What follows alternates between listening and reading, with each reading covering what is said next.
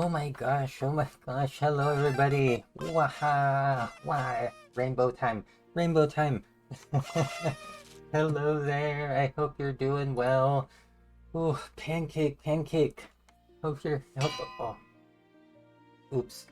I hope you're having a good one. Oh, and Turbo, thank you for the anvil. Always needed. I always need the anvil. Oh, so it is SOS Sunday, and gotcheckies, I'm ready to play a whole bunch of Encased. And I've been thinking about which game I want to kind of like play in addition to during this stream. Also, let me turn down this very dramatic music. There we go. I'm gonna be playing some Star Control 2 again at the end of my stream. I feel like that was a good combination the other week when I went and played Star Control 2 after Encased. So I'm pretty sure that's the order I did. And I also wanted to go ahead and make mention that I made a couple little changes to some, not so much like redeems like the channel points, but some chat things. Let me see here. I think this is one of the things that I added. You can go ahead and hit F in the chat, and I don't think it's case sensitive, so let me test.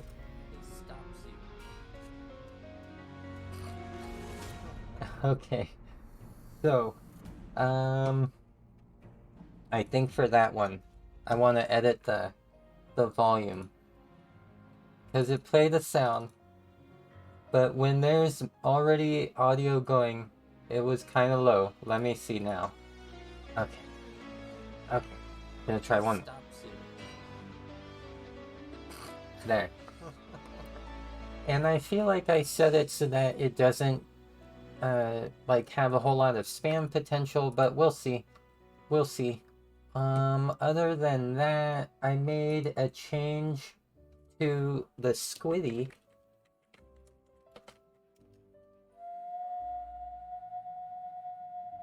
Little squiddy.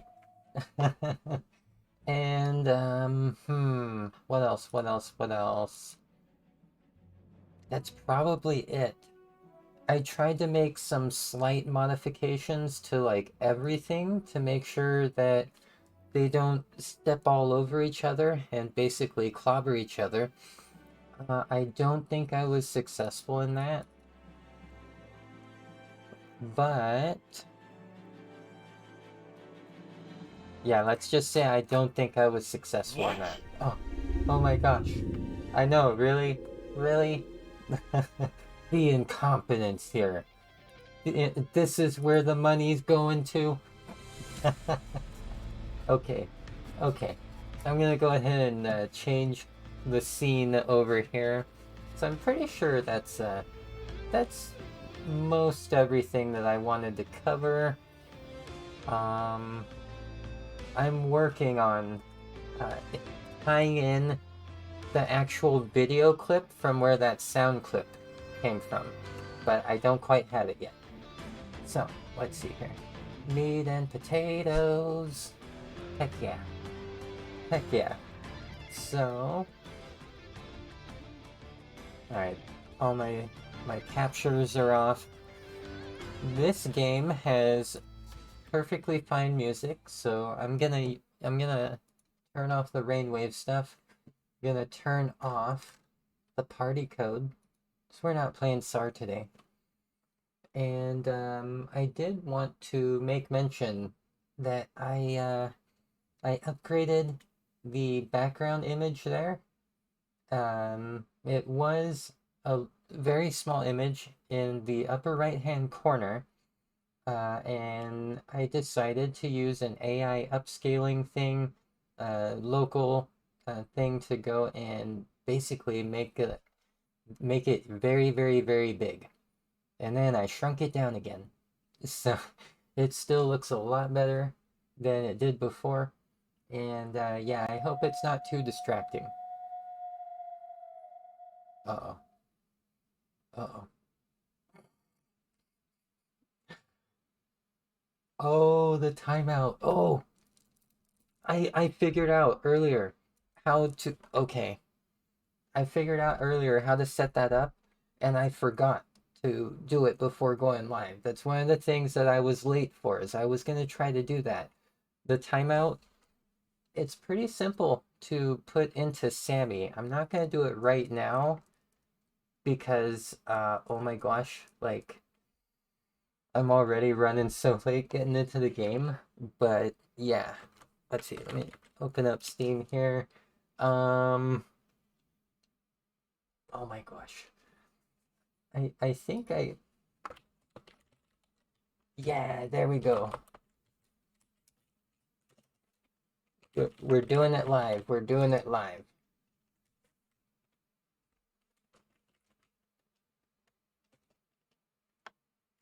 There we go. There we go. I figured it out. That'll work for now. That'll work for now. I have to double check how long the timeout is supposed to be. Let's see. So, encased. Okay.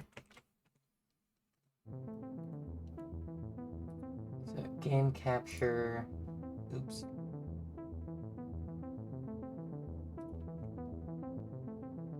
Where? Oh, whoop, whoop. I'm getting lost. My desktop is too big.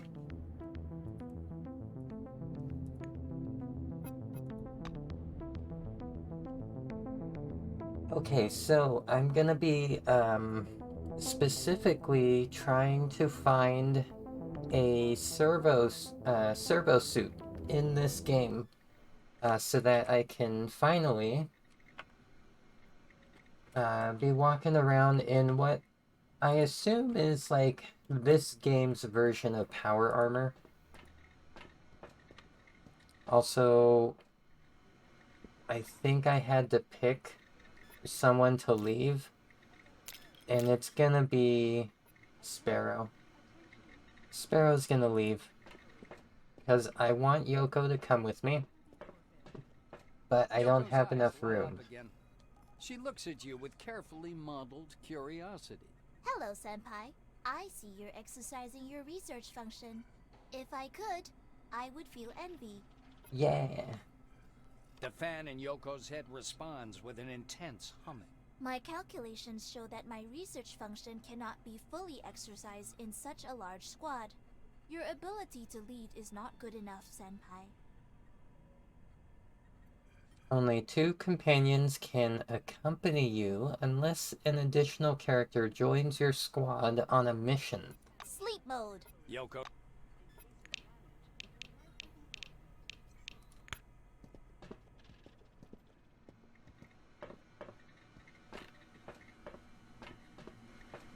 Okay, here we go. Hopefully I can tell Sparrow to just like meet me back at picnic neutral zone.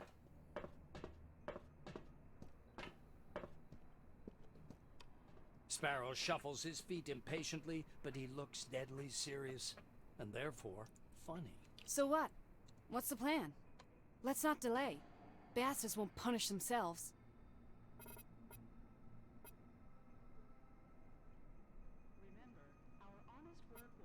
Okay, I'm just gonna double check and see if I can calm him down, and then... Your companion smiles. That's a great plan. Okay, so... He looks depressed. That's too bad. But it seems to be my destiny to go my own way. Well, I'll continue my fight alone. Find me on the picnic if you change your mind. Yeah.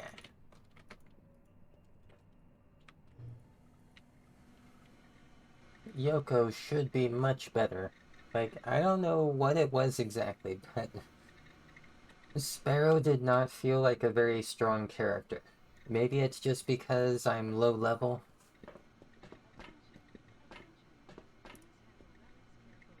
Yoko's eyes light up again.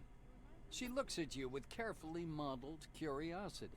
Robo-Kit mechanically nods. Information accepted, Senpai. I'm ready. The research mode is resumed. Says Yoko. Her eyes are shimmering blue once again. I am Yoko, the new team member. Are you Crump? Allow me to scan you. Indeed. Indeed. Okay, so I wonder what kind of gear. No gear. Okay. Shiroyama. Heavy weapons, tactical rifles. Unique Yoko the Robo-Kid's weapon developed by Akira Okawara. The only heavy weapon that uses batteries as munitions supply. Handy. That's the same ammo I use.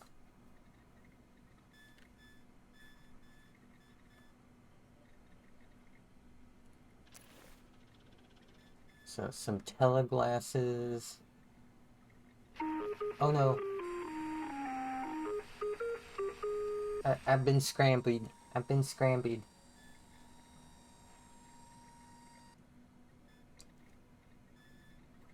I think I also set those up to Q. So the drop. Darn it. I was hoping the drop was gonna happen after it finished with the scan, but apparently not. Instead of queuing, it just like drops it. Oh. I'll go ahead and fix that during intermission when I set up the timeout. No, hey. I promise I'll remember to fix it. I won't remember. Oh, I keep wanting to do the heart thing with my hands, but I forget I don't have the hand tracking yet. Well, there's some pretty cool things you can do without the drop scan, just saying. Just saying. Also, I wonder if it would work if you did the drop and then the scan.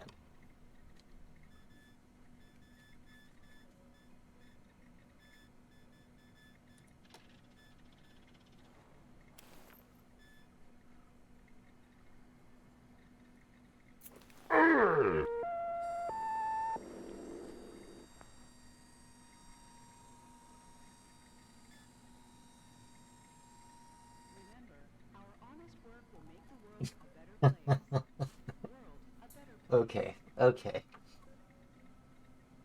That was pretty fun to do.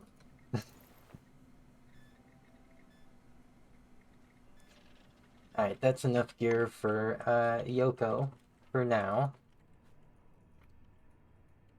I feel like we could take on anything at this point. Just because I feel like she's a better companion.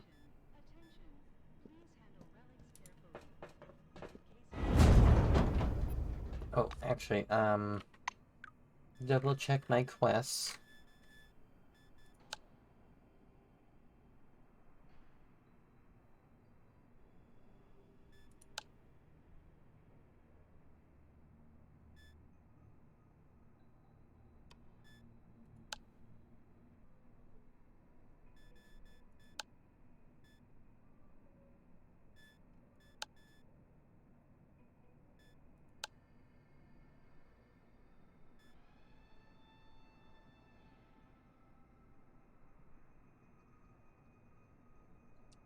Okay, so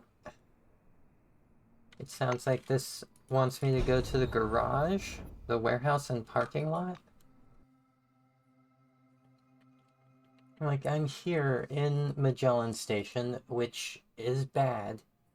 It's very bad. But I think I have, like, quests to turn in or follow up on in here. Floor level, -2.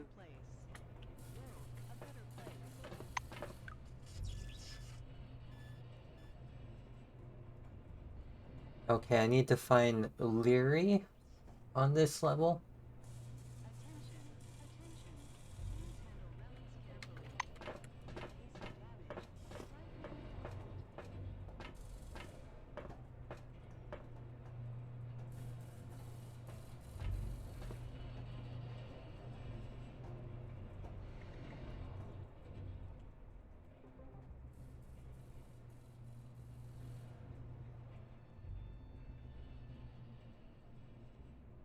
There he is.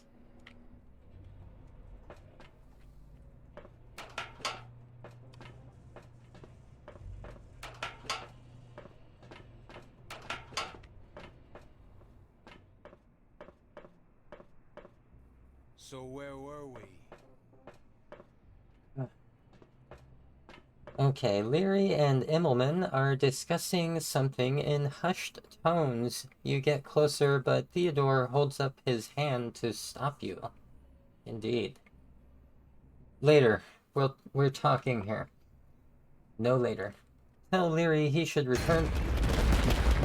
Ow. Ow.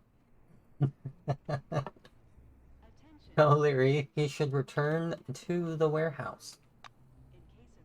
Uh-oh. He chuckles skeptically.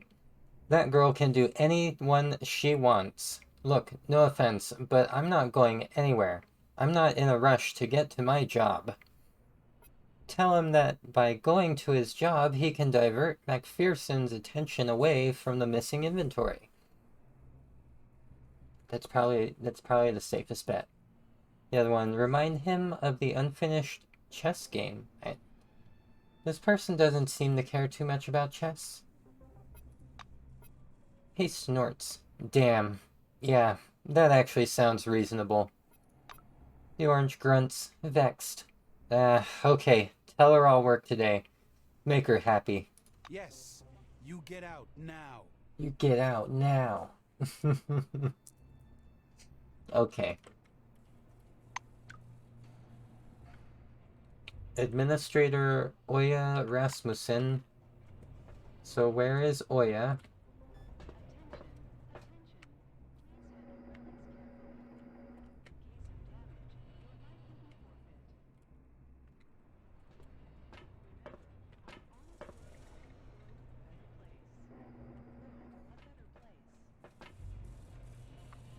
Gotta go all over this level. Jeez.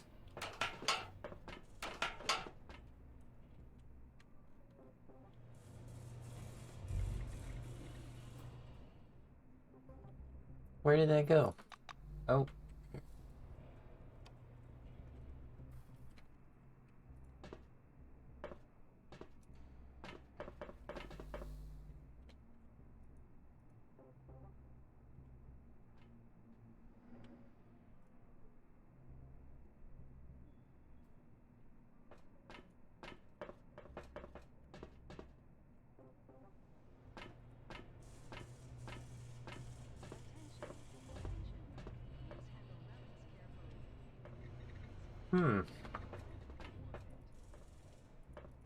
I'm not sure where she could be.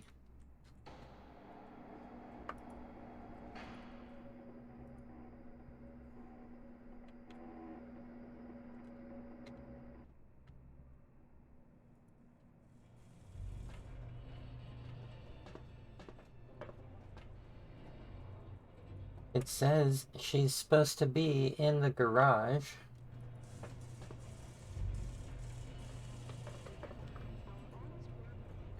Oh, there she is.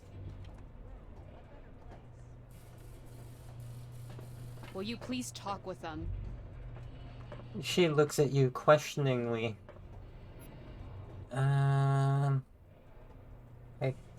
I guess I have to talk to the other one too? Okay.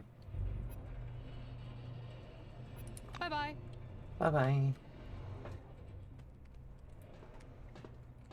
Good. I think there was one more right over here.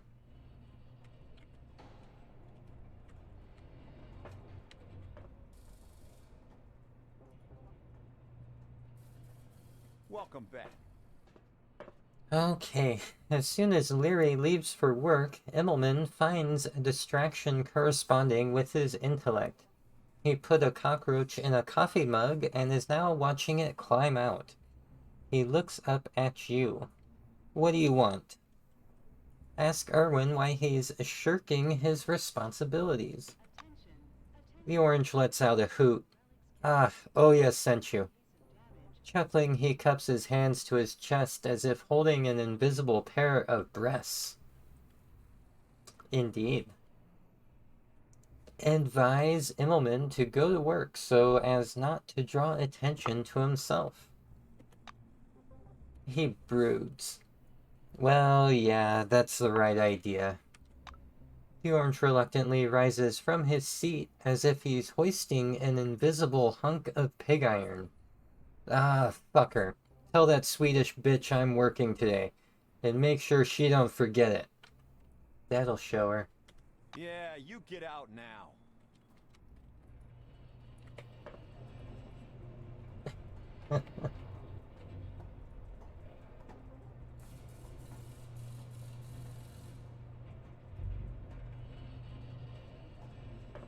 Will you please talk with them? I did.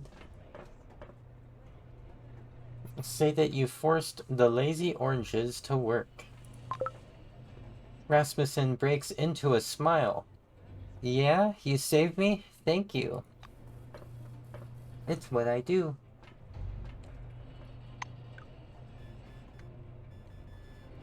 Okay, so that's one side quest completed.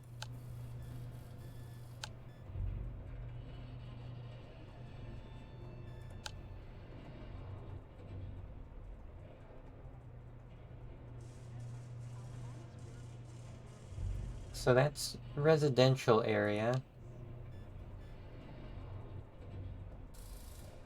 Levi and Heimlich. It sounds like this is in the labs. Okay, I'll do that real quick. Find the elevator.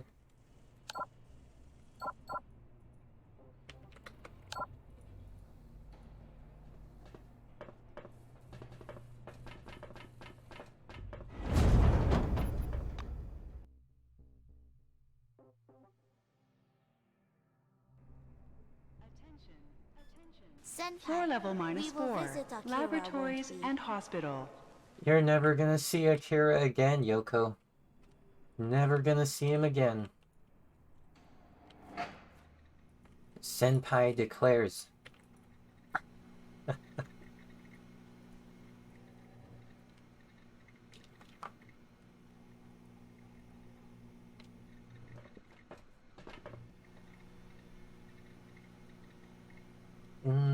Not Anatoly. Yeah, Levi and Heimlich.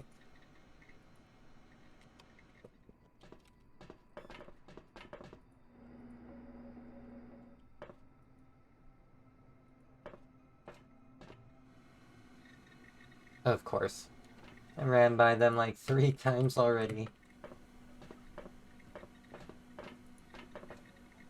Hello again. Okay, Levi pulls impatiently on your sleeve.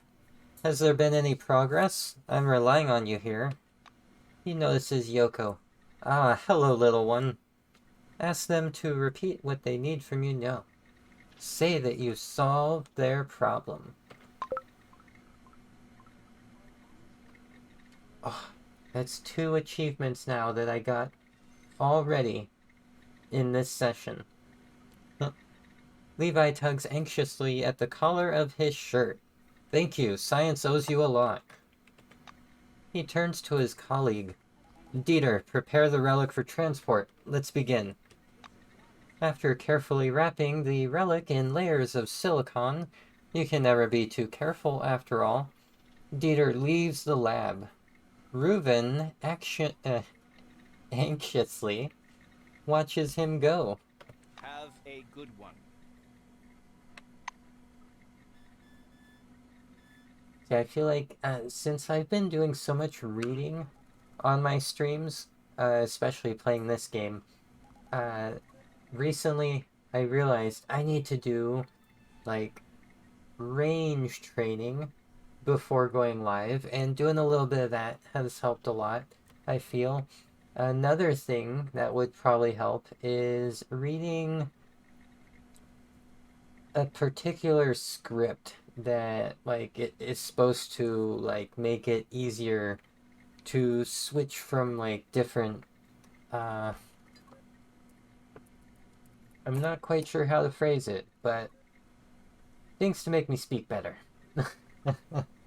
Make my reading go a little smoother for myself. I think I'm all done on this floor. I only got reputation, which is fine. It's fine. Like, pay me. Pay me. Okay. I can get out of here, I think.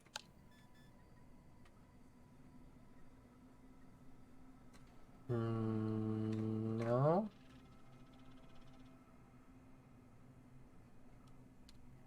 Oh, that's right, I need to go to the residential area. Okay, I have like 2 or 3 quests to wrap up in that area.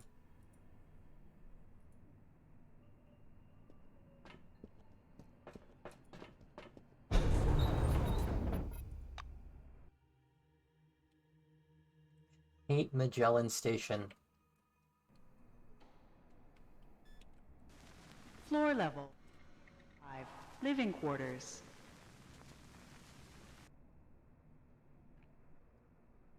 Dearest employees, colleagues,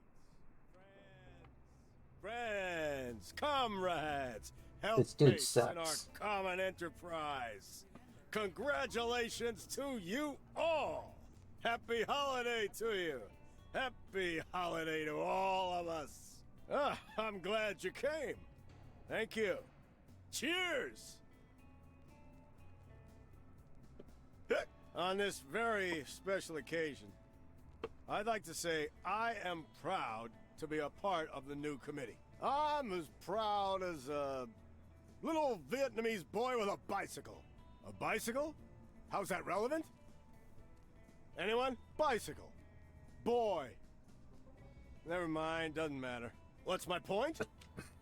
Yeah. I am proud to be a part of our state? Company? Well, you get the idea. The new committee is a don't get the forward-looking idea. committee. Not only are we Seriously. That guy sucks. So many reasons. Okay, so, showed the badge to blah blah blah. Vivienne. Okay. I think I need to find Vivienne.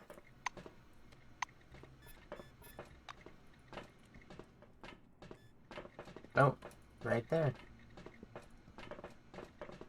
And I was starting to get bored.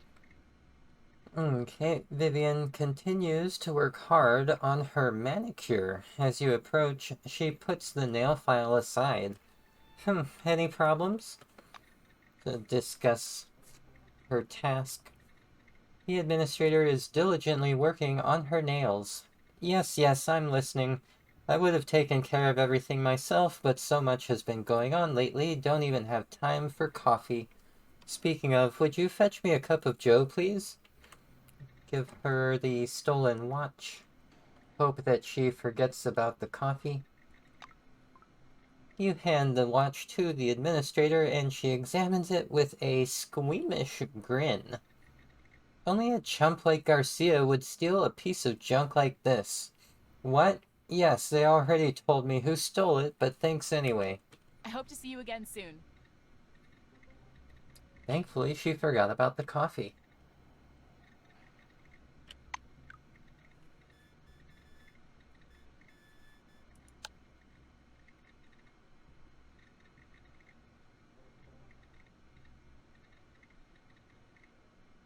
Okay, something about a gold-plated timepiece? But I don't want to do that.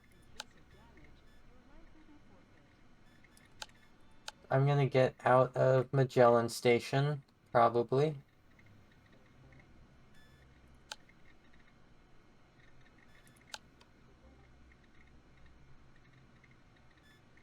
The clerk's on floor 6. I don't want to go there. Really? Oh, I gotta go back to where that caravan was? Darn it. Oh well.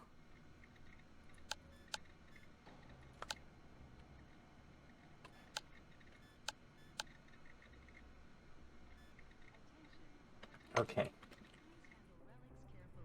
Ready to leave this heckin' place. Is definitely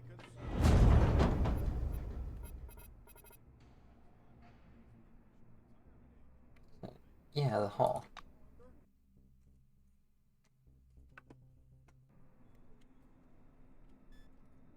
Floor level -1. Lobby.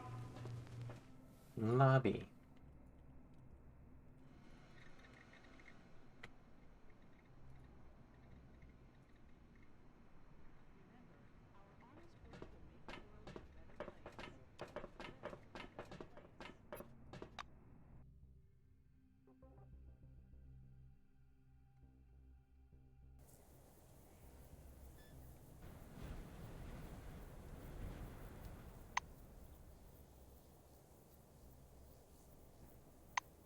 I wish I could change where my camera is by like double clicking on that overhead map here.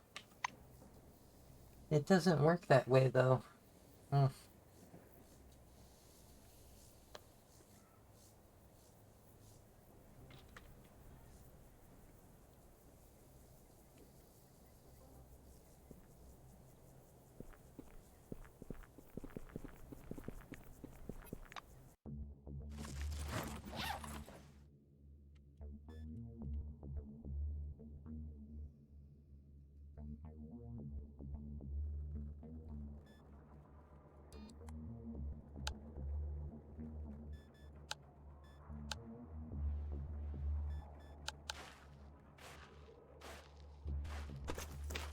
Uh-oh. From the top of a cliff along your path, you notice something down below. I think I'll go closer. Ooh, that was a mistake, probably. You're not sure what you're seeing at first, but as you approach, the object resolves into withered, oddly positioned human remains. They've somehow become fused with the cliff face. Scan the body. The green ray of your scanner slides slowly across the corpse. Data starts scrolling across the screen of your Kairos. Identified remains of Cronus employee Lena Garland, 22, Orange Wing Test Subject Philadelphia Project. Deceased June 3rd. Cause of death. Asphyxia, cardiac arrest. Unfortunate.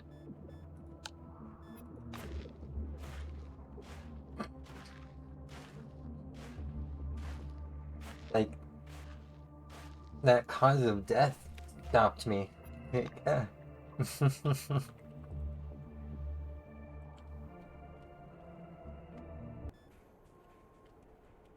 Alright, let's see here. I'm supposed to find clues over in this. Oh no. Okay, that's right. I remember now. Okay.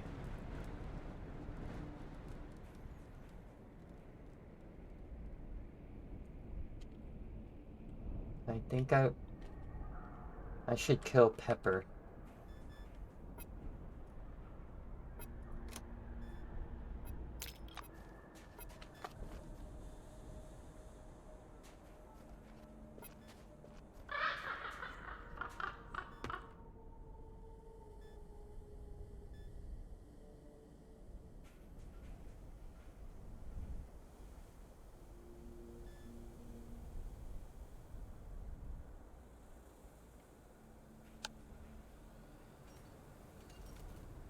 Okay.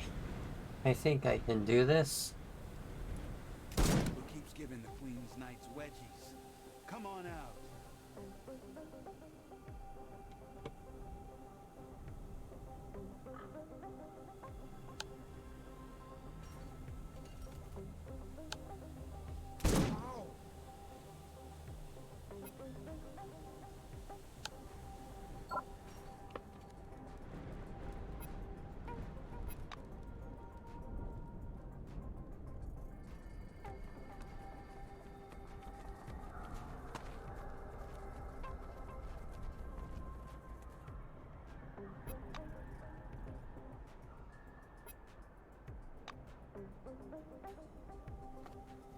The attack priority is enhanced.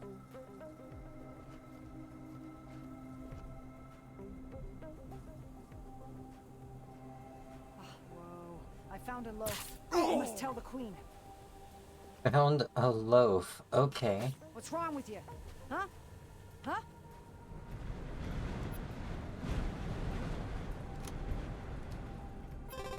Oh my. Oh my. Tail mode, huh?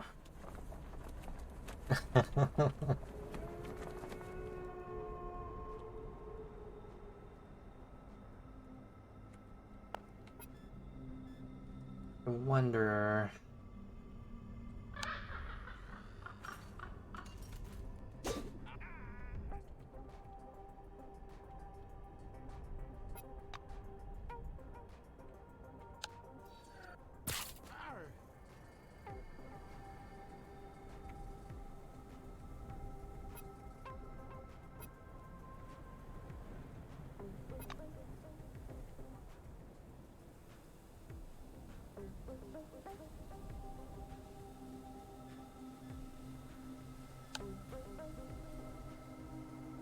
Ow! Ugh.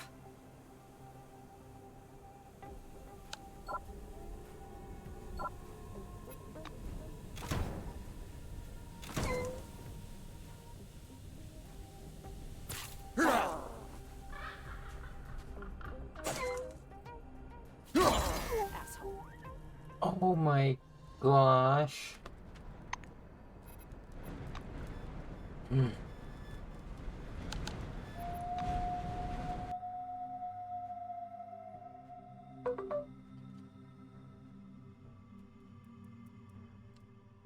That was kind of ridiculous.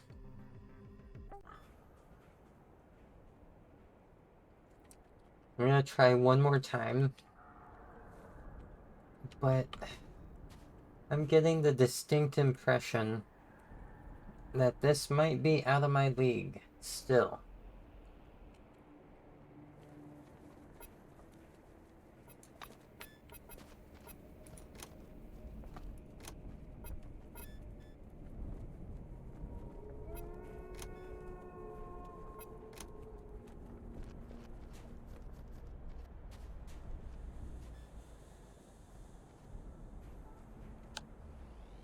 Who keeps giving the Queen's Knights wedgies? Come on out.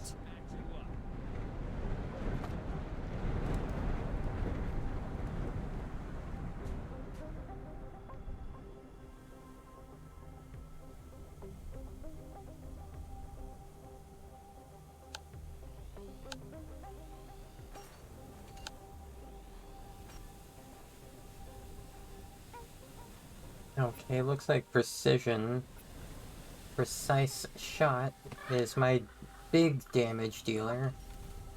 Out of range, that's right.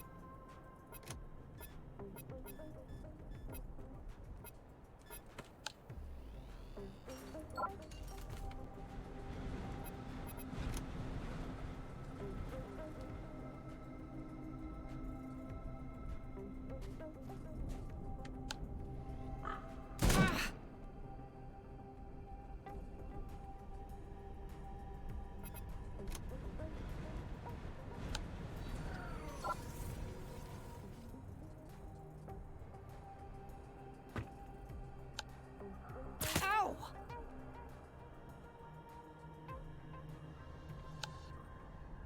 Ah, hell, there's someone here.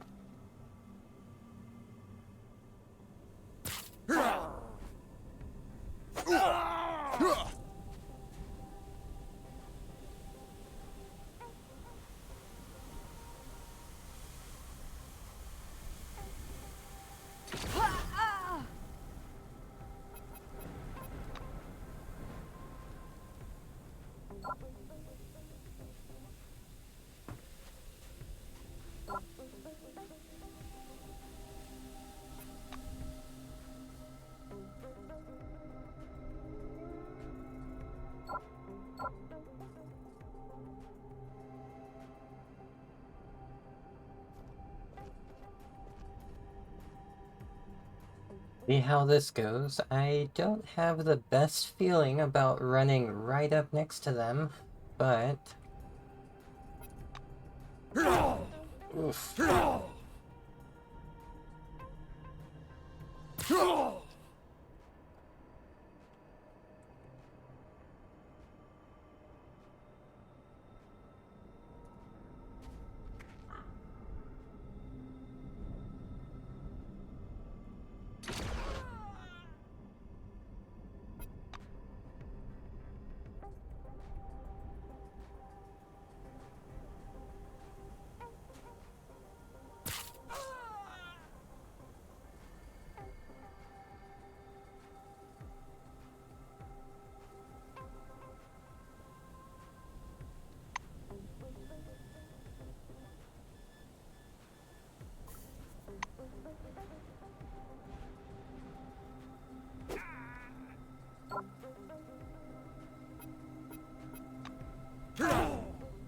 Break you down.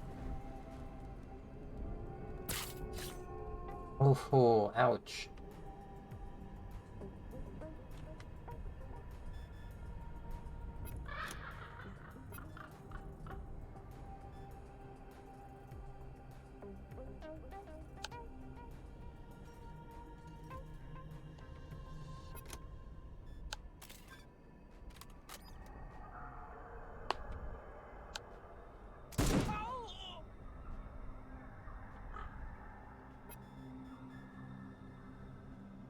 You're dead, asshole. I beg to differ.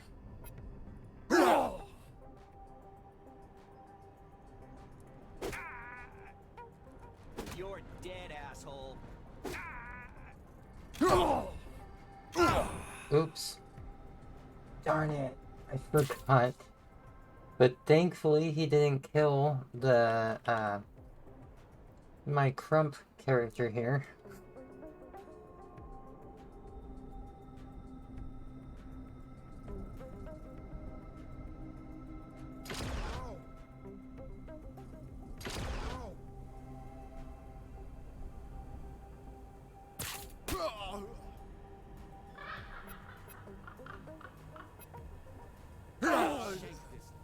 Oh my gosh, really?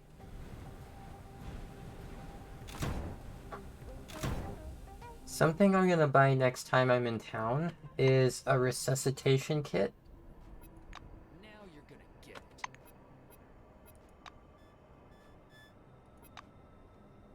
I think I know what to do now, though.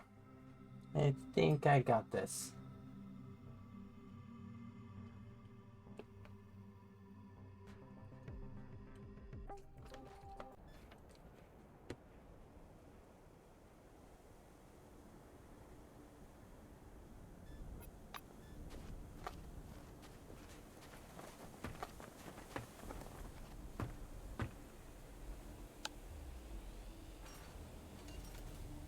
Keeps giving the Queen's Knights wedgies. Come on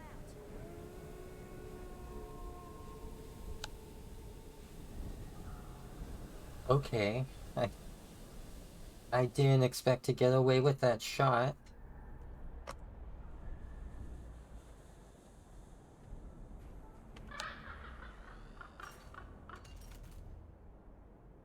Keeps giving the Queen's Knights wedgies. Come on out.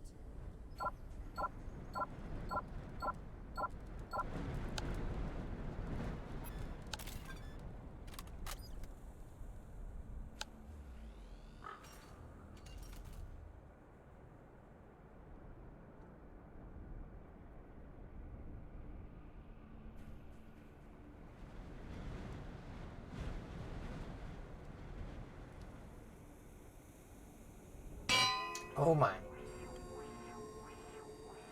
How? You're killing my computer. You're killing it, Turbo. Can't you see? You're killing it. Whoa,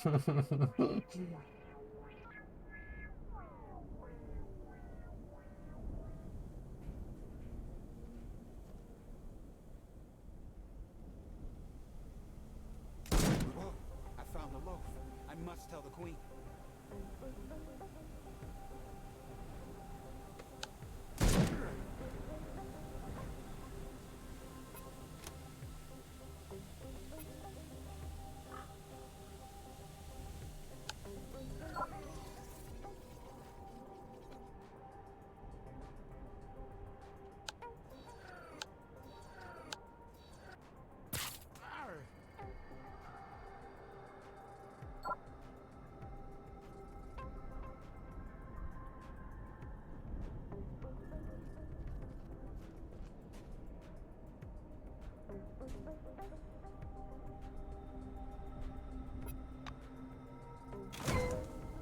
Target priority I found setting the has loaf. changed. I must tell the queen. Hell, there's someone here. Shit, it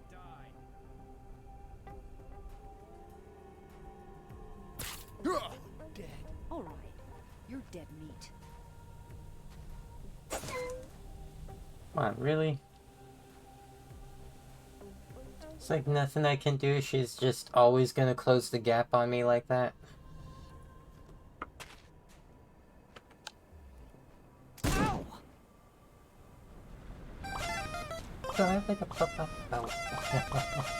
Oh yeah, there we go. So I guess we should probably go ahead and have a little talk. Hmm? Heck yeah, heck yeah.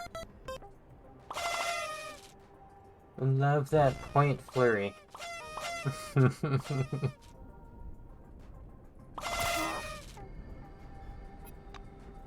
Wow.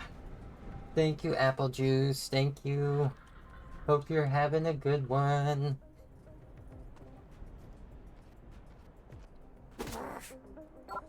Oh, really? Darn it. Oh, It's my turn. I made a mistake. I could have used one ability to finish her off. Guys, take down this scum. Yep. Yep.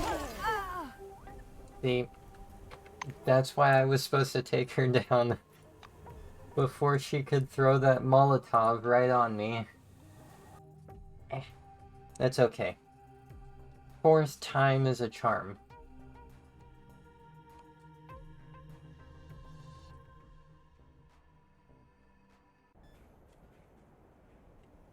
Because I actually wasn't quite sure before if she was the reason everything exploded. But now that I know that, it's very helpful to know.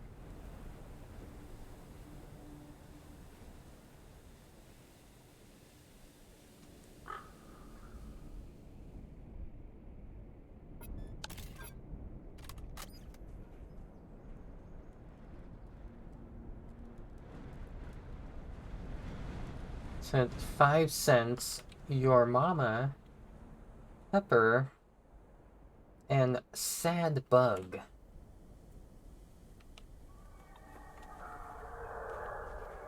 Classic bandit names.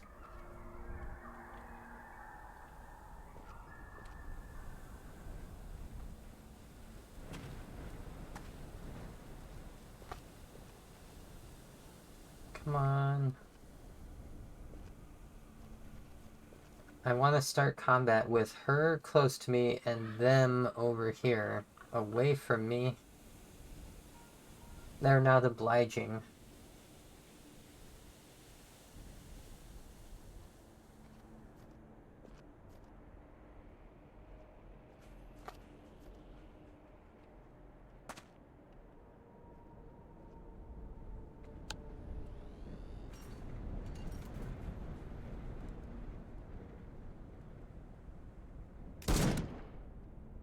Really?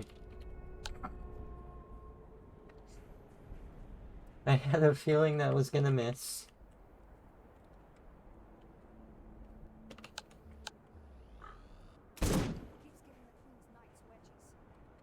the queen's knights wedgies. Come on out.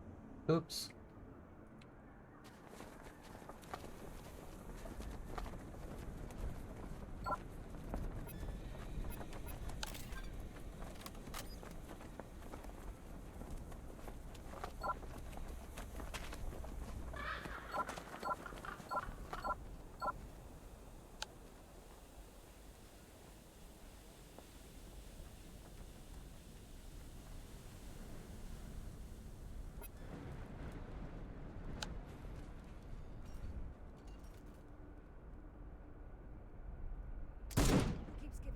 Knights wedgies.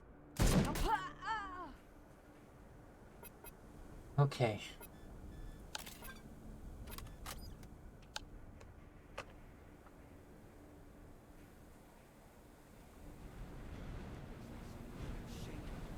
We better tell the queen.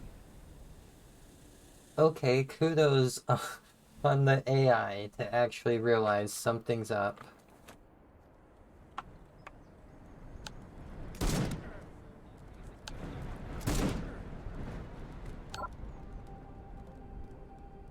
Now you're gonna get it. Danger is confirmed. Switching to the high alert mode now.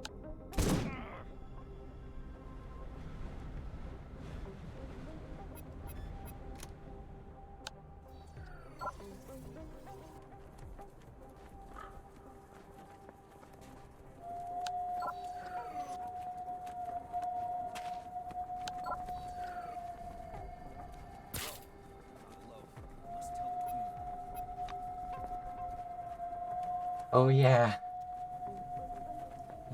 I forgot I set up like most of those redeems to play that little whale sound whenever they wear off.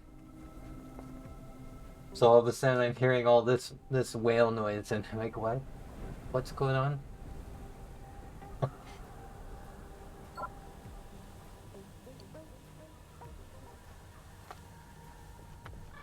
Oh. Oh. It is a really good idea. Thank you. Thank you. Dead asshole.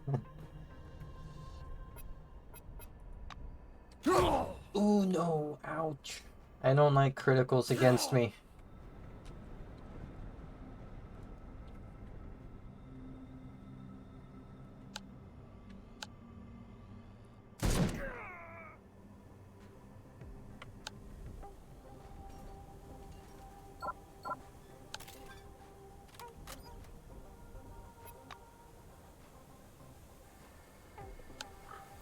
You're dead, asshole.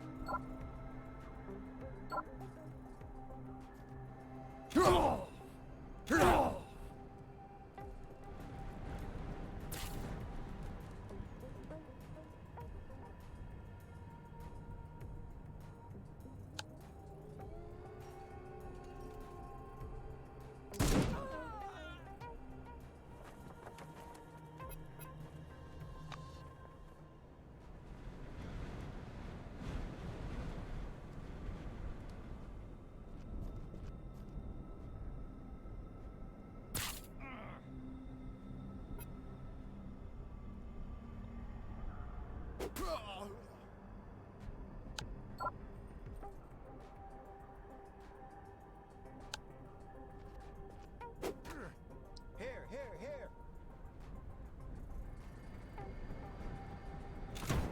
Yeah, you call for backup. There's nobody else here. Oh, there is. I forgot it's the one person over there. Sad Bug. Yeah. I don't think I have to worry about Sad Bug.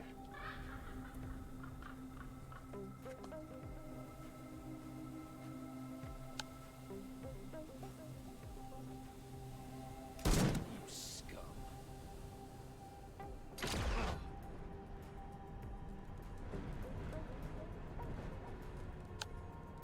That's it. Your ass is grass.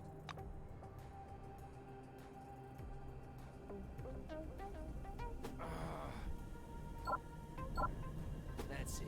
Your ass is grass.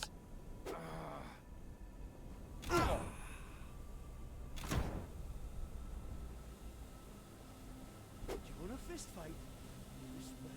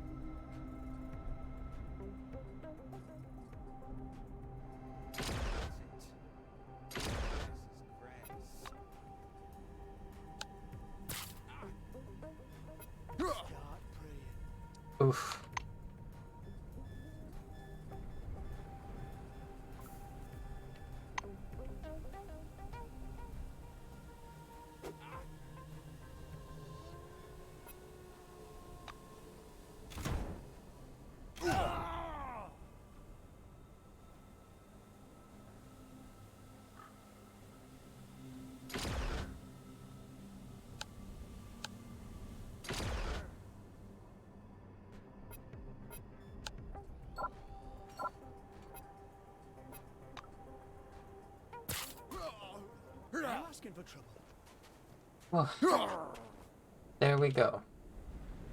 Heckin' finally. So it was fourth time. That's a charm.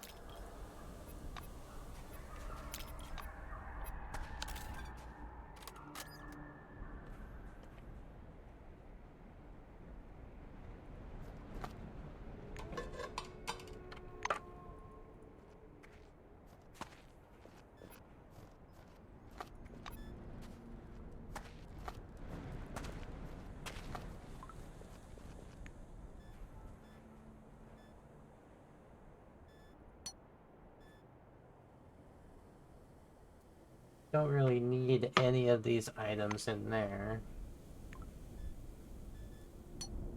Take the lockpick, the airplane, capsules, and the food.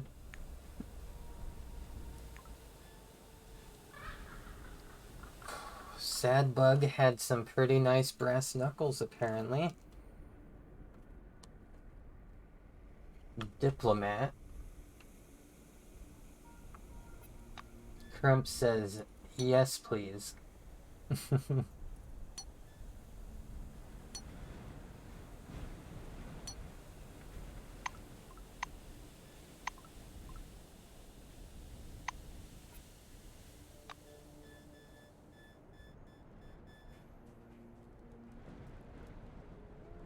Oh, yeah.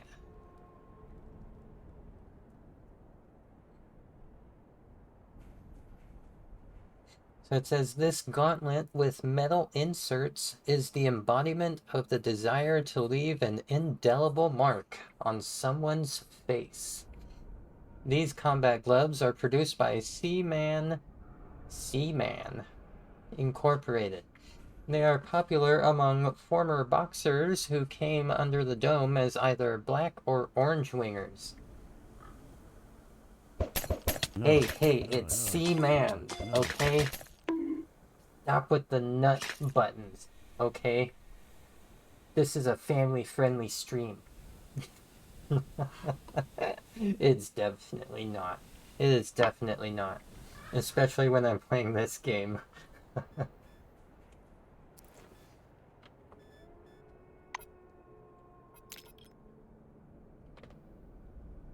Oh, search Pepper. I already searched Pepper.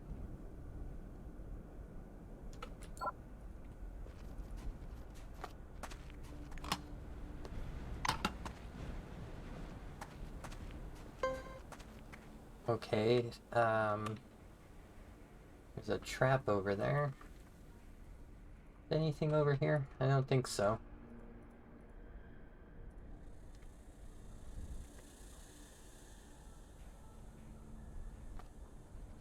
No, okay.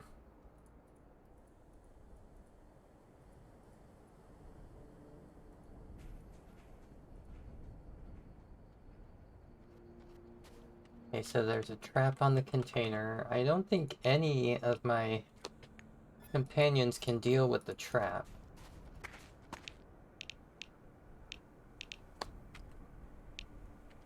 I can only brute force, but then it sets off the trap.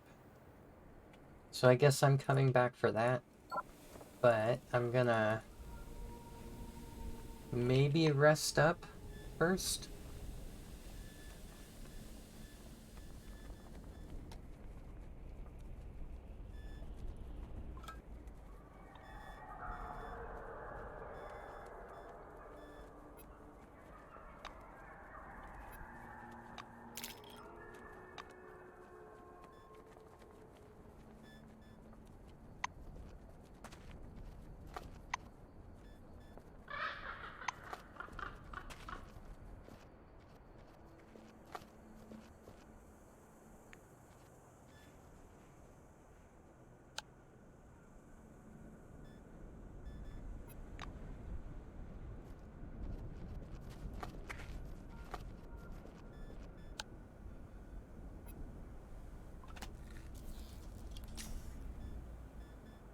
Totally forgot I can do first aid on myself to heal up.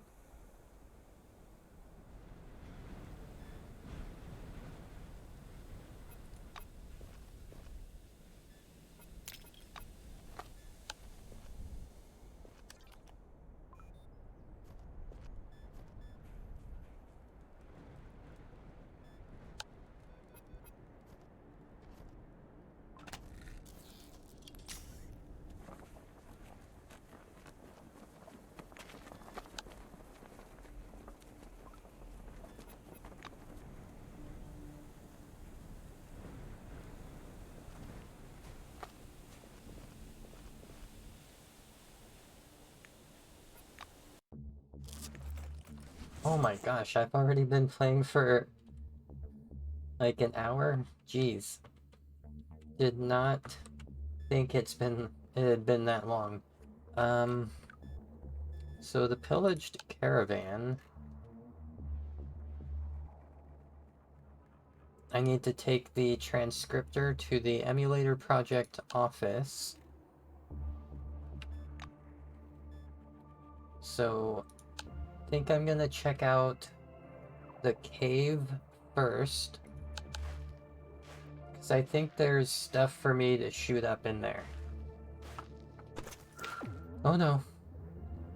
A storm surprises you out in the desert. The wind begins to rage, raising up a cloud of dust and sand. Well, clouds, not a cloud. Jeez. Some of the stronger gusts carry a variety of objects into the air. Paper cups, scraps of newspaper, sometimes bits of clothing. The weather is rapidly growing worse. I think it's a good idea to find shelter.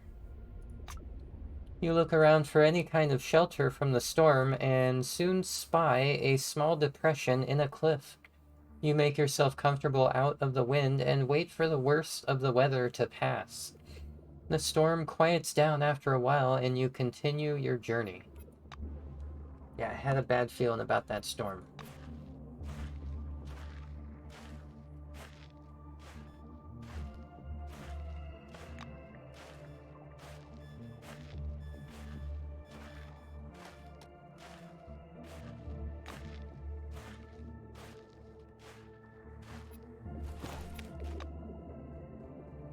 Alright, this cave might still be very high level for me.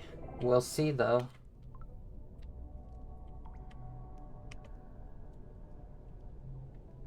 You know what? I actually haven't been here yet.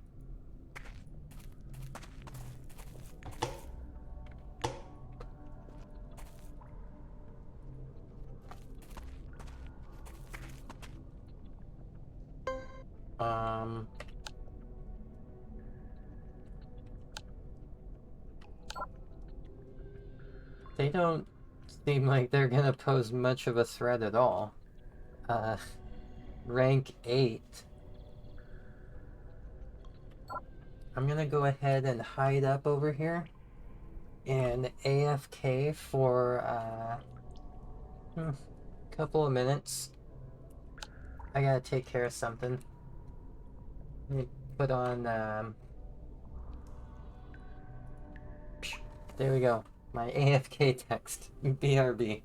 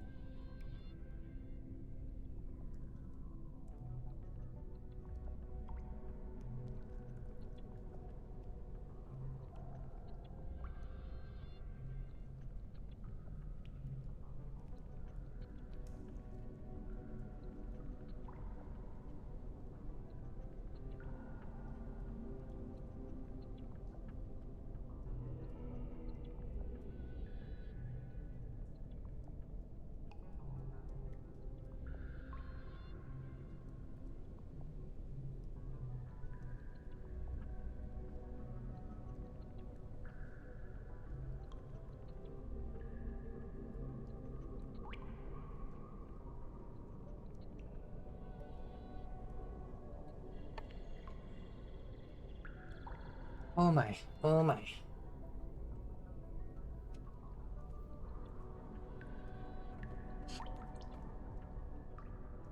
Oof.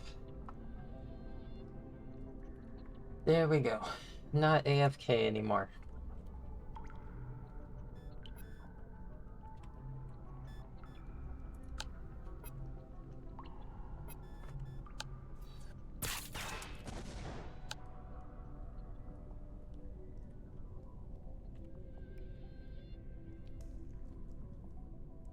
That was nice. It sent a little bit of debris, shrapnel, like just flying up here, and then it disappeared. Like, where'd it go? Just gone.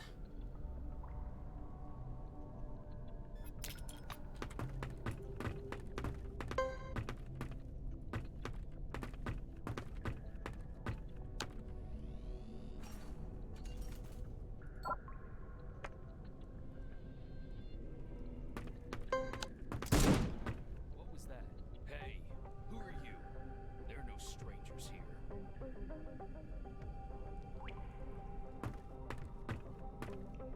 Eat shit and die.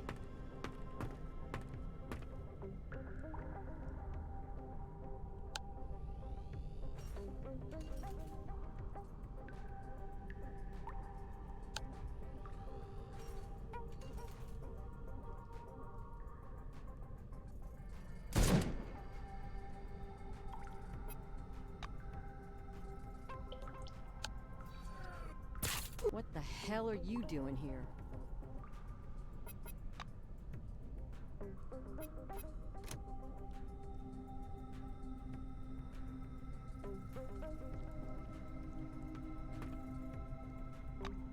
Where'd you come from?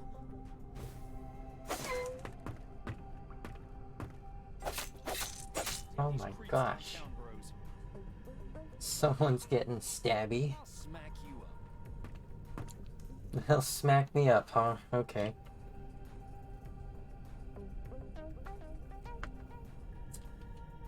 I'm sure. I'm sure.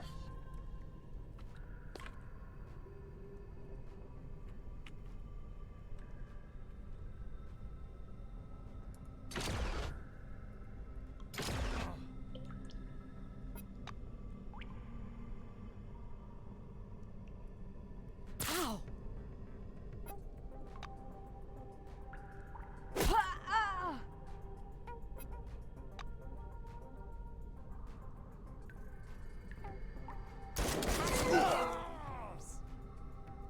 Wow. That was quite a spray there.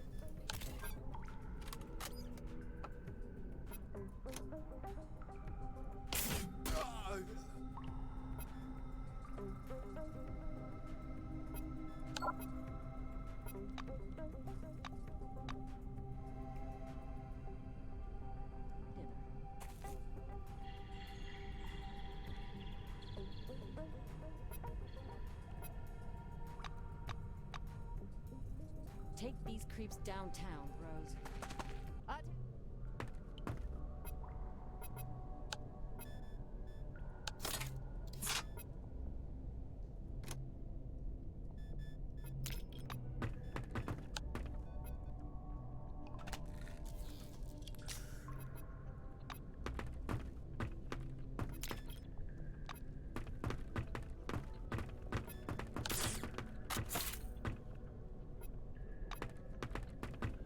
Oh yeah. Robot maintenance. There we go.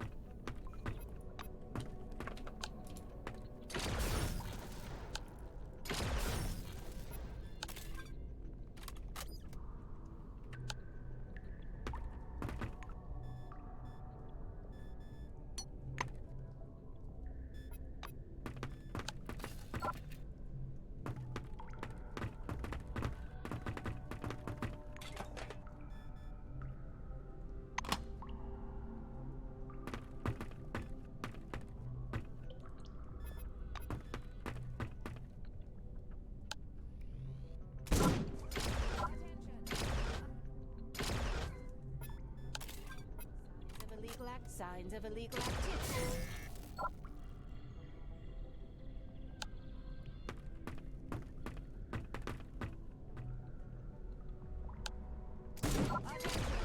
Attention! Signs of illegal activity detected. Attention! Attention!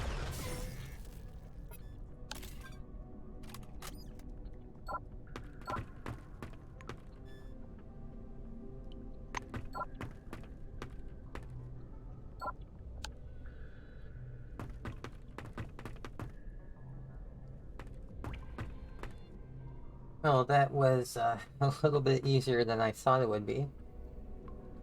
I did not realize that, like, until they actually engage in that kind of, like, turn-based combat, then I can kind of spam a lot of these abilities.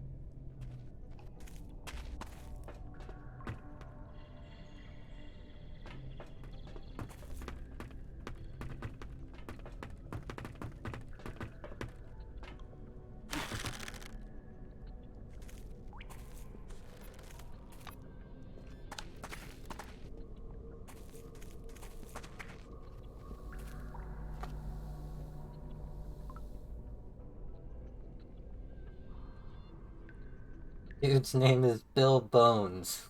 Okay.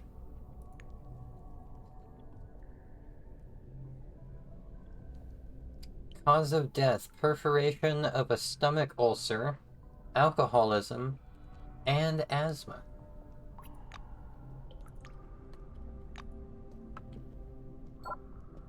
Oh.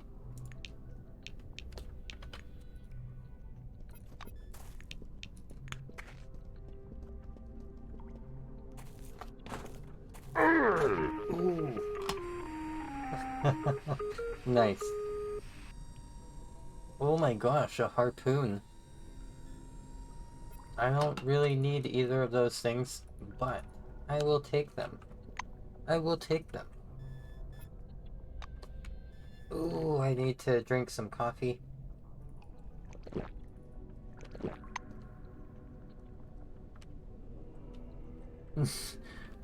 Thankfully, I finally killed the monster that is, or rather was, Gordon Freeman.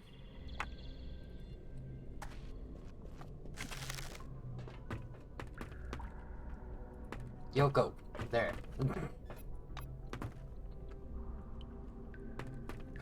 Finally, Zen is safe. Exactly.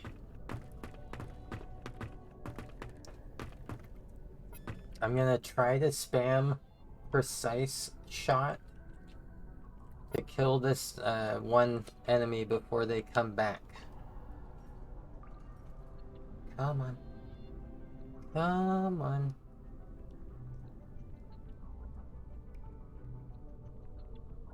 It's supposed to be right over here somewhere.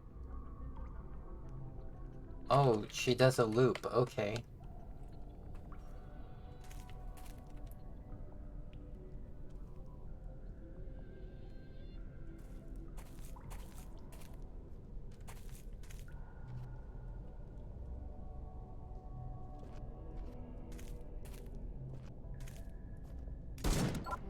What a blow! Who did that? You don't want to resist. Here, brothers. What the hell are you doing here? Rude.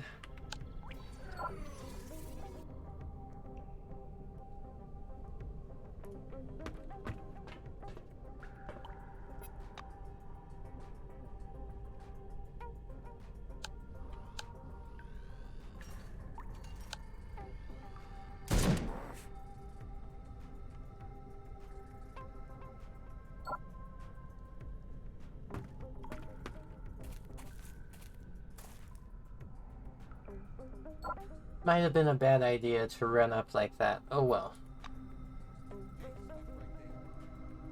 Huh? What? What the? These enemies are pretty weak in general, so. You give, you receive. Good dead meat.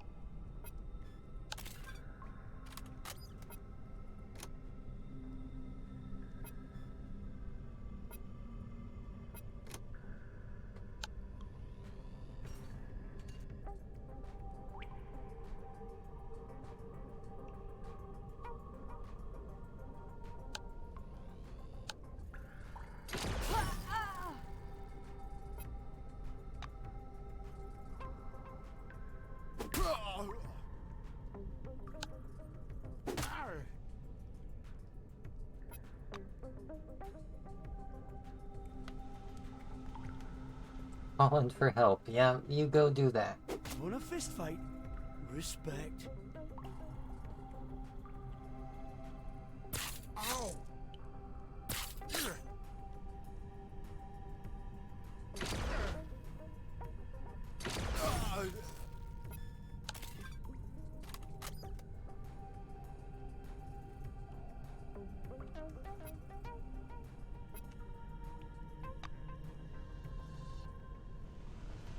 Here, brothers. I'll smack you up.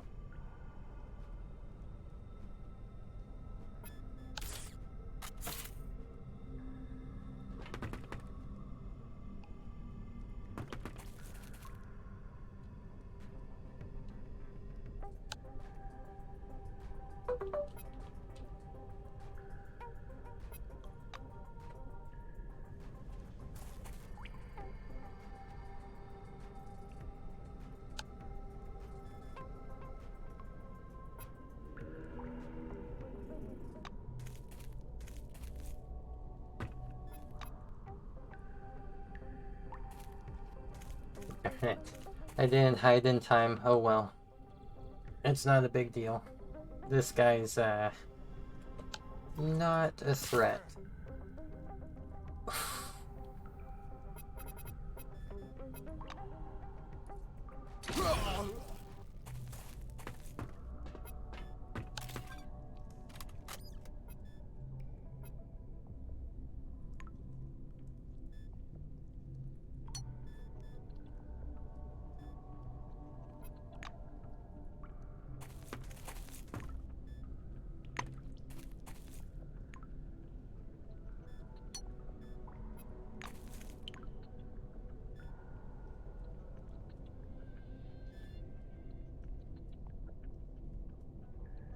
Oh, they were cannibals, huh? Okay.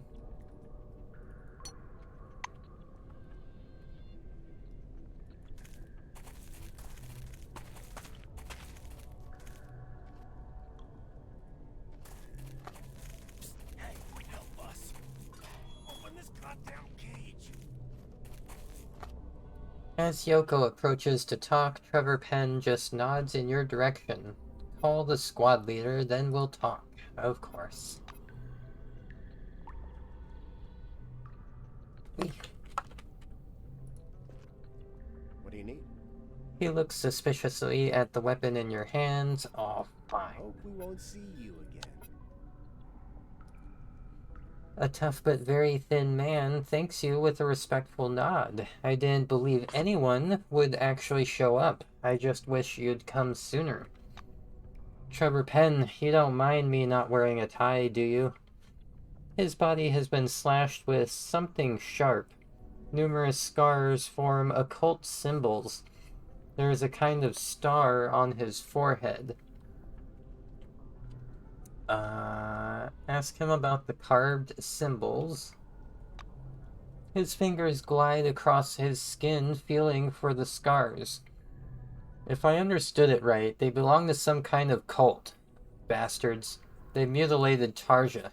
You know, I wanted to get tattoos when I was younger, but I guess I'll just stick with scars. He smiles sadly. Ask how they ended up in cages and what these people wanted from them. He again tries to smile. When a whole crowd comes at you, it's difficult not to wind up in a cage. What did they want? They wanted dinner. Luckily, they didn't get it. An extremely frightened woman cowers, trying not to look into your eyes. Don't. There are symbols carved into her cheeks with a knife. Ask about the carvings. She sobs. They're psychos. The one in charge, he said it was the right thing to do. Ask how they ended up in cages and what they wanted. Covers her face with her hands. They said we would be a part of him. The next ones, they wanted to eat us. Oh my gosh. Oh my gosh. I can see you, you know.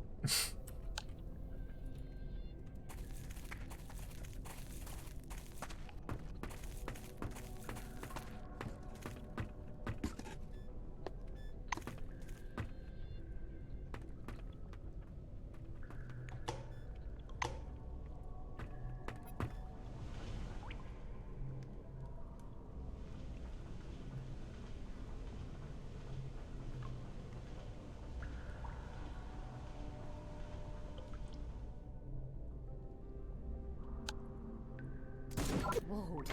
What was that? Whoa.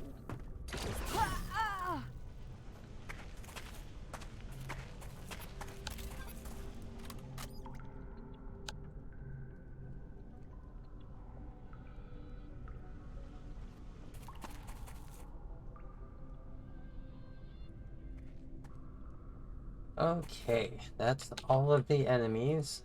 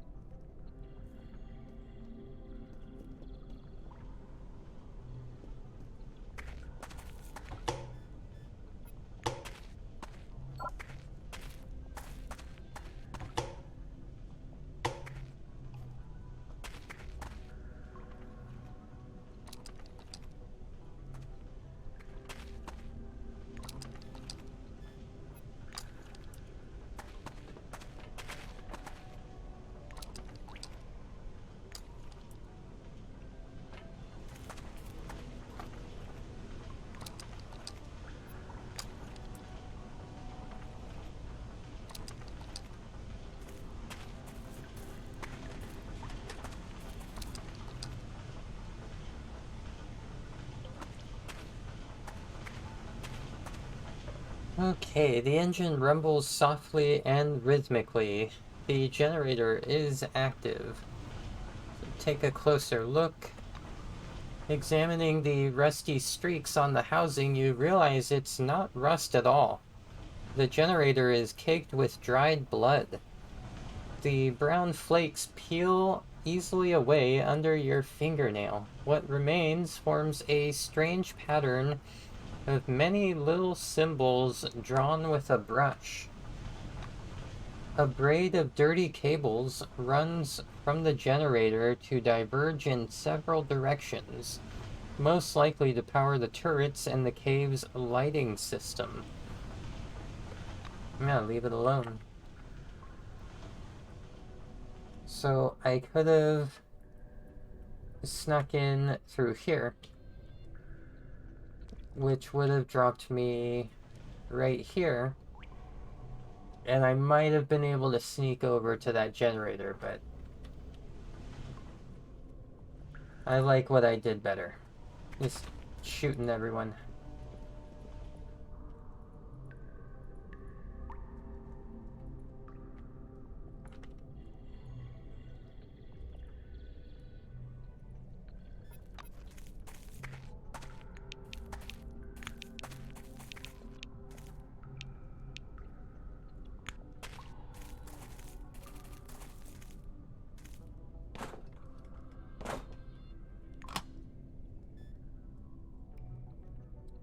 ATOX manufacturing formula. That'll probably be helpful.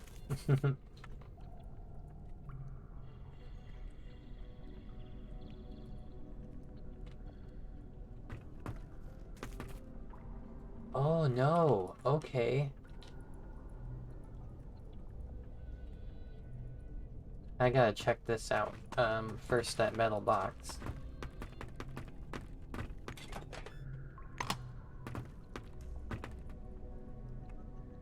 So this goes down here, I guess. Mm-hmm.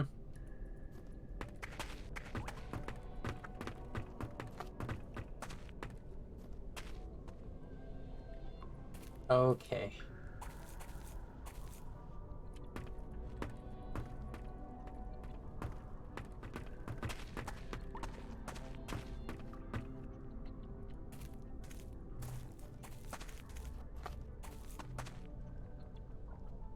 Cool, so I think this cave was part of a quest for, oh. Wait, near Junktown. A reason to go back to Junktown, I guess.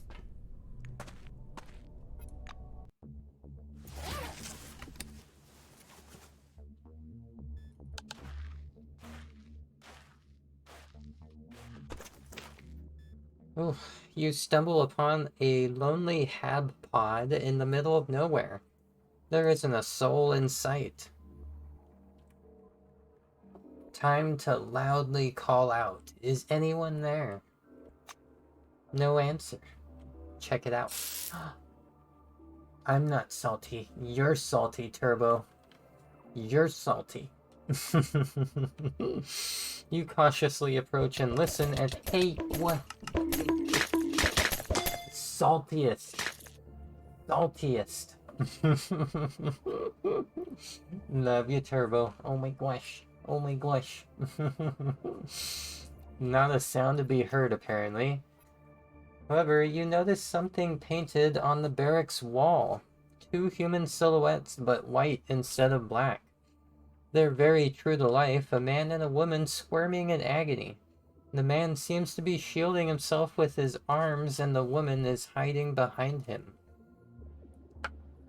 Sounds like something to touch. Here we go.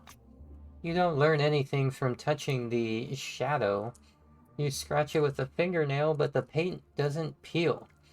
Either it's high quality paint or these aren't stencils at all, but a type of print produced by some photoemissive effect. The hab pod looks quite new, although one of the windows is broken. The front door is ajar. I've died before jumping into things, so I'm gonna jump into things. Enter. You crack the door open a little wider and immediately smell ozone. Somewhere a clock is ticking. The sound is like the pounding of a hammer in the deathly silence. You look inside but don't see any clocks. In fact, the house is surprisingly empty. Either some looters came through or it wasn't ever lived in. There are no personal belongings and the shelves and drawers are empty. It looks like a film set, or one of those fake houses erected on nuclear weapons test sites. The haunting sound of the clock is making you sick. Time to leave then.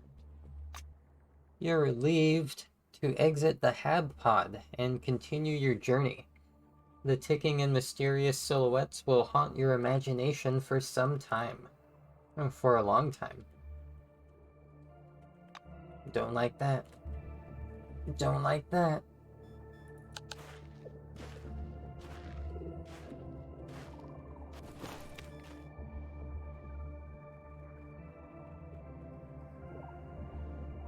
I didn't realize the emulator project was here in Junktown slums. What?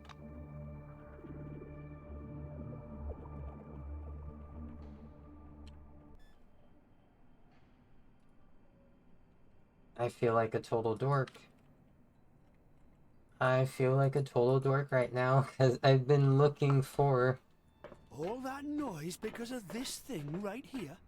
I imagined it was bigger. Yeah, I've been trying to relocate the emulator project. I thought it was in Magellan Station. Apparently it's not. Oops. Oops. Is there really... Where the heck? Oh, okay. I need to talk to Henrietta.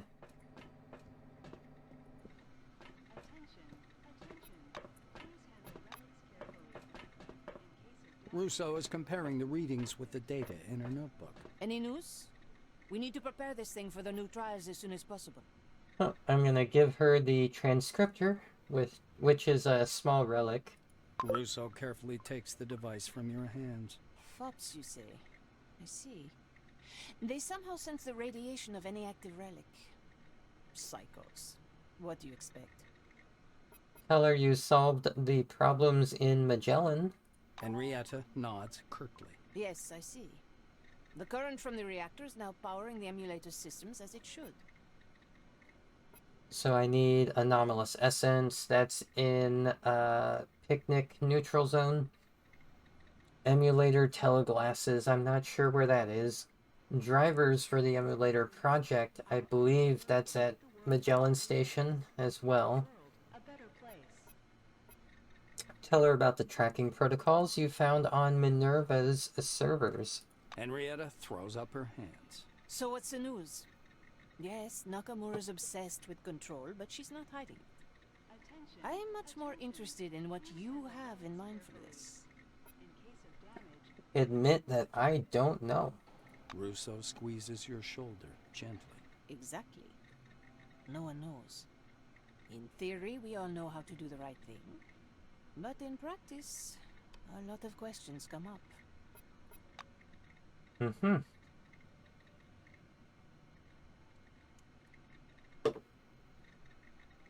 Russo is comparing the readings with the data in her notebook. Any news? We need to prepare this thing for the new trials as soon as possible. So, tell her you found evidence of sabotage during the repairs on the power grid. Russo examines the burnt fuse carefully. I agree. This is definitely no accident. I thought Weyers was nothing but a pathetic drunk. But it turns out he's some kind of éminence grise. Or more precisely, éminence bleue. In all senses. Henrietta drops the component in her pocket. We don't have time for a good old-fashioned witch hunt. Do you mind if we keep this trump card up our sleeve for the time being? Eh bien, we will deal with Weyers as soon as we launch the emulator. Alright, cool.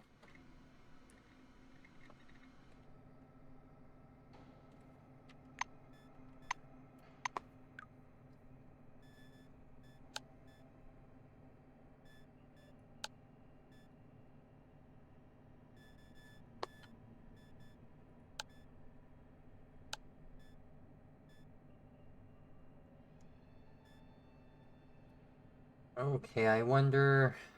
I guess I was supposed to go to the TV set? Or the film set, something like that.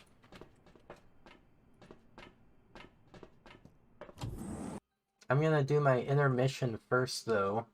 After I get to the exit of town here. I'm still gonna be playing some more Encased. Up at least probably until around the 3-hour mark. Which is about an hour and 10 minutes from now. And at that point, I'm probably gonna go ahead and switch over to playing some Star Control 2. But yeah, let's see here. Was there anything else in Junktown that I was supposed to do or turn in?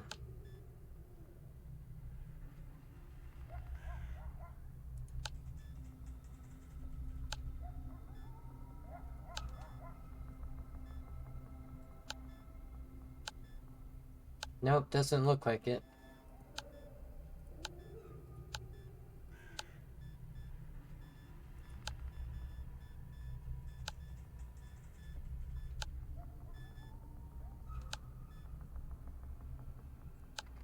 Okay, cool. I was right.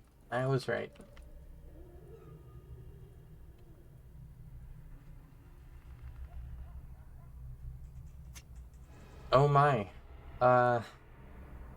In the evening, Junktown Slums is under attack. Scurry ensues, and you realize that something is wrong. You decide to find out who's interrupting your peace and quiet. It turns out that a group of hostile raiders are clearly preparing to attack. You understand that a fight is inevitable. Eesh.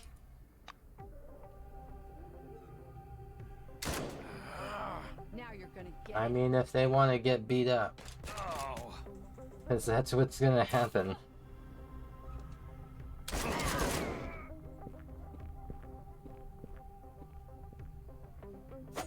All right, you're dead meat.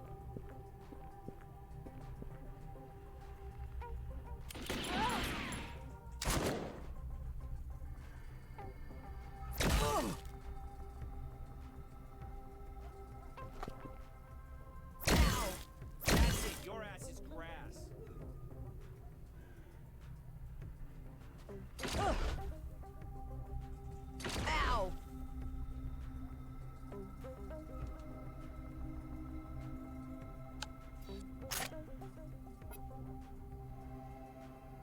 Heckin' jammed weapon.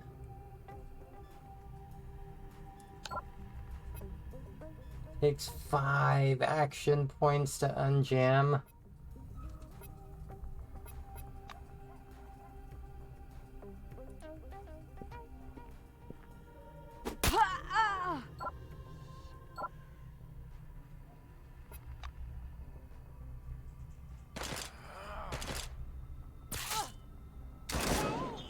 What's wrong with you, huh? Huh? Dead. Well, here goes nothing. Give up now. Dead asshole.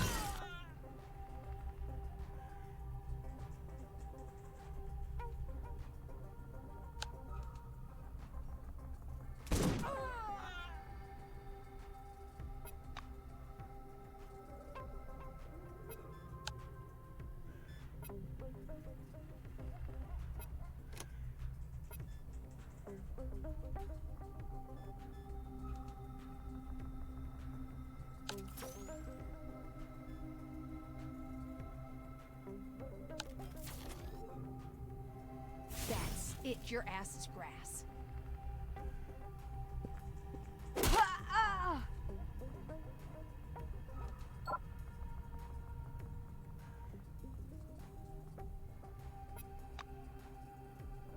I'll distract them.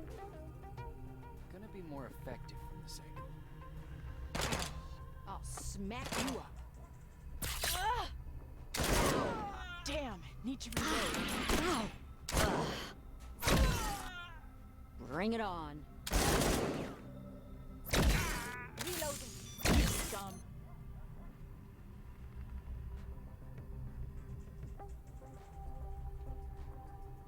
So 10, I need 4, I can move 6.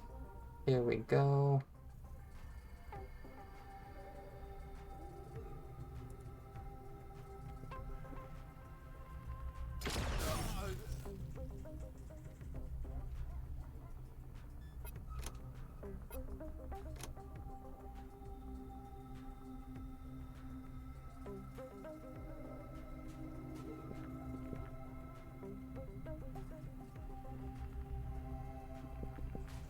Gonna be more effective from this angle. You're dead, asshole. Using a jetpack over the wall, get out of here.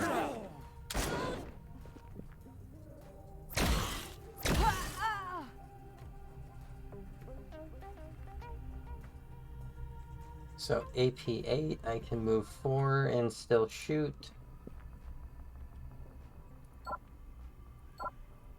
None. Aw.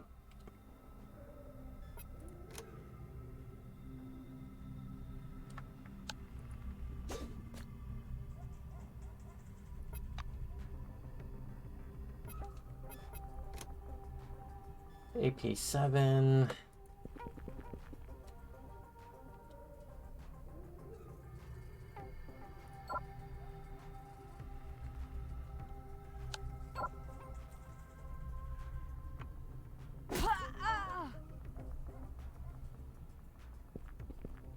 Why the hell did I join Cronus?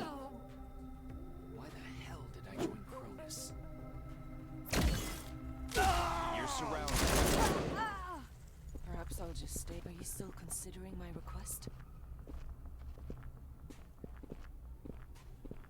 Jeez. That was something.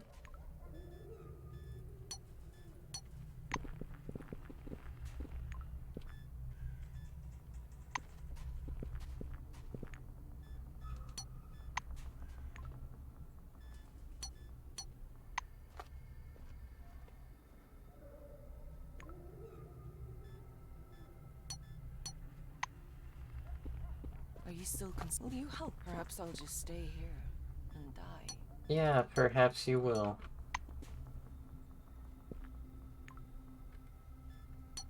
Are you still considering my request? I'm not. Not.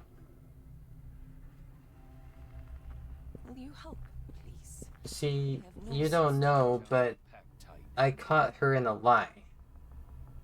In a previous playthrough, I caught Katarzyna here in a lie.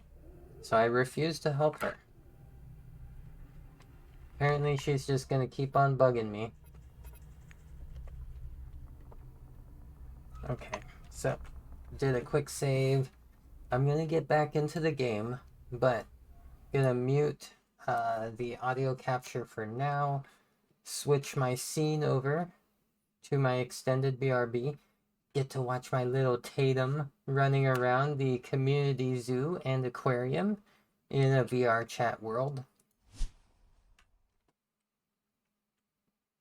Okay, I'm not gonna... Well, I guess I will go ahead and put up the next up.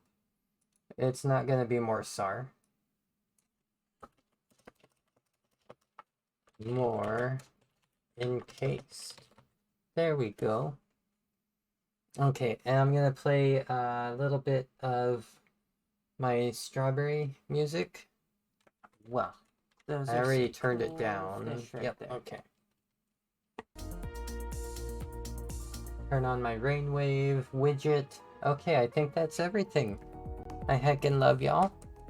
And I will be back in just probably like 2 minutes. Oh my gosh.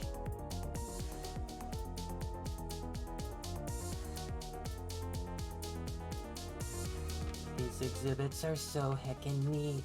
Oh my. Look at that. Look at that.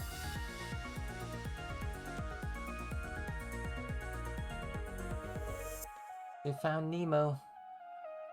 Or at least Nemo's father.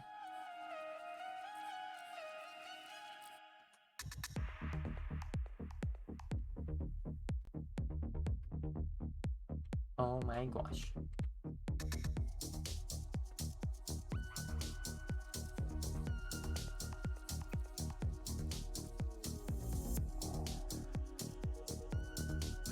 Pufferfish. Pufferfish.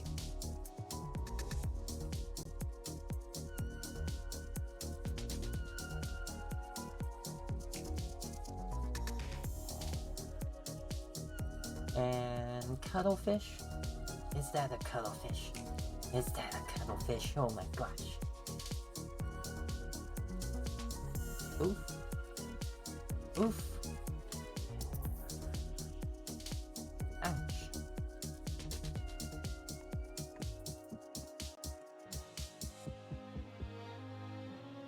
Oh my gosh. Some cool little fishies.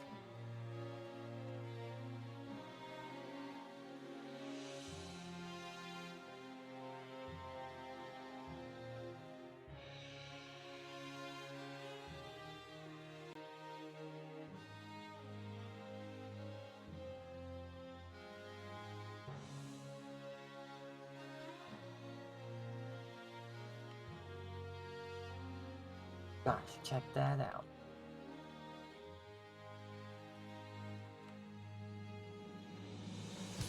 Who let this little heckin' tatey on the stream? Who let them in?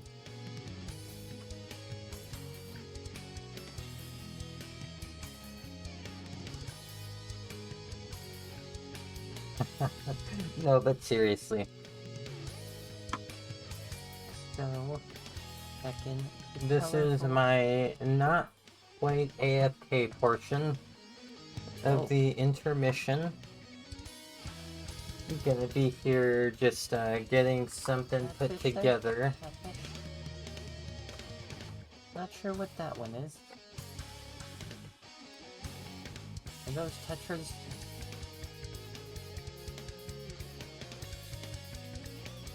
So while my avatar may be invisible, I'm still here.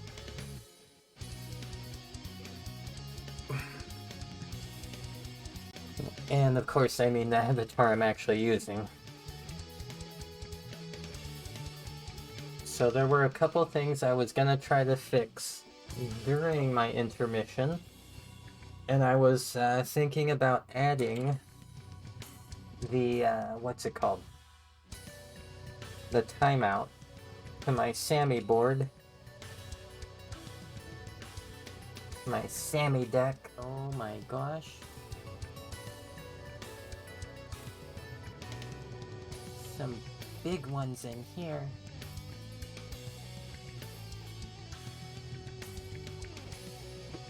Oh, hey, also, I just remembered, I'm supposed to be finding a servosuit.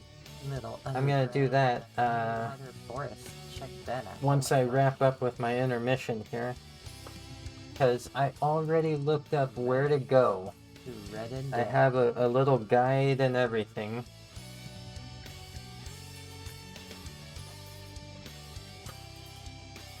Because I am not above walkthroughs and guides.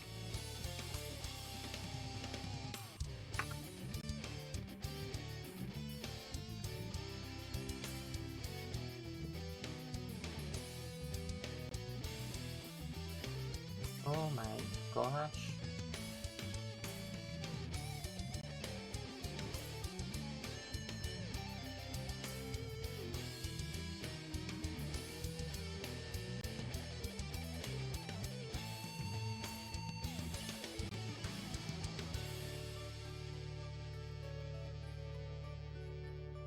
Oof. Okay. Yep. Also the butt. Also the butt.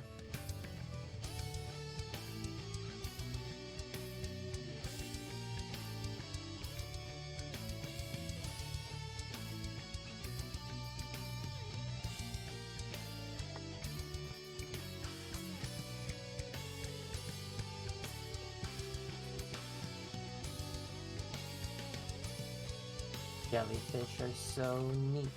Oh my gosh. Oh my goodness.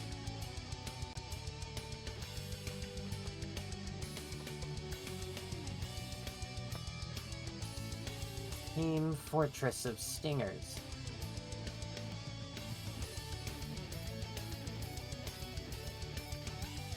Oh my.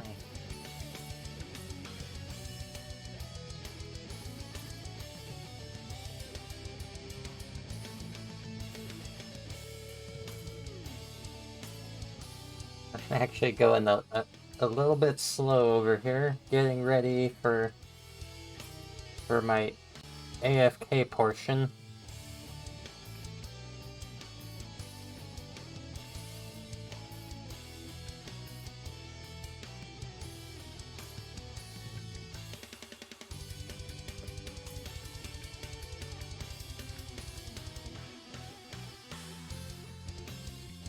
Oh my. Apparently tunas love tuna crabs.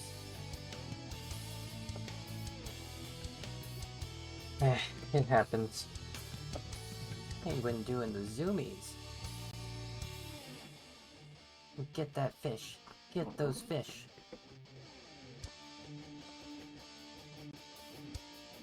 Like, aside from not having my servosuit yet, the servo shell, I feel like I've been doing pretty good at the game so far tonight. Ooh, Gen 2.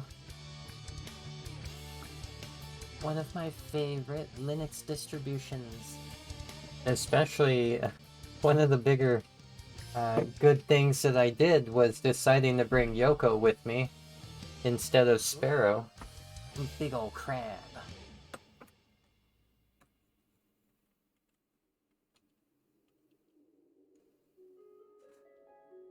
Ooh, the Yeti crab. Bacteria are friends and food.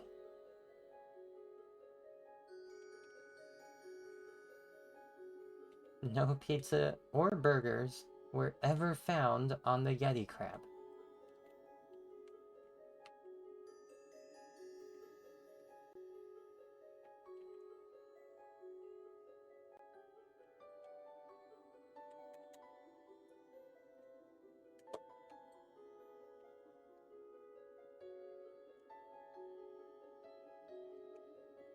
Okay. California mantis. Shrimp. So I'm ready to go ahead and step away for a moment. I will be back in a couple of minutes here. And I'm going to be jumping right back into Encased. And gonna start working on getting the permanent servosuit for my character. So, gonna be nice, gonna be nice. Heckin' love y'all, and BRB.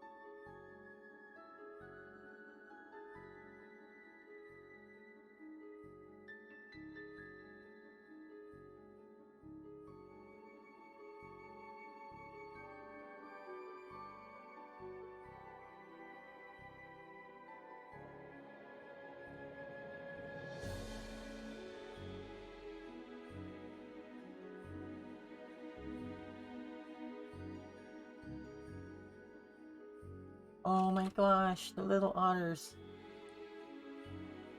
Oof. Oh my gosh. Oh my gosh.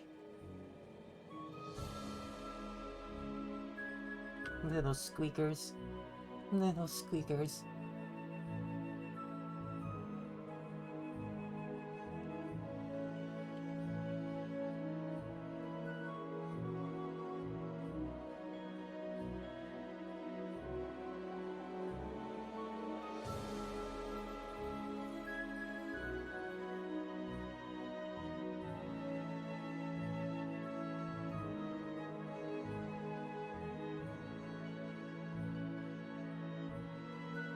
John Doe.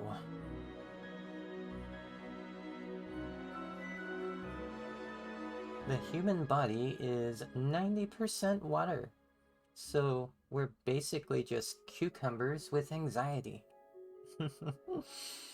Pretty fair. Pretty fair. Hmm? Nice. Nice.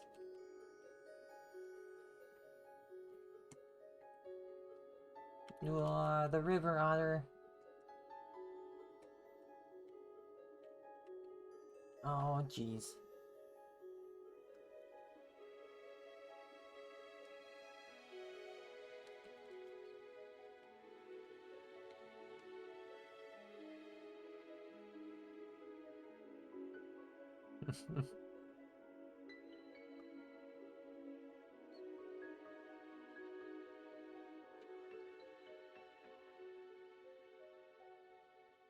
Little cuties.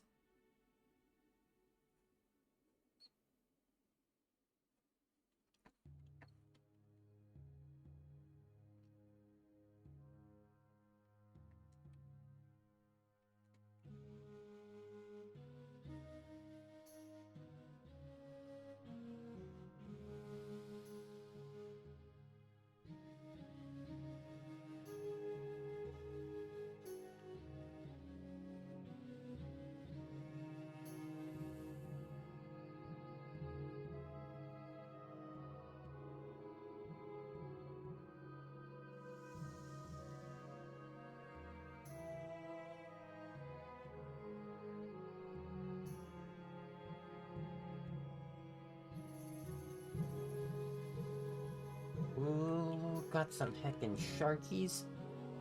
Some heckin' sharkies. Whoa. And a big squid? What?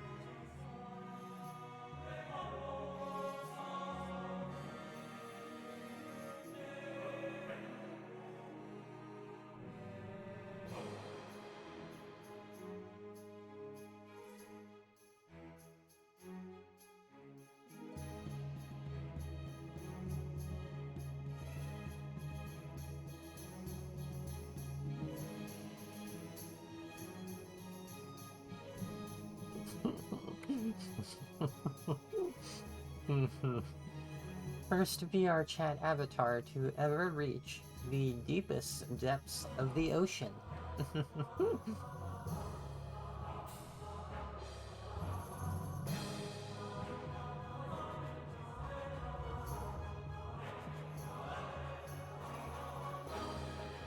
Okay. Time to find another exhibit.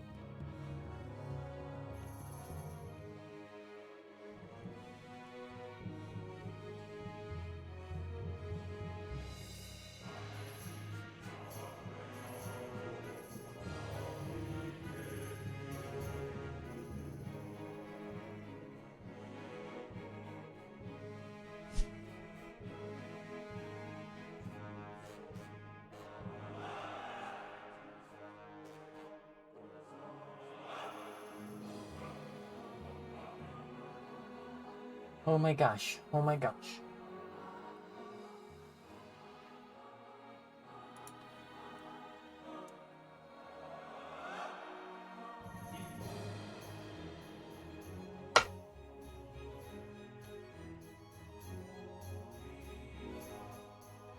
Feel like my coffee is not agreeing with my stomach right now. That's okay though.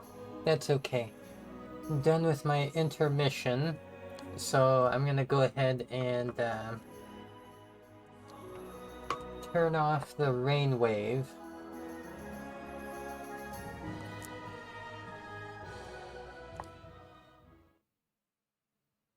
And unmute the game.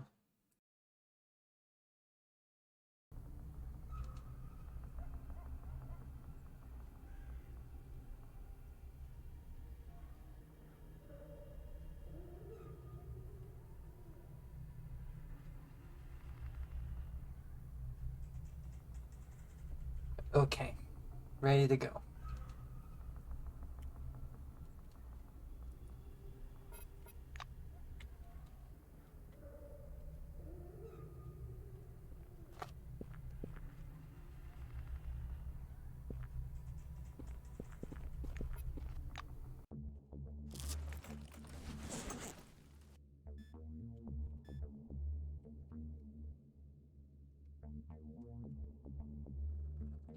I think the abandoned film set is where I have some quests.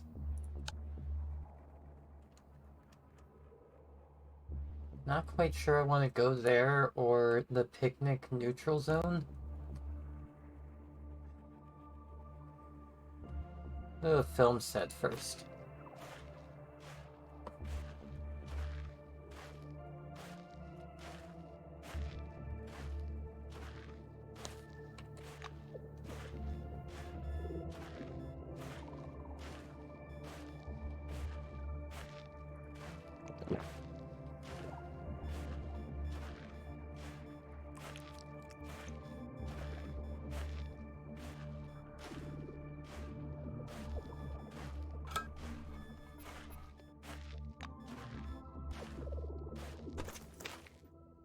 Uh-oh. An eternal twilight seems to hang over these swamps. Ooh. The timeout. Oh my gosh, I forgot to set up the timeout. I knew I forgot something. Here we go. Here we go.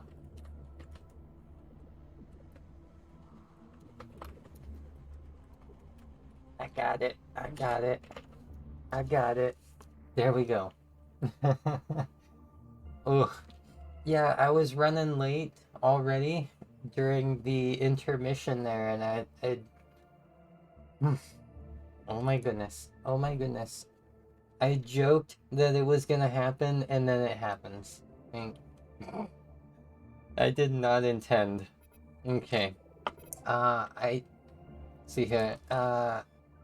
Thick vapor clouds, the light. Oh my goodness. And glimmering greenish sparks remind you of fireflies. Not the local carnivores, but the harmless insects of the outside world. An unidentifiable sound breaks the marsh's dead silence, drawing your attention to several figures moving among the reeds. I'm gonna come up on them because I'm feeling good about my firepower.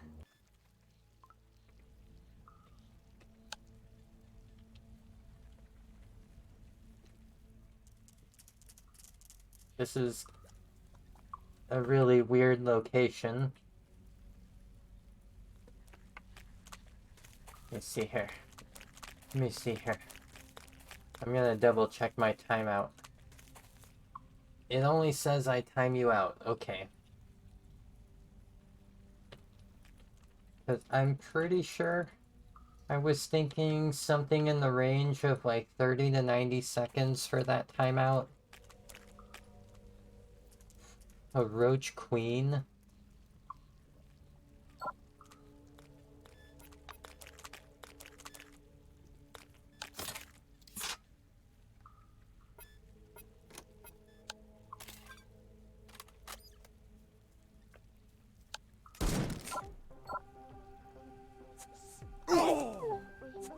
Now it's my turn.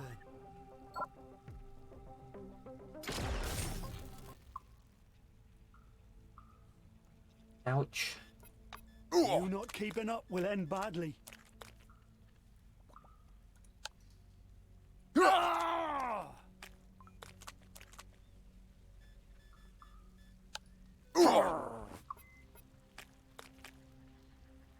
Oh, I forgot to buy a resuscitation kit. Oh well. I think I'll be fine.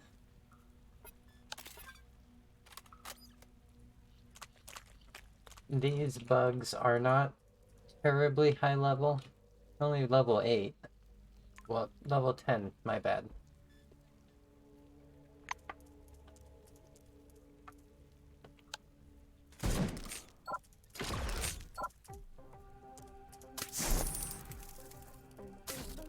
Setting Shiroyama to the full power condition now.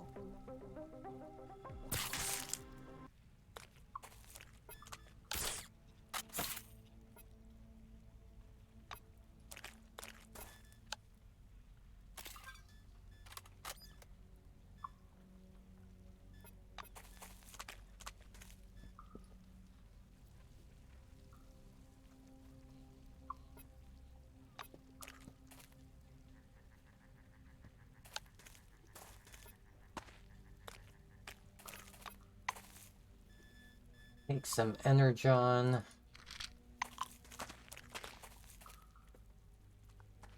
Character was super heckin' tired, I guess.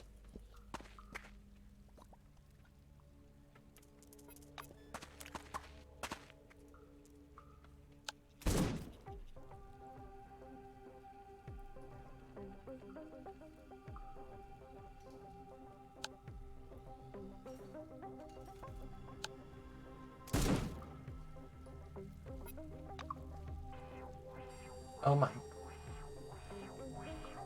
Oh my.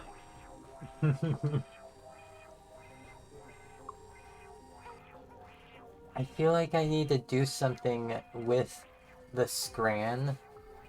Like, maybe make it 3D somehow. I'm not sure. It doesn't feel like it pops enough.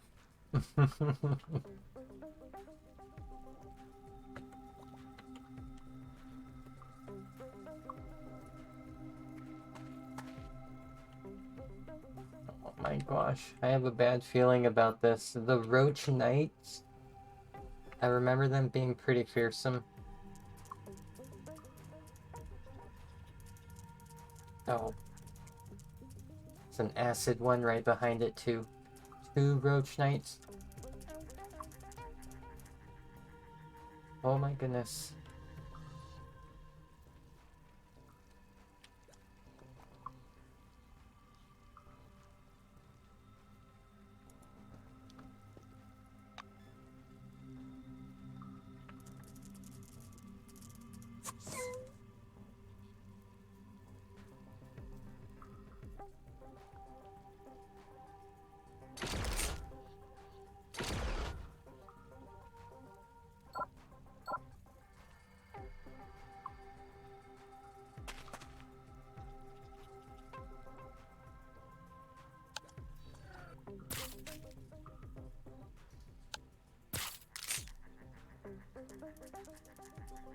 Yeah, I might be in trouble. I might be in trouble.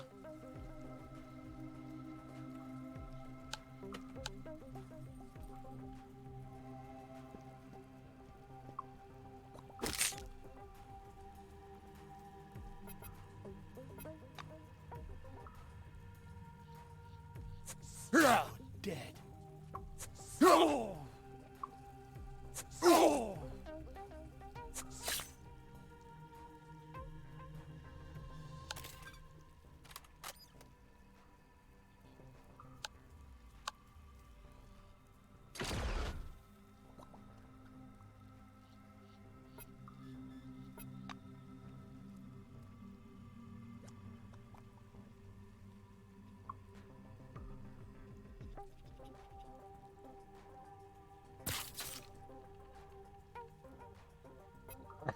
Oh no.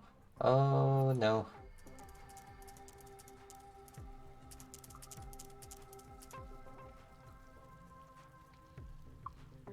I don't think this is going well for me, but...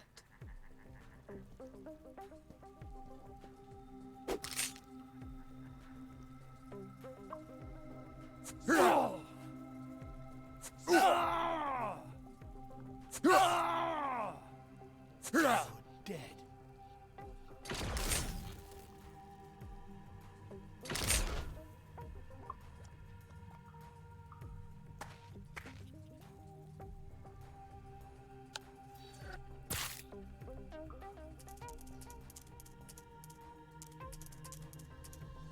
Just a scratch.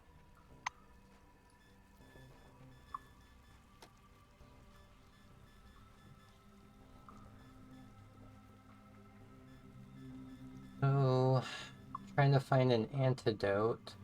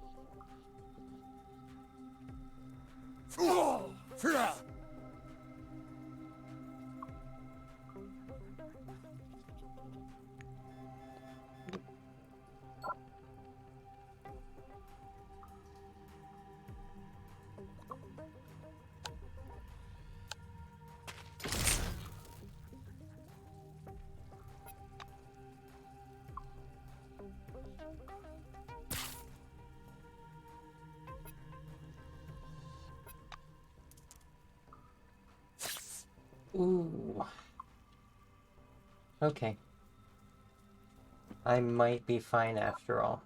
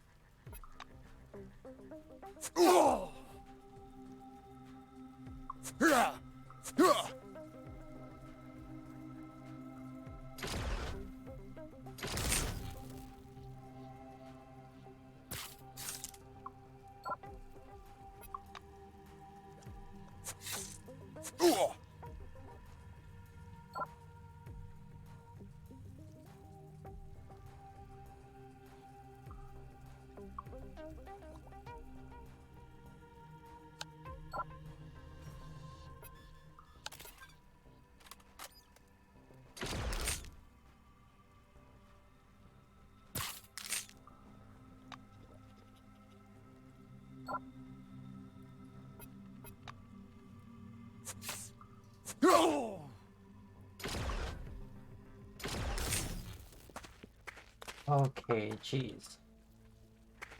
You're asking for trouble.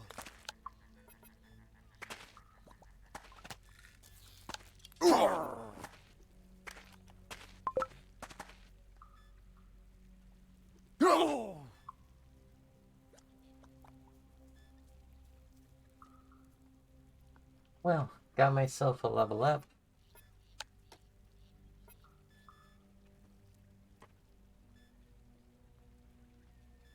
So I was working on my psionics. Oh yeah, I gotta turn off the rainwave. Boop. Little widget. Medicine, tech, and science.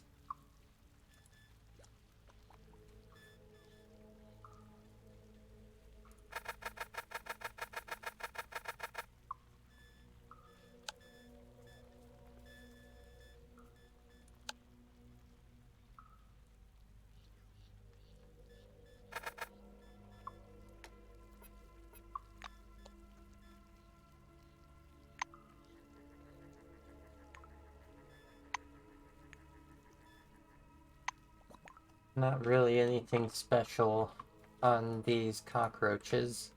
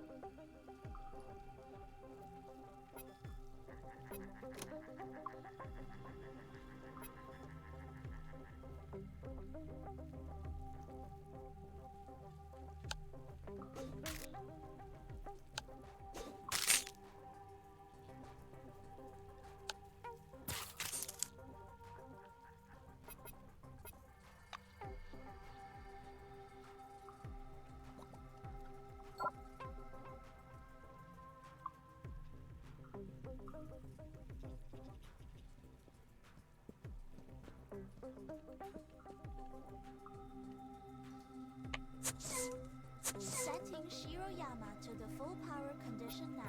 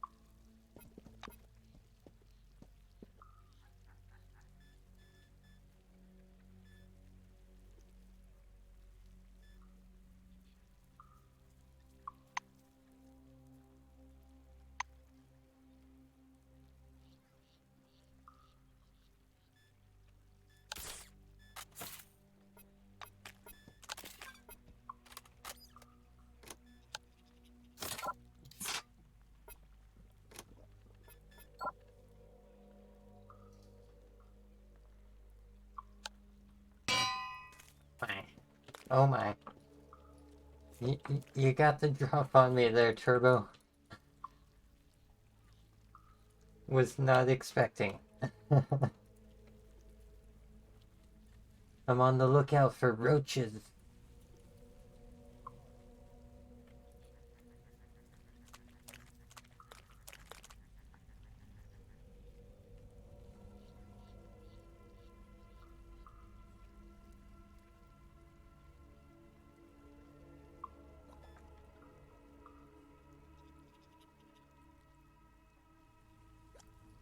Well, I guess I might... Oh no, I need to get down there to the large container.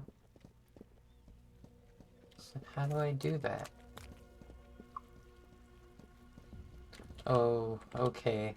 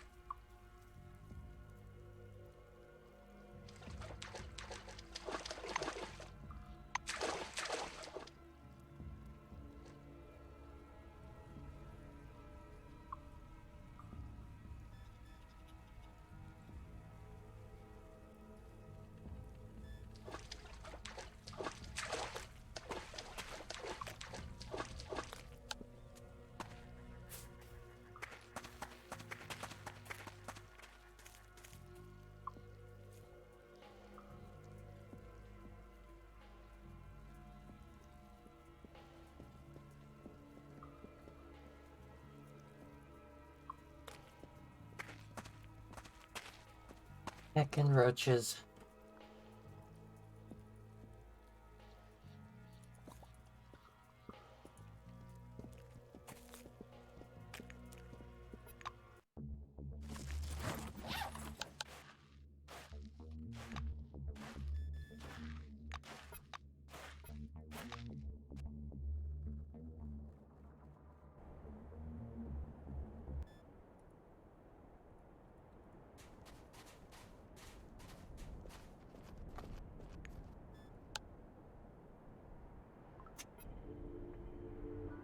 According to some schools of psychoanalysis, an atmosphere of aggression and danger provides a hefty boost to the libido. No wonder then that as soon as you drift off to sleep, your subconscious presents you with a juicy story. You dream that you're alone with... Nice. Thank you, Pancake. You dream that you're alone with Chairwoman Nakamura in her private chambers. Vigorous music is playing and you can hear rushing water. 2 glasses of champagne appear before your eyes. What happens next can't be called a sexual intercourse in the classic sense, but technically it's still sex. Then you have to ask yourself, where did such a fantasy even come from? But unfortunately, you wake up. When you wake up, you lie a while longer, enjoying your memories. If only such dreams came every night. This does raise some questions, of course, but this is the dome. Anything could appear in your dreams. Pretty much.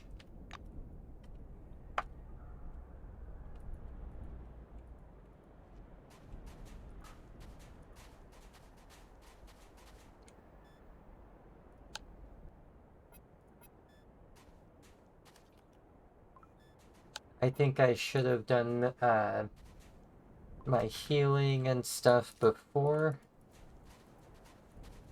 actually resting. Because, well, I'm just gonna keep on traveling, but it's suboptimal. That's all, it's suboptimal.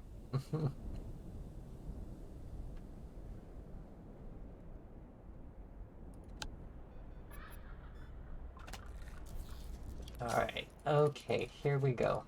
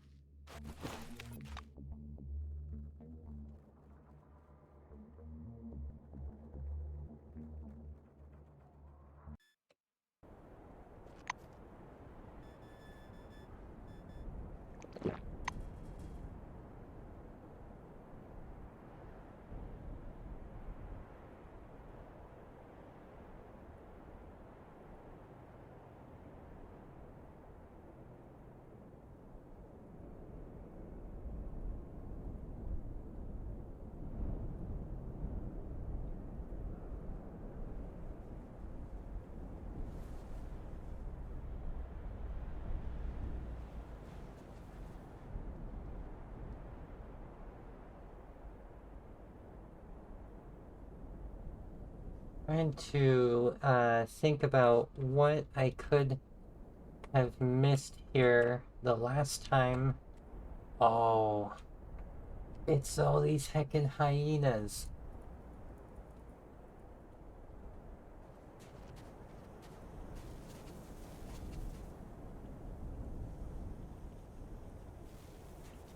I think I can handle it now, but ugh, not fun, not fun.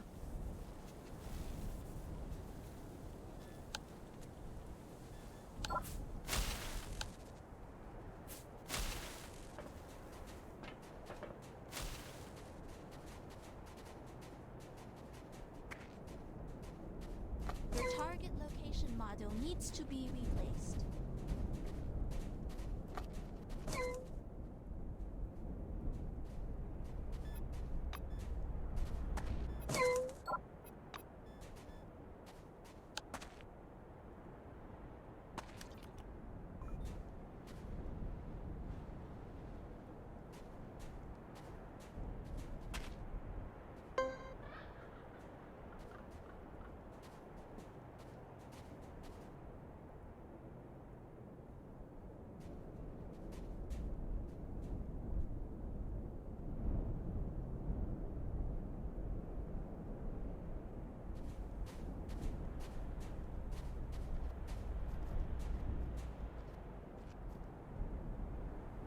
Go get over there.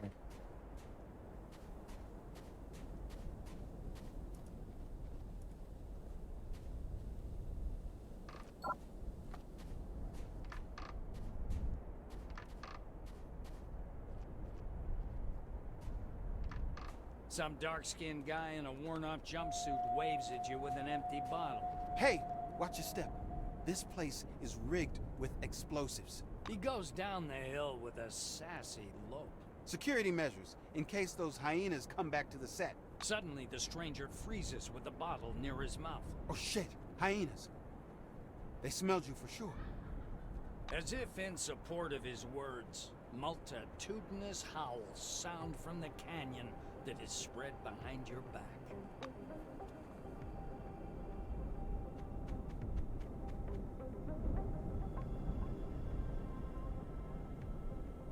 Gosh heckies, well, I didn't realize that starting the dialogue and all that over here would cause them to run through the mines.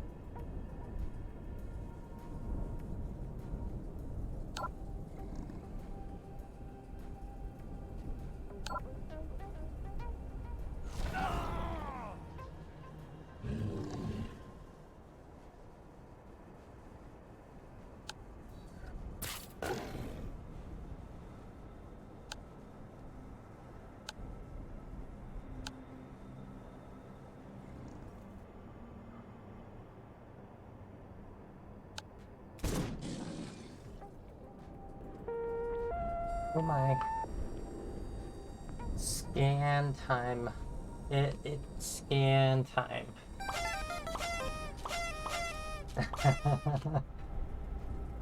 Perfect. Such a happy face. Such a happy face.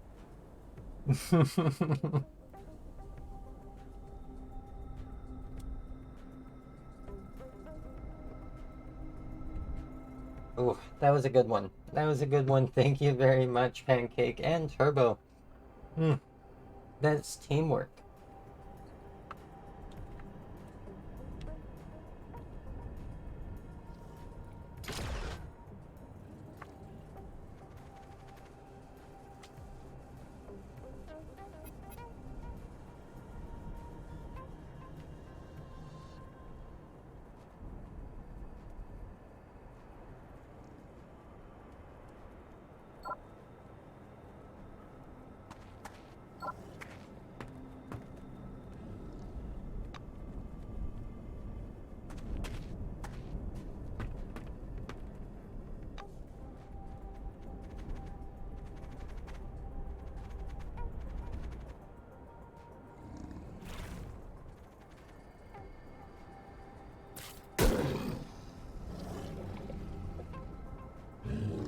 Hate that, the laughing hyenas.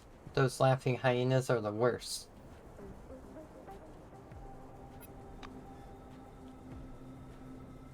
They make all my characters go through mass hallucinations.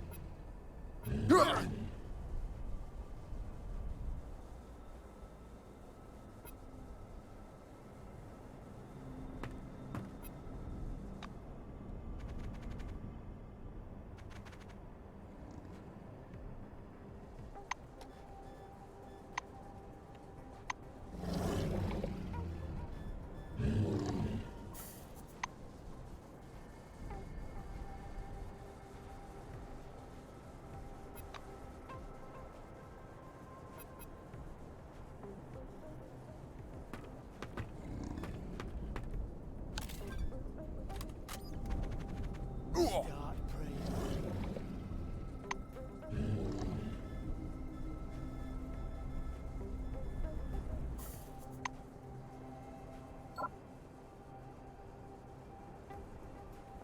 Keep on pissing me off, and I'll carve my autograph on your ass.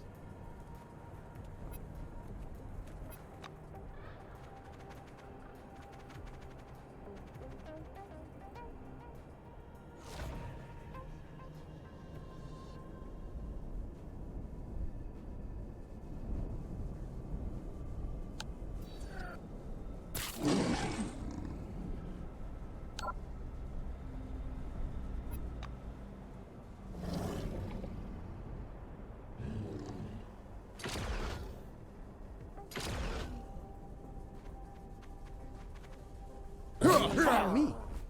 Go ahead.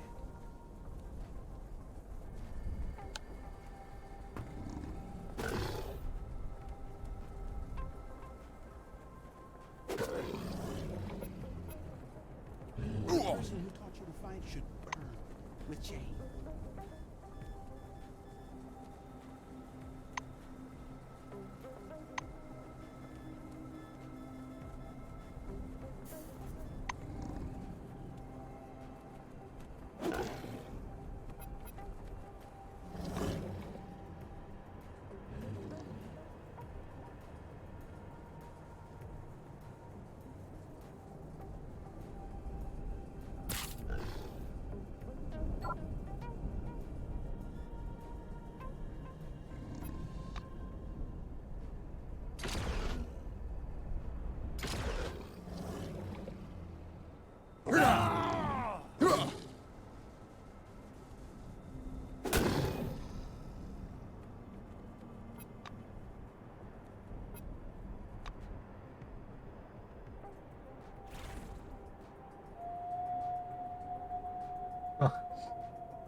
Nice.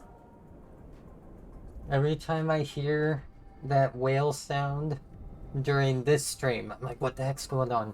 But then I remember, oh, it's the happy little whale that reminds me an effect has just worn off.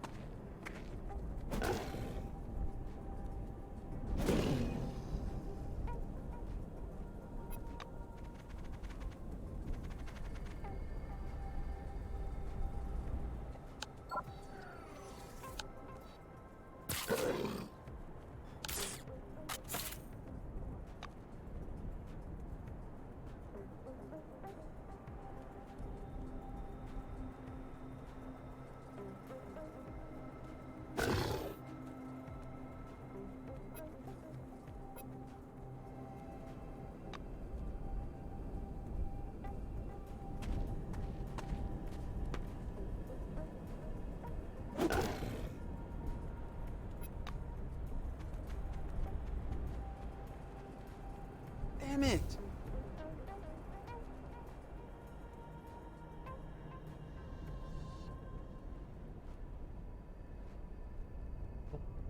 Darn it. I was wondering if the police hyenas were still gonna show up. At least that one is, like, already almost dead. Like... Ugh.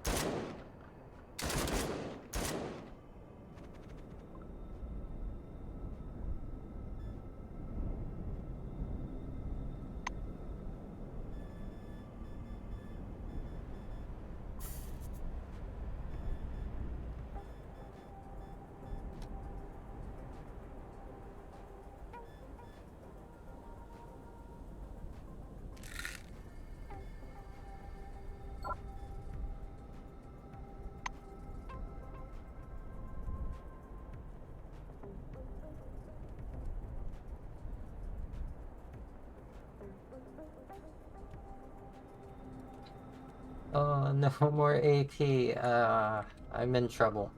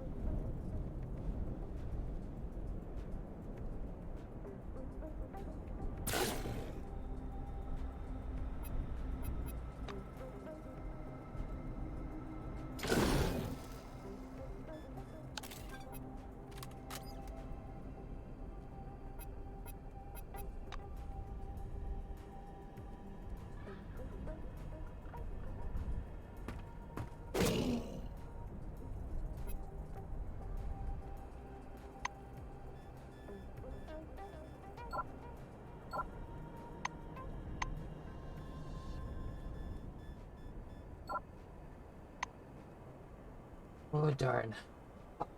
I can't use a med kit yet.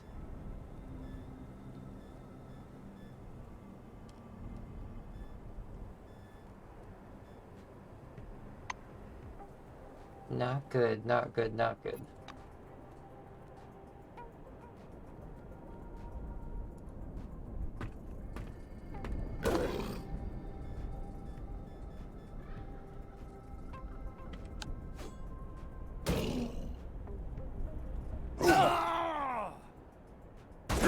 Just as much.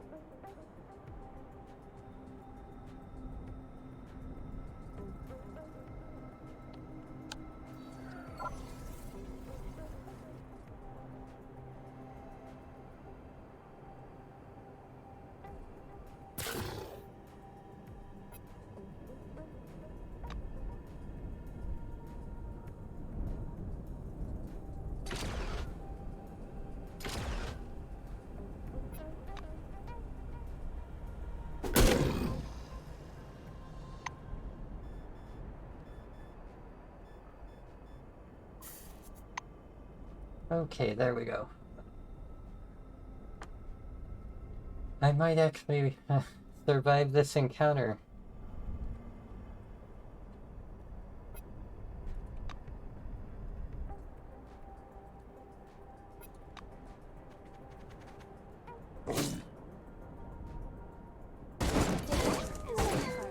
Switch to high alert mode now.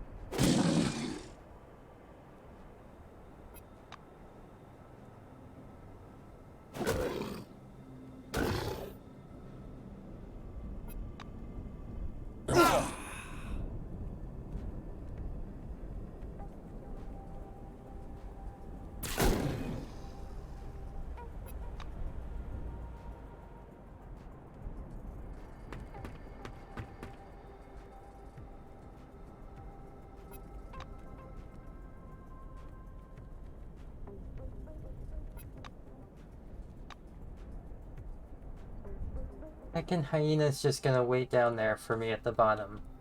Like, okay.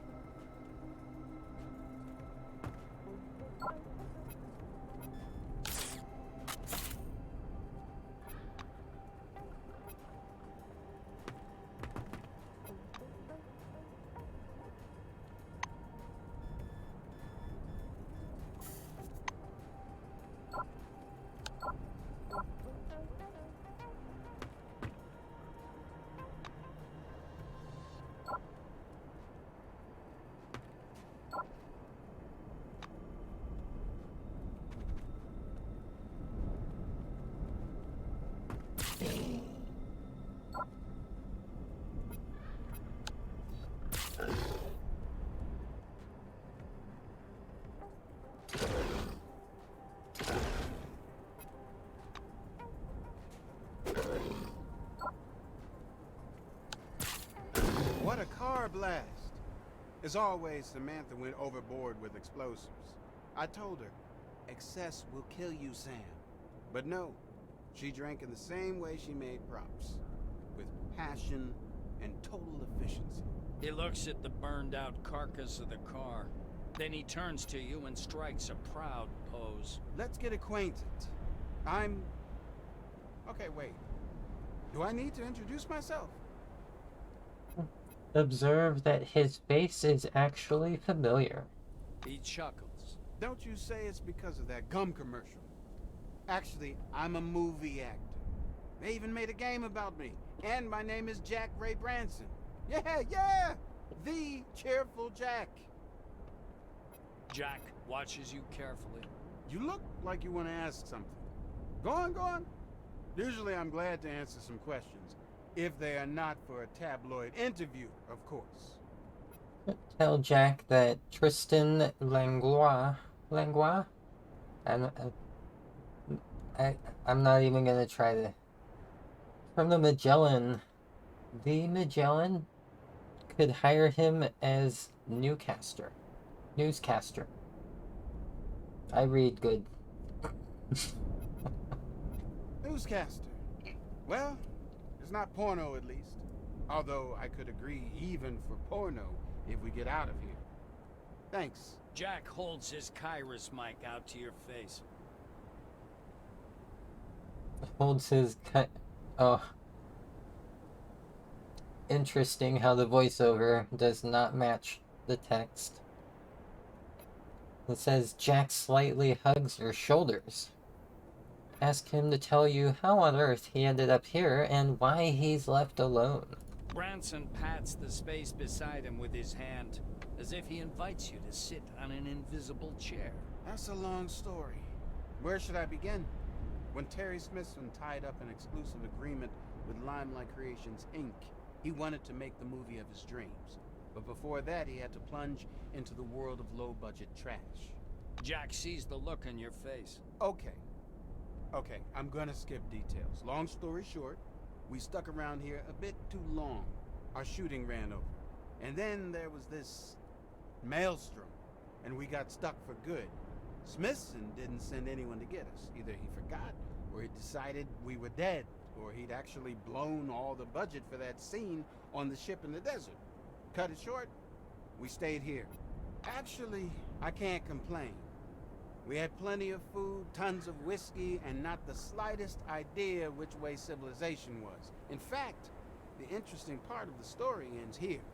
I was just sitting and boozing while the others were arranging useless expeditions to the wasteland. At the end of the day, they're probably dead. And I'm alive. And I'm here. The actor spreads his hands. Observe that he seems to have problems with alcohol. Jack looks at the bottleneck sticking out of his pocket. Nah, there are problems with water here, not with alcohol. There's still so much of it that my liver could give up. Hey, wait! Give me your Kairos for a sec. Jack attaches his handheld to yours and updates his maps. He looks at the screen and chuckles with satisfaction. Excellent. Now I know at least where I am and which way Magellan is. I'm gonna finish my whiskey and be on my way. If you get to the station, find me on the executive floor. Nice. Okay.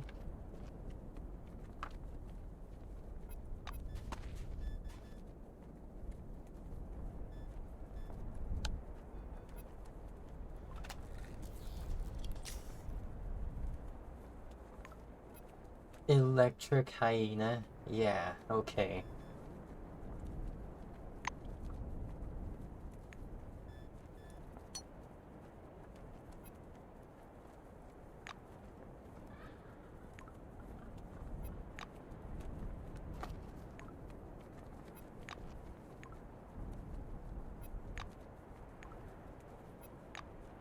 Bunch of hyena meat.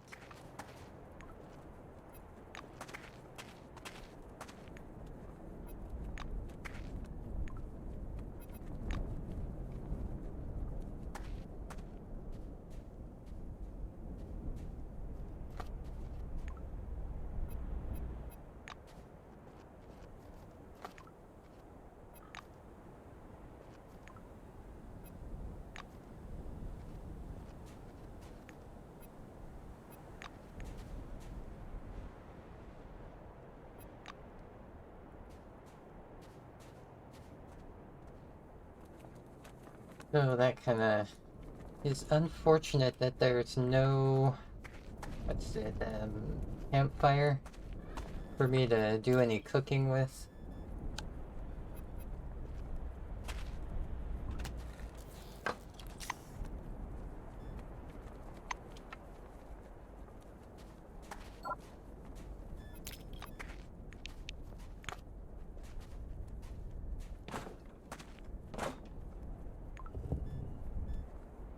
Pile of crystals and some ore. Okay.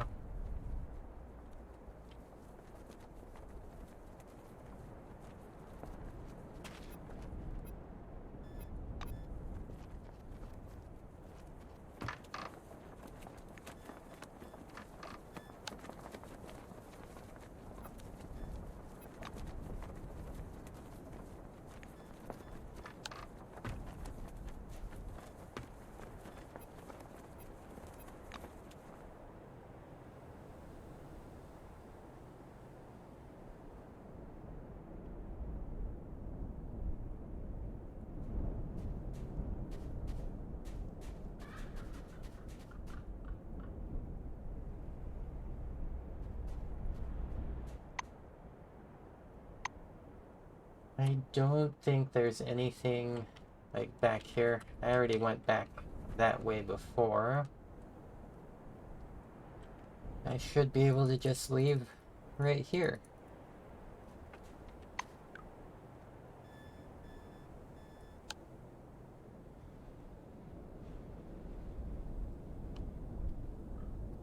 Okay, that's the back at Magellan Station to turn in that quest.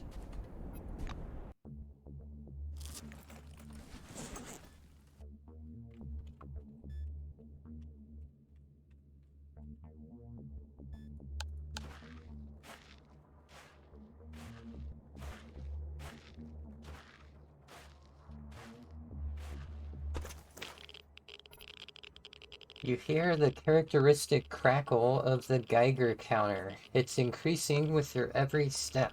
You're approaching a high radiation area.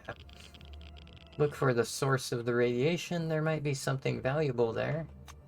Your art meter is going mad, but you keep moving stubbornly toward your goal. Finally, you see a pile of scrap metal that used to be a car. A can of fuel is sitting nearby.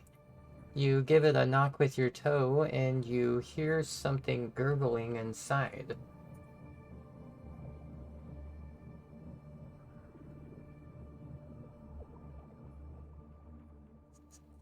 I'm gonna take it.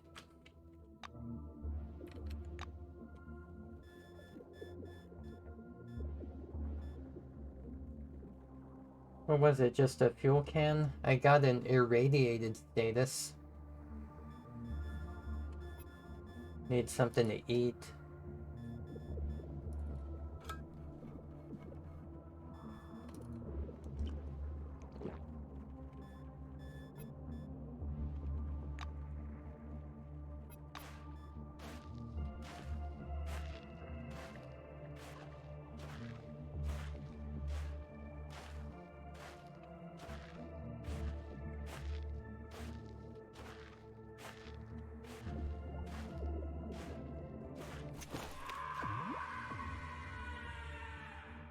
A heartbreaking, painfully long scream shatters the silence. It sounded human. You look frantically around for the source but see nothing, even though the surrounding area is flat and clearly visible for at least 100 yards. The scream cuts out all at once, as if an audio tape had been turned off. Heavy silence replaces it. After thinking on it for a while, you decide to continue your journey. Creepy. Creepy.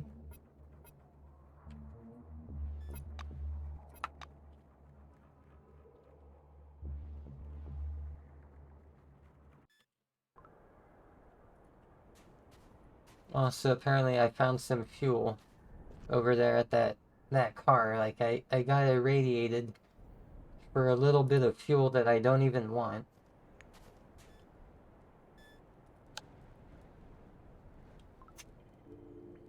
Before you go to sleep, you check for any snakes, big bugs, or miniature Mobiuses that might be hiding nearby. But despite your precautions, the instant you close your eyes, you hear something small scurrying nearby.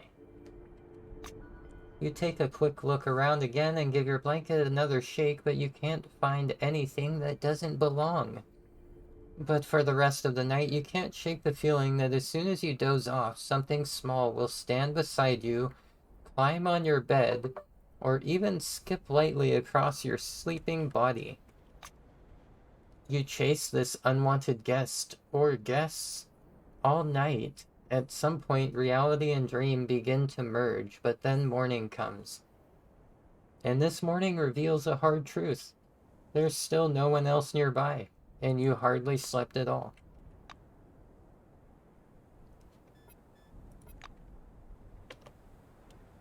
Slept badly. Mild fatigue. Ugh.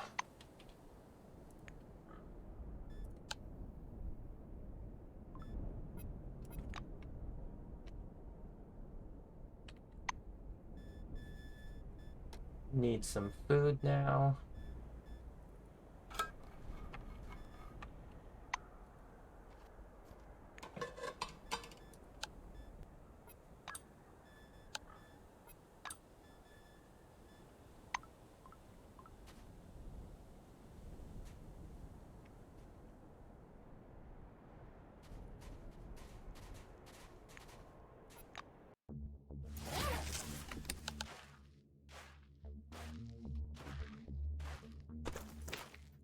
So the Maelstrom Observation Camp, heck yeah.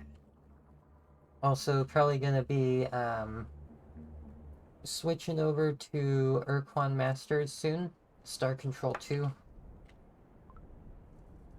We'll see what's over here at the camp.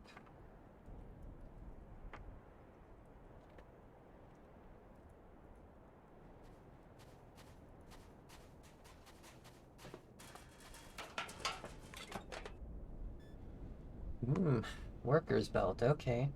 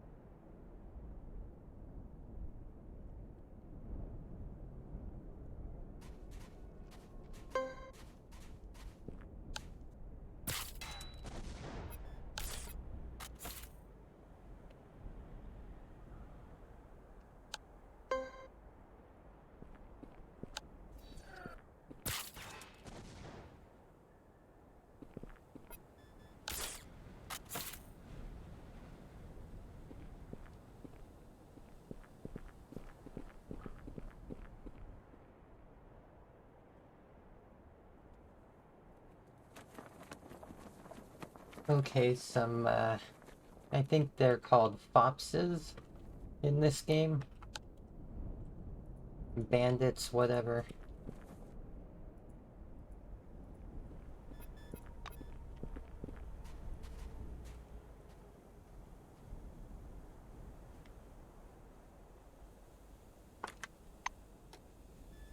Okay, these are all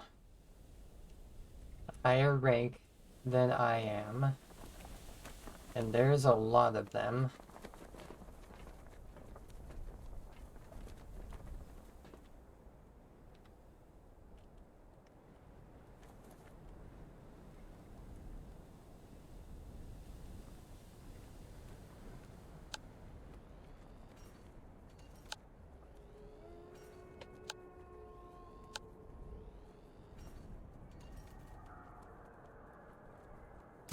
Whoa, what was that? Take these creeps downtown, bros.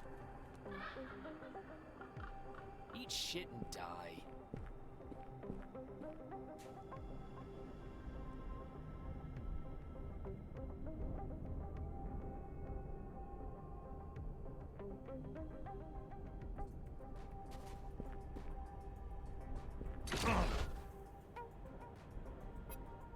Where'd you come from?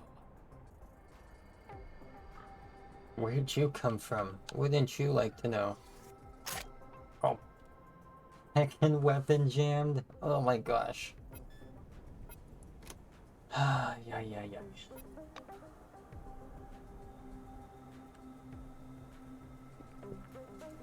Huh? What? What the?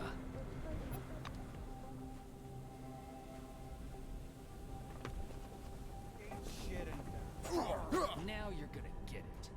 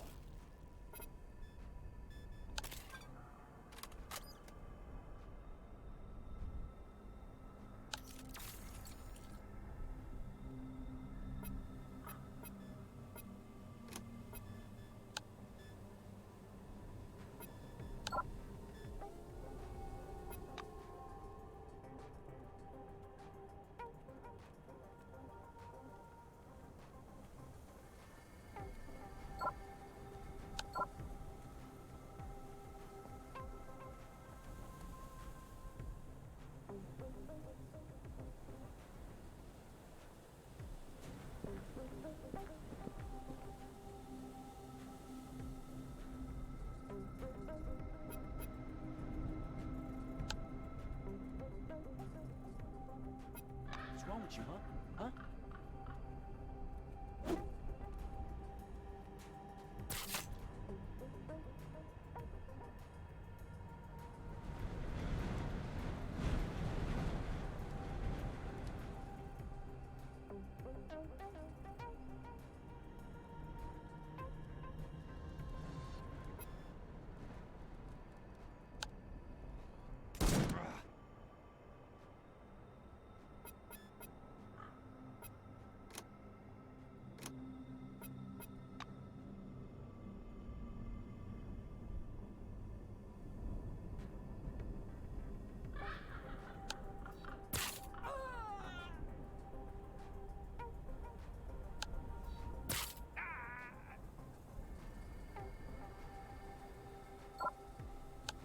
What the hell are you doing here?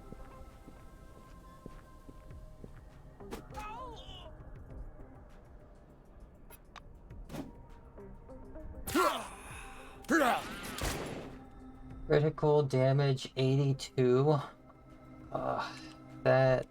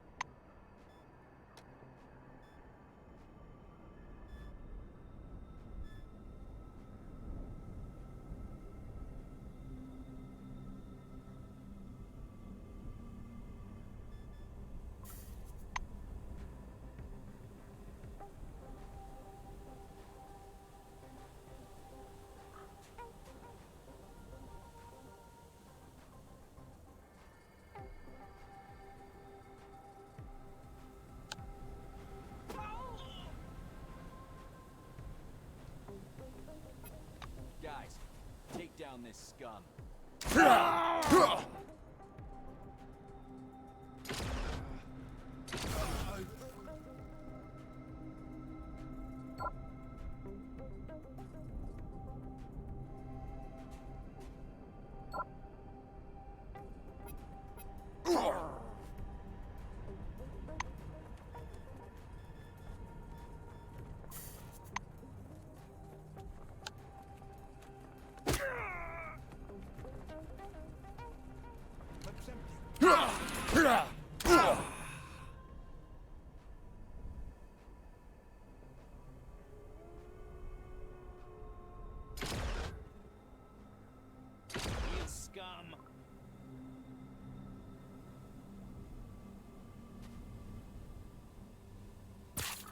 scum! Ah!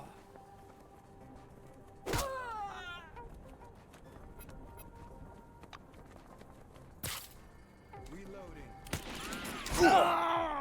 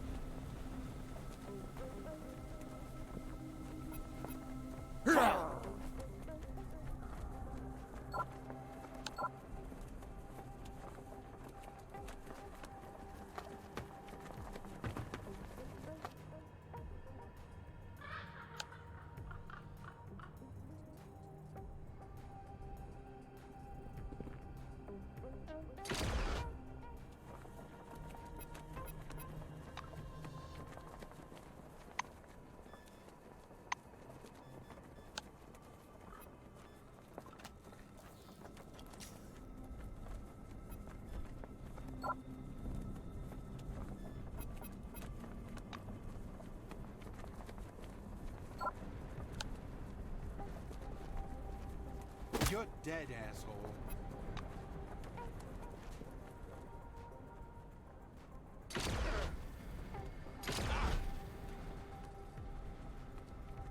You scum.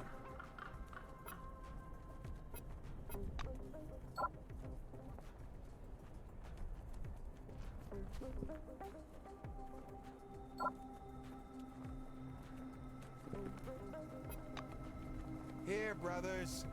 Damn.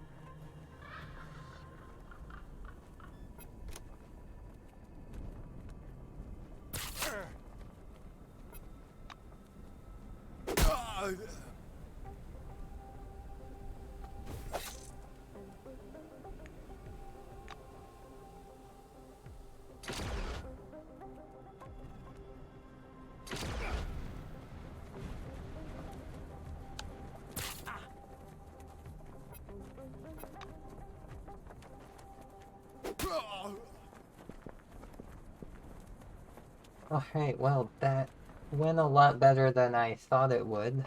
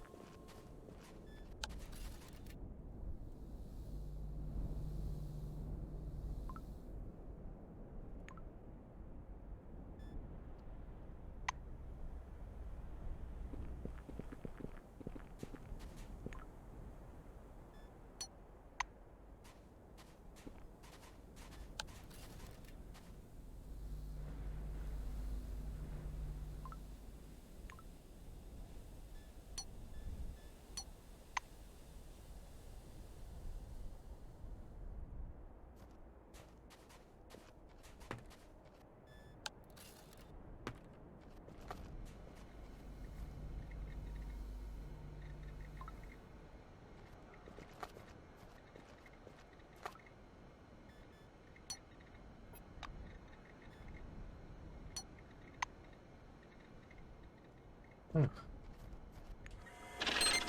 Someone from White Wing, but they're dressed up like someone from Black Wing.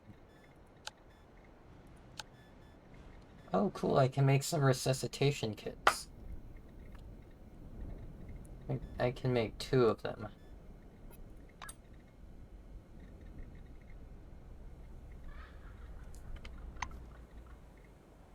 I just made 6 of them, oops. They're kinda heavy, but oh well.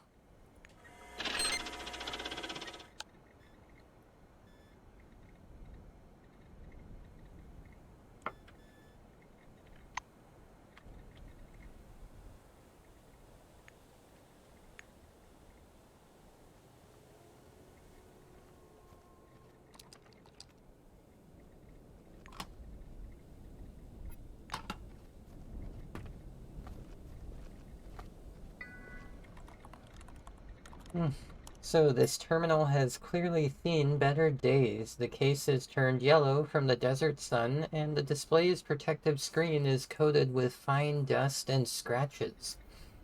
With a quiet chirp, the system comes on. Text appears on the screen. Greetings, research team member. Enter a command to open the desired menu item. Ooh. Compile to assemble the driver. I wanna assemble a driver. As soon as you enter the command, the computer's hard drive begins to click and rattle noisily. The screen suddenly flashes an angry red. A message is displayed above the command line.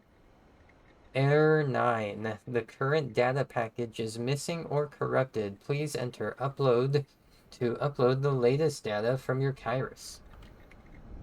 Enter upload. Oh. Exactly. That was my my in-head reaction when that computer error occurred. You plug the Kairos into the computer and enter the command. Screen is still flashing red. Error 12 cannot upload the most recent data package. Scientific group Kairos not detected. Okay. Enter C, examine the hard drive. There's not much information available. It seems the head of the research team regularly deleted old data. At least that's what's indicated in a text file you find in the records directory. At the end of the report, you spot a note in the comments section. Guys, I figured out the compilation errors. Tammy handled the telemetry inaccurately and entered some extraneous data. To prevent this from happening again, the data package can only be generated from our Kairoses. This ought to reduce the number of errors. Dr. Greenberg.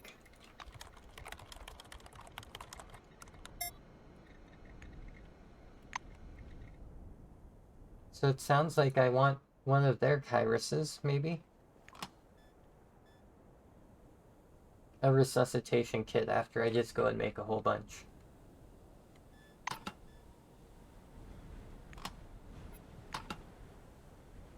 Oh.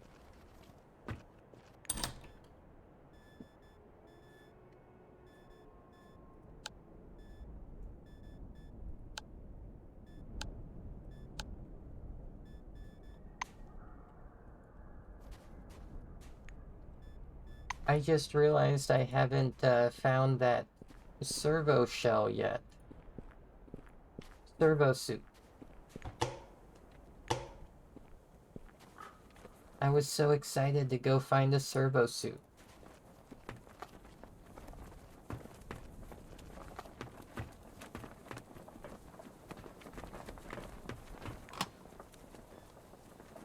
Ooh, quasar gloves.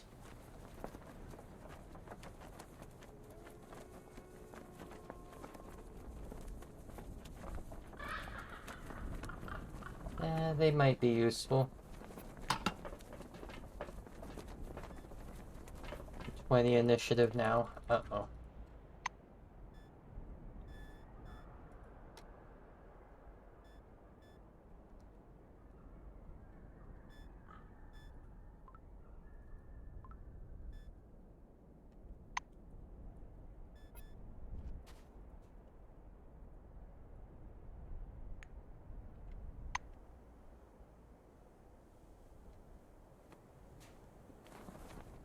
So I think I have cleared out this area.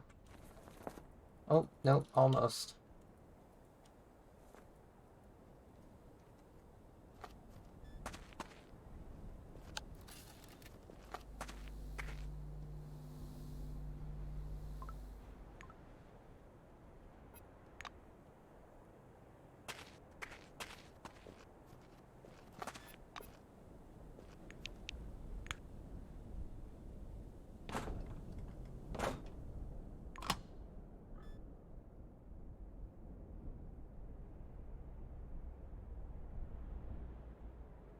Some pretty good pants. And shoes.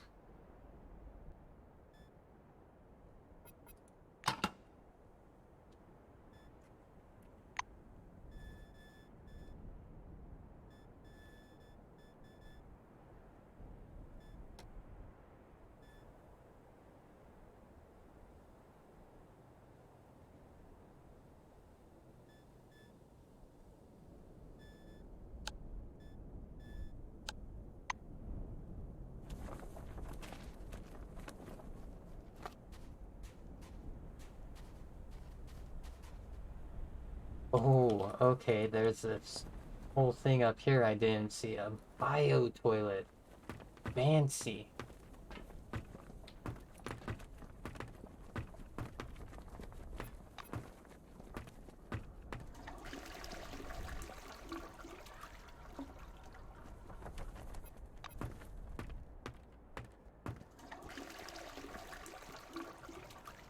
I wonder, can Yoko use the bio toilet? It doesn't give them any benefits, but they can use it.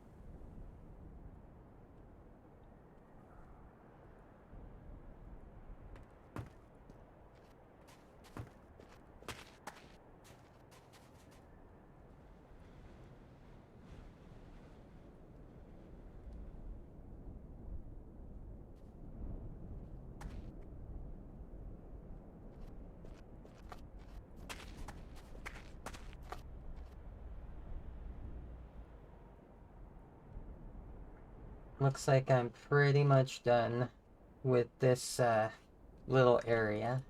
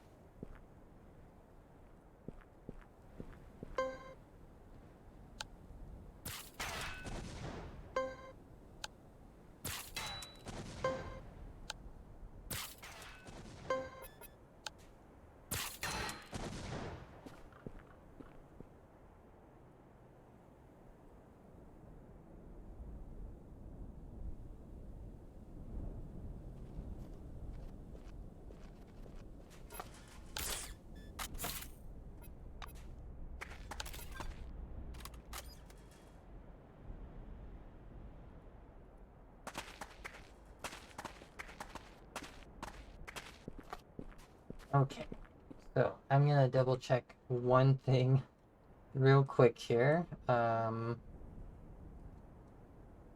information I had looked up about where the heckin' suit is that I was trying to find. I have way too many windows open.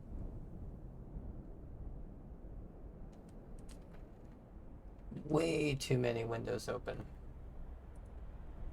Okay, here it is. Okay, this should be easy, and it's heading back to Magellan, which I need to do anyways. It'll take a little bit to get back there, though.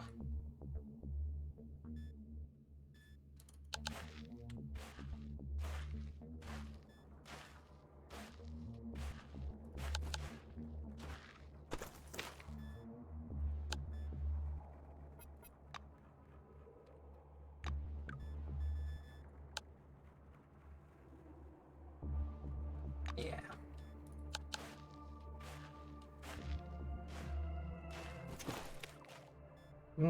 Walking through the desert, you notice some movement not far away. From here, it's difficult to see what happens there. Only rising clouds of dust are visible.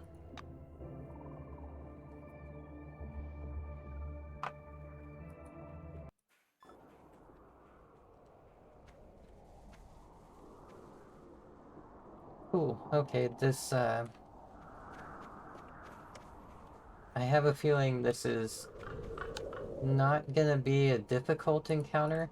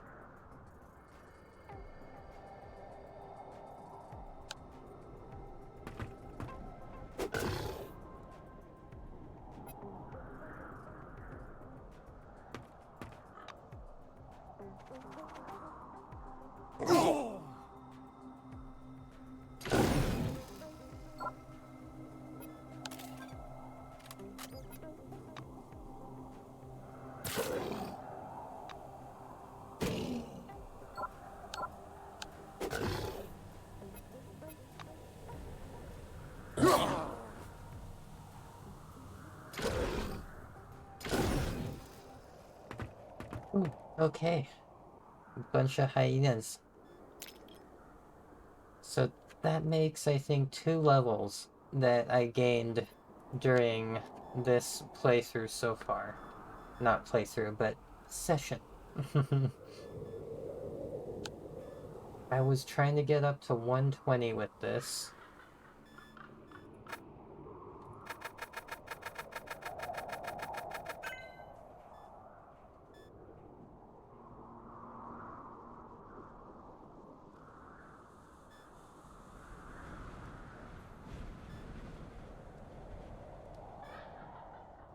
Head explosion. Okay. Good ability to have. Oh, yeah, almost. It's almost the same as the head explosion.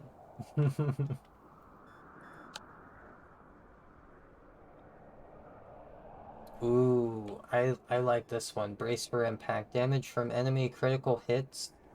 Negative 50%. I want that.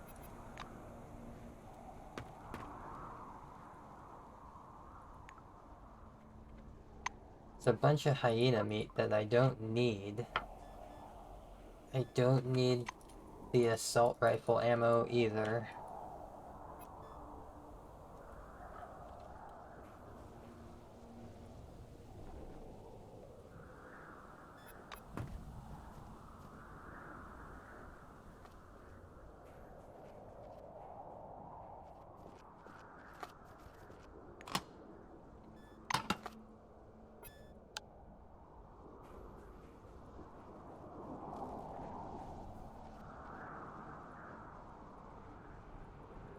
Okay, cool.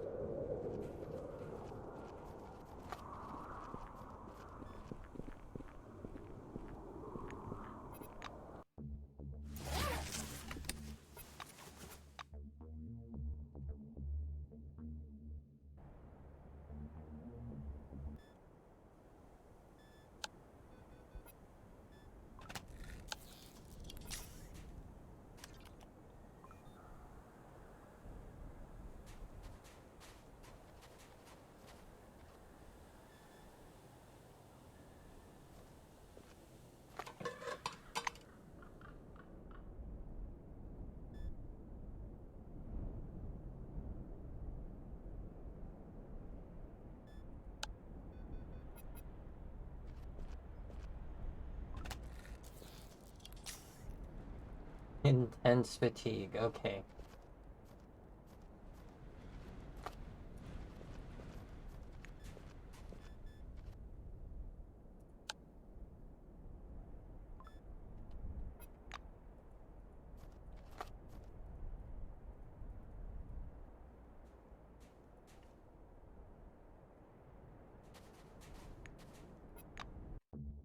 Alright, back to Magellan Station.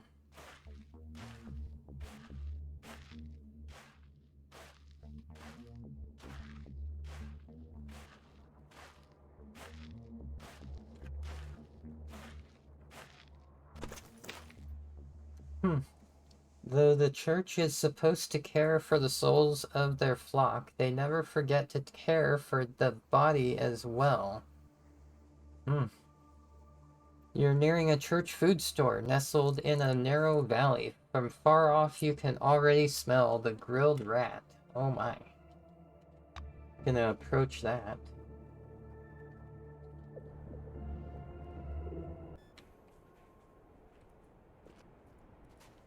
Oh, trading post. Okay. I've come across a trading post like once or twice. Come on, don't be shy. The woman raises her eyes, her teleglasses to be precise, heavenward, and whispers something. Then she looks at you, her thin lips creasing in a smile. I was praying for you, and here you are in our shop. Isn't it a miracle? Ask why she was praying for you specifically. She blesses you with a forbearing smile. Oh no, I wasn't praying for you personally, but for any lost soul. Any interaction with the laity is a chance to gather the unfaithful to the bosom of the church. Are you hungry? Reply that you sure are.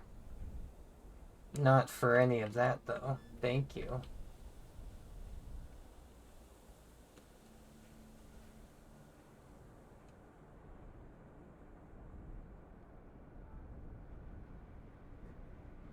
Protein balls.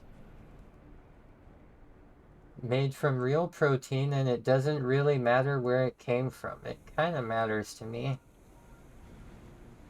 If you are with the church, such worldly matters should not concern you anyway. Bye-bye. I'm getting cannibal vibes.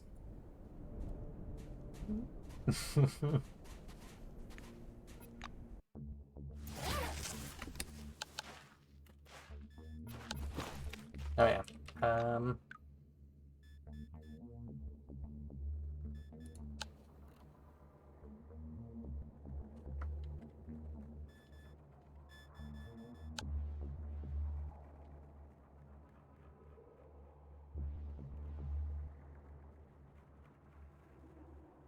Okay. That's right. I was coming back here to get that Servosuit. Go to Magellan parking lot, get into Magellan, and head to the warehouse level. Okay.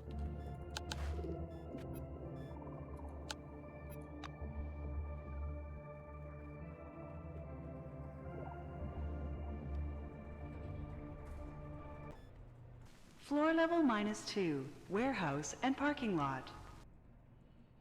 Okay. One of the garage doors on the side of the bottom, you will hear knocking from. Interact with the door. I already did that. Once the cutscene is over, talk to the man.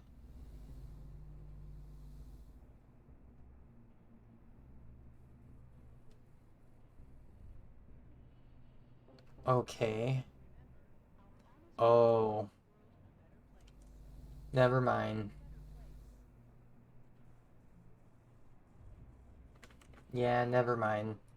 If I would have read just a little bit further along, I would have realized I don't have what I need. Oh well. Let me double check that the people are even down here. I think they were over here, and they're not anymore. Okay. Good to know. I can get another permanent Servosuit. Just not here and now. I think it's a good spot now to go ahead and switch games. I was going to go ahead and play a little bit of Star Control 2 to go ahead and wrap up the stream. I'm not sure how long I'm going to be playing Star Control 2, but I wanted to go ahead and do a little bit more in the storyline progression of that game. So let's see here. Save my game.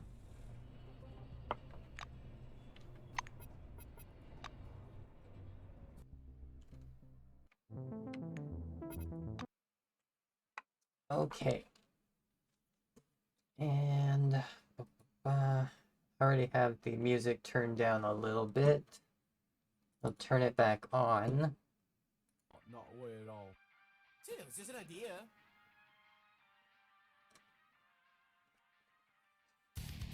Perfect timing. Okay, I'm gonna go ahead and switch over to the extended BRB screen. Just for a couple of minutes. I need to like have some water and take a quick little AFK. But once I get back, gonna go ahead and play some Star Control 2. Ooh.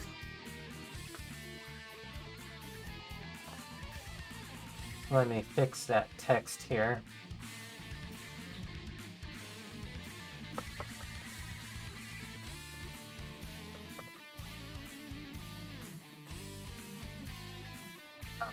There we go.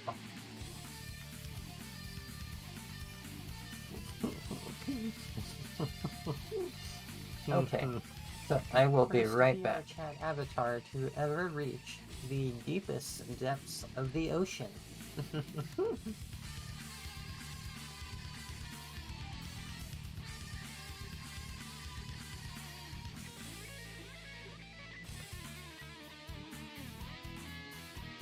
Okay.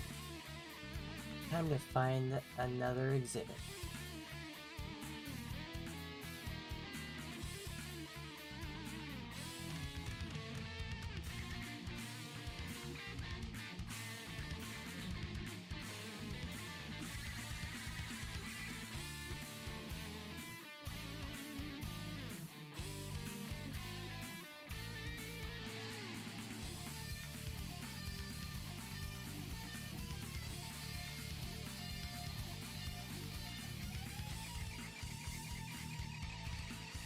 Oh gosh heckies, oh gosh heckies. Let's check out the zoo and aquarium. What's going on over here? What's going on over here? Oh my goodness. Oh my goodness. Let's go to the aquarium. Let's go.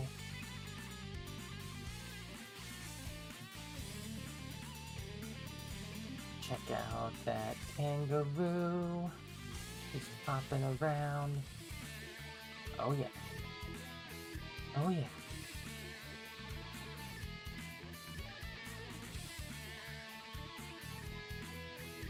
Duckies. Duck. Duck. Duck.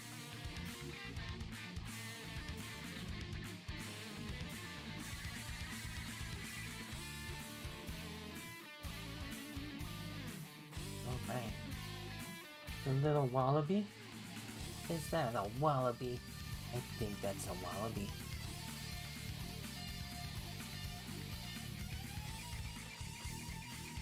Check out these sodas.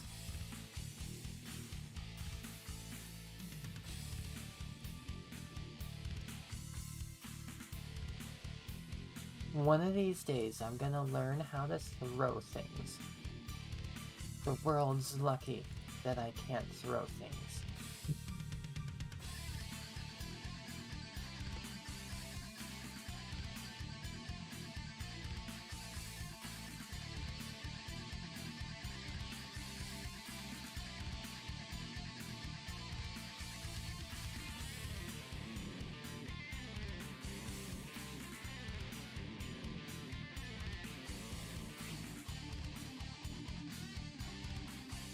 Okie dokie, koala. So, let me go ahead and change the game on the stream. Koala, little cutie. What a cutie.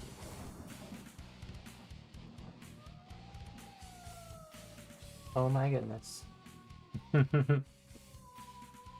And I'm gonna go ahead and turn off I think the rain wave music.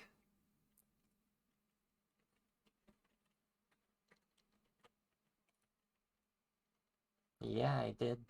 Yeah, I did.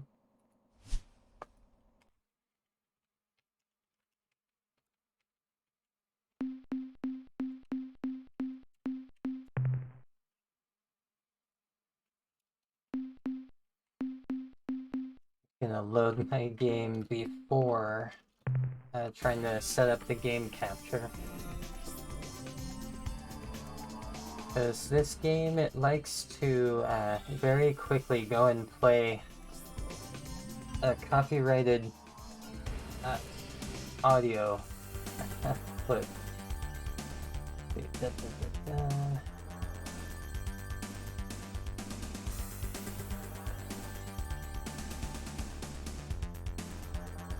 Okay.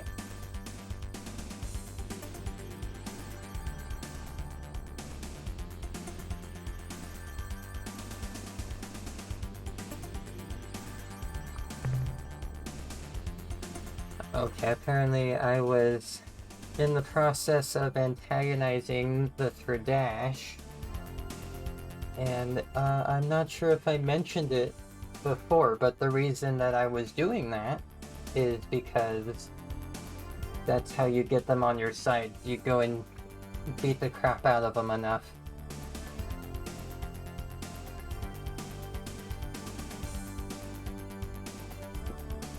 I don't think I finished doing that, though.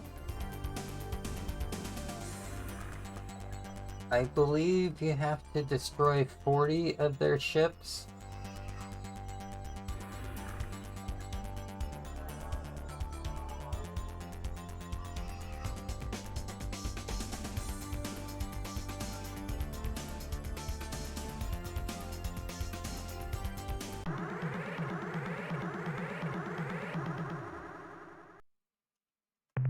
Inferior aliens, you have once again intruded upon the territory of the Tradash. This is a patrolled region of space. Your presence here is considered an act of war. How wonderful! Okay. So I'm hoping this time around that the game audio is a little bit more reined in. This game I have to rein in a little bit more than most.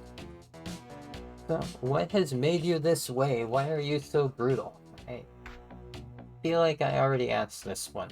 Back to the subject of the probes. Oh. We found one orbiting a strange planet in the Epsilon Draconis system.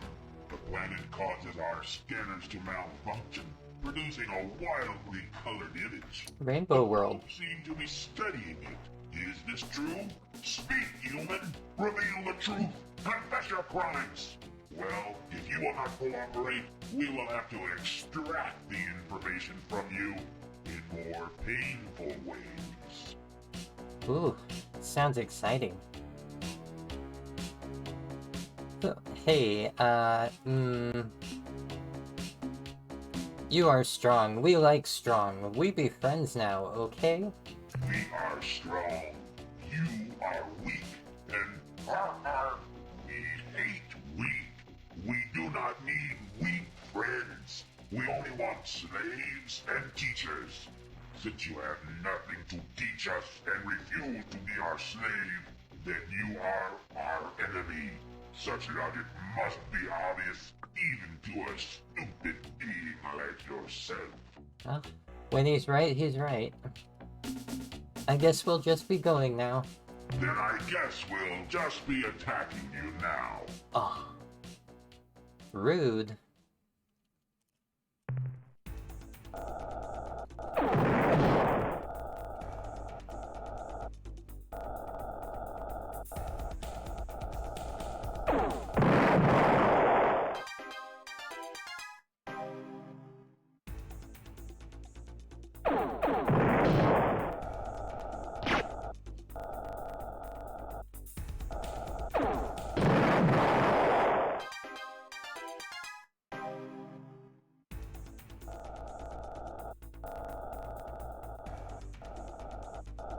Oh no!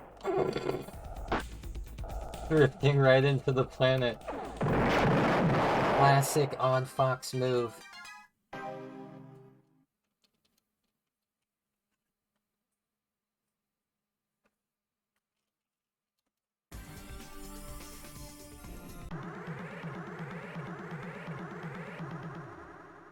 It's one of my preferred tactics in this game, actually. Perhaps humans can fight after all. If our reports are accurate, we will test this hypothesis in the laboratory of life. In glorious battle, your puny, inadequate weaponry is no match for the Tradash Mark 6 blaster with its 4 megawatt energy discharge. Nor can your slow, bloated tubs compare to our flash turbo-boosted warships. We have nothing to fear, inferior aliens. You have once again intruded upon the territory of the Tradash. This is a patrolled region of space. Your presence here is considered an act of war. How wonderful! Alright, you know what? I'm just gonna leave. Then I guess we'll just be attacking you now.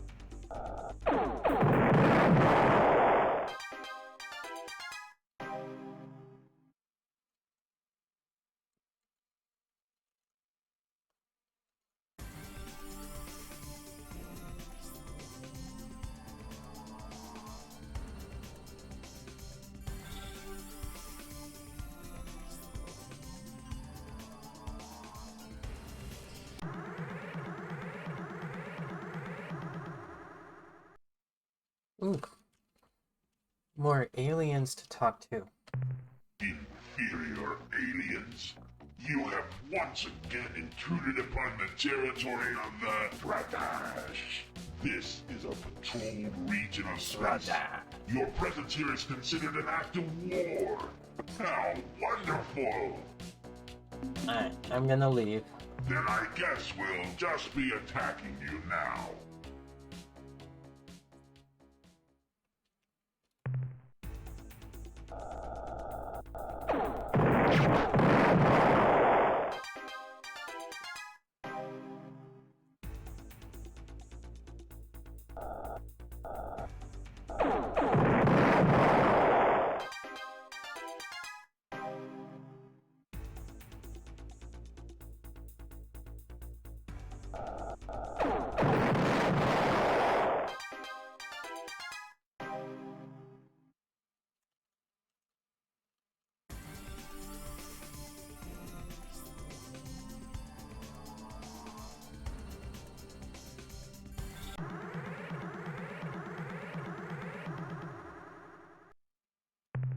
Well, humans have some backbone after all, but not as much as the Urquan. A human ship is a poor second to the Urquan dreadnought. I mean, not as much as the Urquan. It's like, well, the Urquan... But not as much as the Urquan. The Urquan have to have a backbone their entire back, don't they? I mean, not their entire back, the entire length of their body, like, they've got... They're frickin' giant worms. Are still your betters. Inferior aliens. Dash, you can't even insult me effectively. The territory of the Bratash. This is a patrolled region of space. Your presence here is considered an act of war. How wonderful! The only creatures with more backbone than Urquan might be, like, whales or something like that. Anyways, I guess we'll just be going now. Then I guess we'll just be attacking you now. They're so clingy. They're so clingy.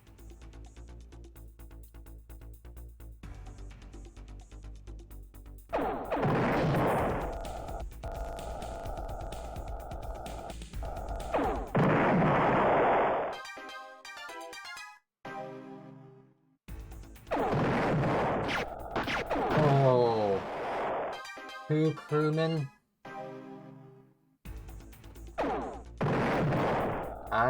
I'm upset now.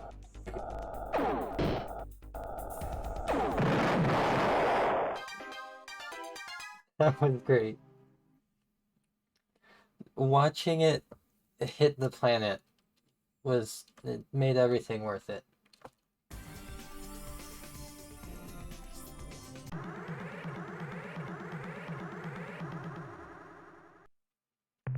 Inferior aliens. You... Then I guess we'll just be attacking you now.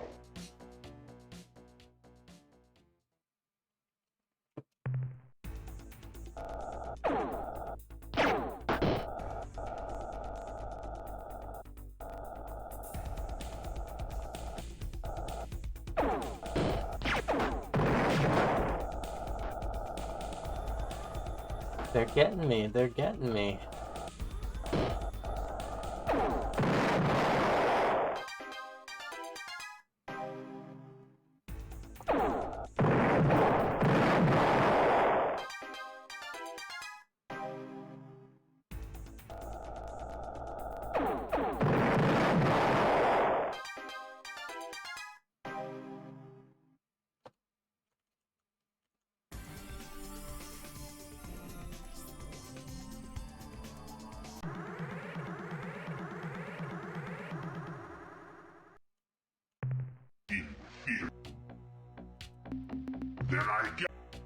Jeez. Oh no!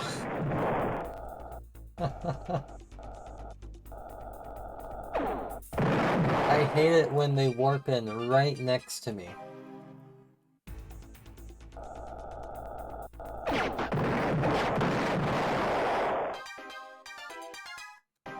It always scares me.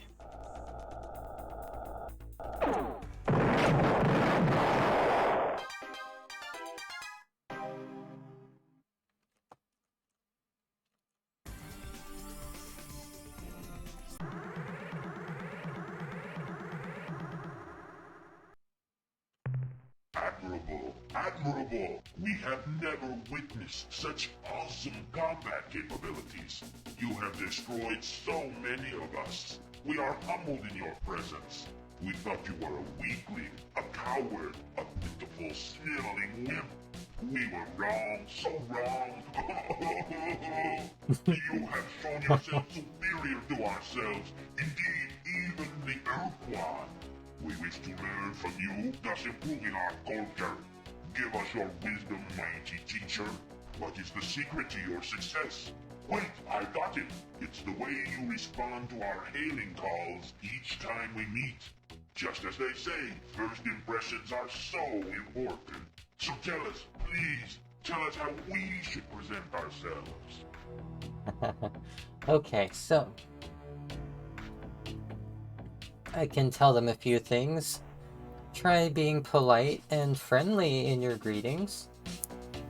To really capture the spirit of interstellar diplomatic protocol, you should speak Pig Latin.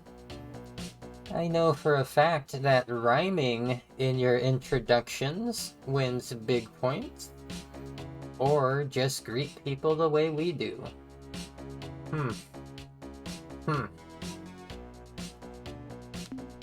I've done all of these. It's been a while though.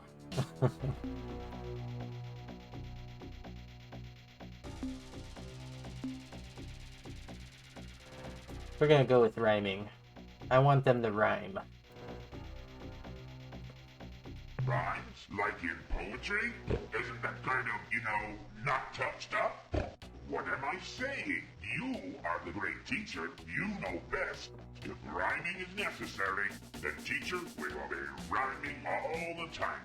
Now that we understand the nuances of introduction, great teacher, we have an even more significant question. Rhyming all the time. The devastation of our battle forces has shown us that our Culture 19 is inferior to your own. Therefore, we will adopt your methods, your techniques. But what shall we name our new culture?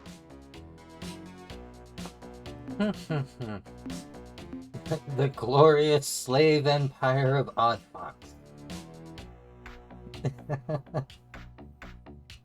How about the fat obstreperous jerks? I think it is important that with this new direction, hey, nah. What's up, Turbo? What's up? Mwah. Mwah. I give you a foxy kiss. I don't want them to decide their own name because it's gonna be dumb.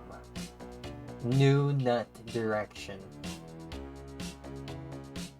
That's what we need.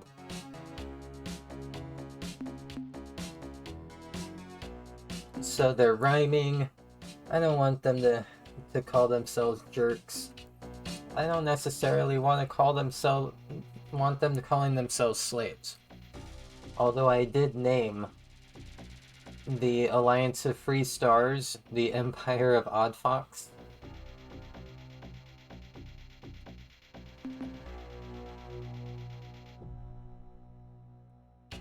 Yeah, I'll let them choose their own name.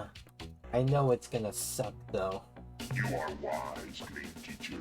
I will think long and hard on this matter. We have profound changes in our social order. It must clearly explain the nature of our civilization. Yes, I have it. The perfect name is Culture 20. He thinks like I do. We need to learn so much from you. such as how should we act in our new culture? What is our direction? Our ethical base?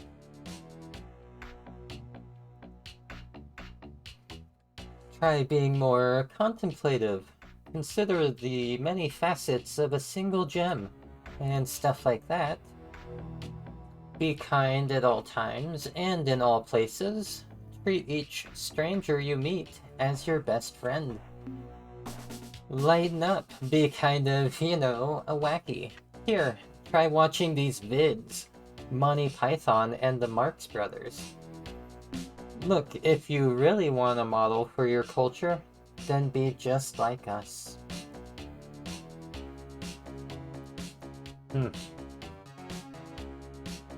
Gotta think about this one. These actually do factor in to when you interact with them later.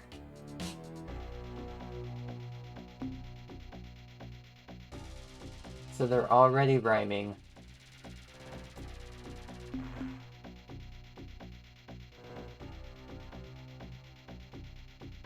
I'm gonna go for the ones that kind of sound enlightened, but they're not quite getting it, if I recall correctly. Aha! Contemplation, yes. New thought and realizations. With our new studious ways, we shall uncover new methods, inventions, and schemes, allowing us to conquer entire civilizations with ease. Brilliant, human, brilliant. We have much work to do to implement these sweeping cultural changes. Transferring from the allegiances and wars of one culture to another is a difficult and time-consuming task. We thank you, great warrior from Earth. Give us time to make the changes you have suggested. Return later to see our brave new world.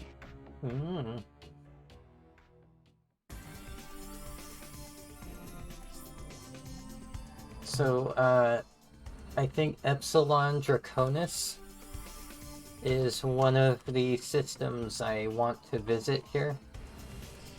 Is it right here? No.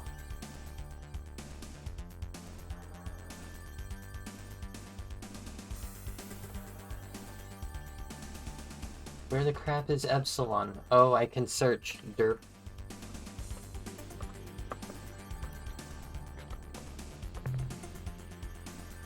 That is a really cool search function. I always forget that it's in the PC version of this game. Not necessarily like the original PC version.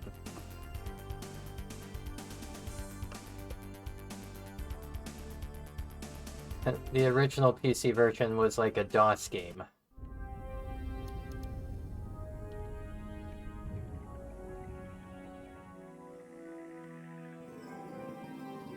Rainbow World. Oh yeah. Oh yeah. I don't really need them anymore, but oh well. Can get some minerals.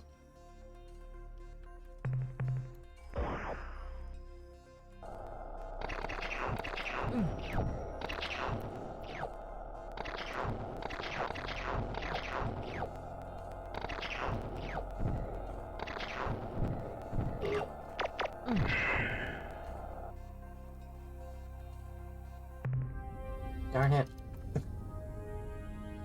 I always have to mess up the buttons at least once during a stream.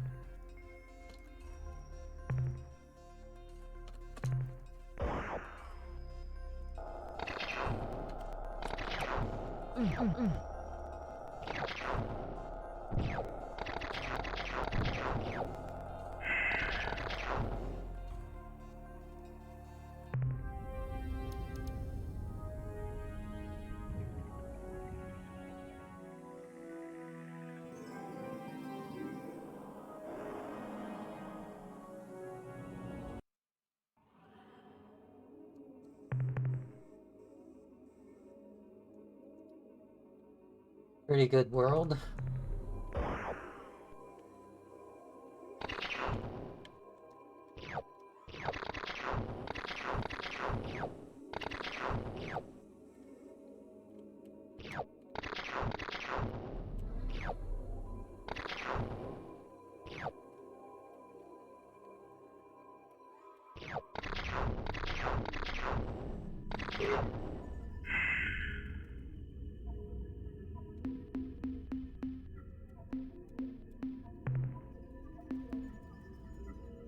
Yeah, that all those white minerals are only worth 3 a pop. Not gonna bother.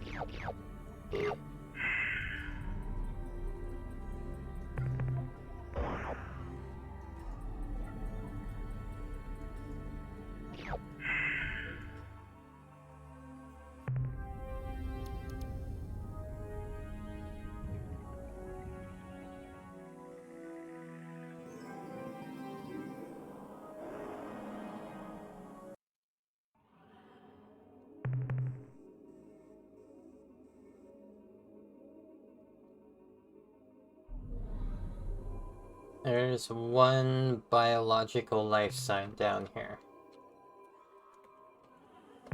What awaits me? It's Barney. Yompin Yimini.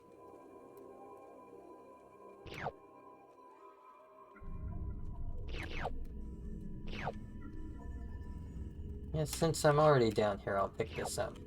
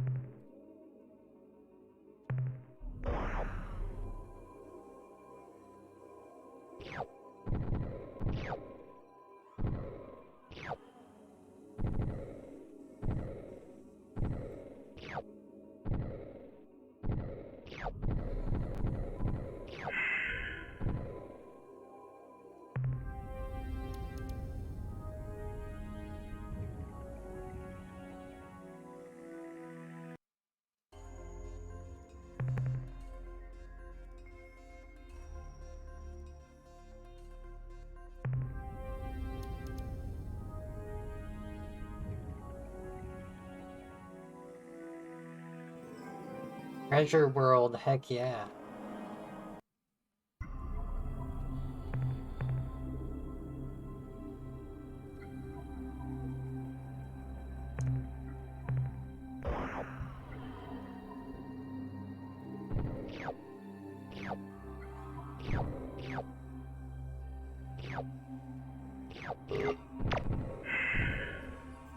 Almost shot some of the precious materials. And by materials, I mean minerals.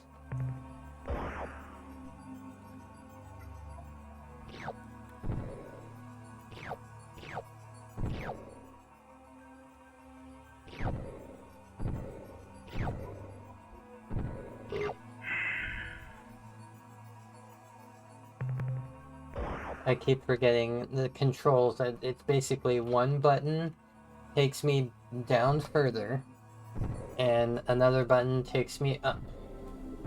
And I keep mixing it up and going the wrong direction in the menus and whatnot.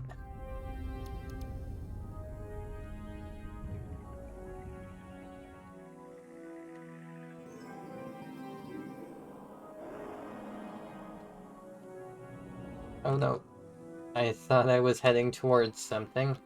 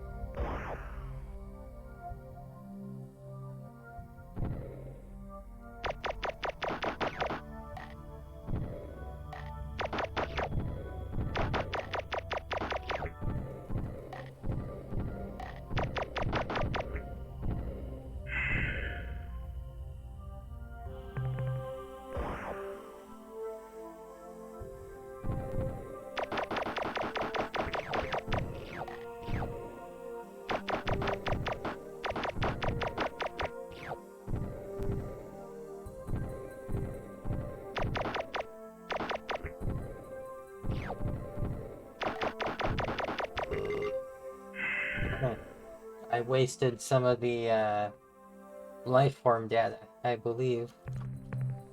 Oh well. Oh well, it's not much.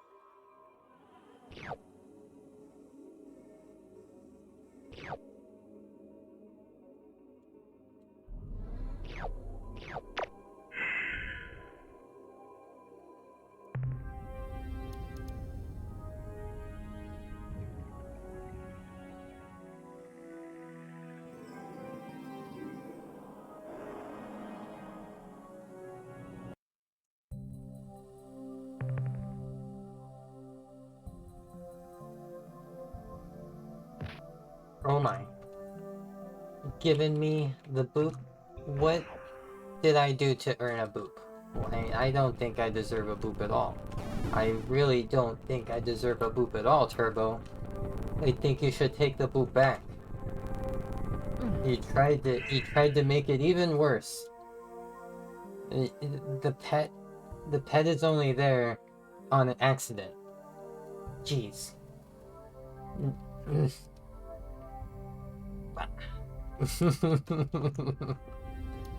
Gosh heckies. Gosh heckies. What I need to do... Animals only know how to pet. What I need to do is set up some kind of way to, like, trigger the angry expression once the second stage of the boop starts happening.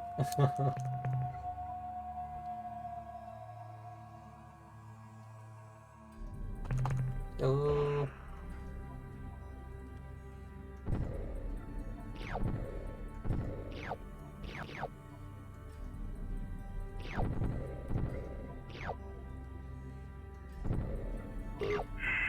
Because I can never maintain the angry face needed for the expression. I'm always having too good a heckin' time.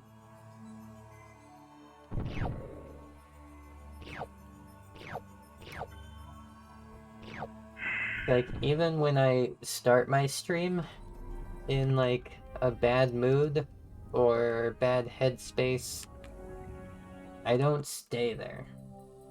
Stream always makes me feel better. And it's usually because of chat. But I really do enjoy just streaming itself. Like, it's relaxing. It helps that I'm a variety streamer that plays a bunch of games, so there's a lot of things for me to relax while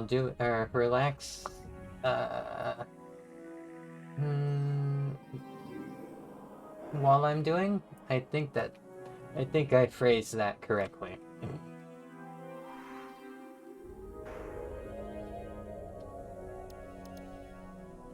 I finally finished with this solar system.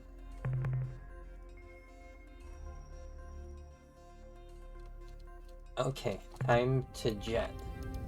I'm gonna try to talk to the Thradash before heading out of here.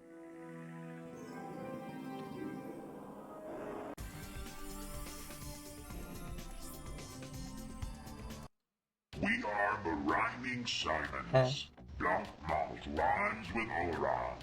Space is the place. The stars in their courses cannot catch the horses. This is hard. We of Gorgia 20 are glad to meet you here in space. A wise teacher from Earth. I love when they try to rhyme. Have there been any developments here that I, your great teacher, should be aware of? Should know of? This doesn't really count as news, teacher, but war is truly magnificent, isn't it? The gut-wrenching sight of molten warships, the boiling blood of depressurized soldiers. I just love it, don't you? Oh yeah, oh yeah. So how is the new culture developing? Ah, if it were not for our certainty of your wisdom, great teacher from Earth, we would not have remained a contemplative culture for more than a single day. As it is, we have contemplated our strategies, tactics, our weapons, the stars, the planets, even our navels, which word for a dash is very uncomfortable and requires at least 2 mirrors. We eagerly await your return, great teacher.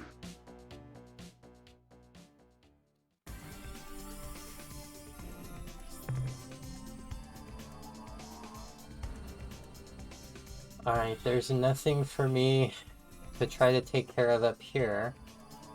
I think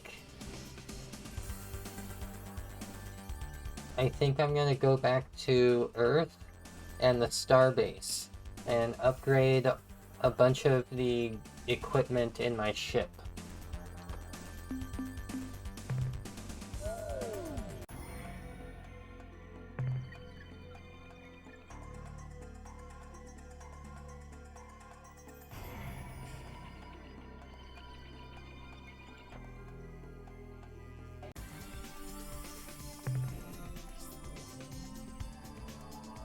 There we go.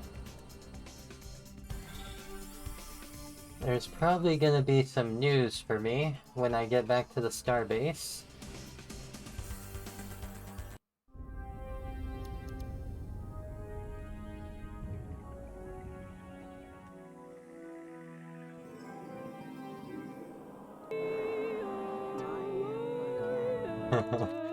Hello. Hello. Greetings, Captain. I'm ready to assist you. Whoa, no news? Okay.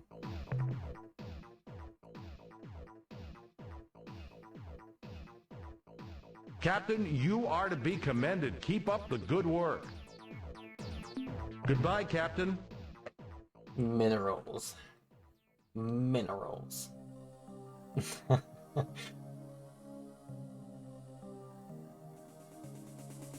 I keep trying to wink. Let me do the wink. There we go. Minerals. Jesus Christ, Marie, they're minerals.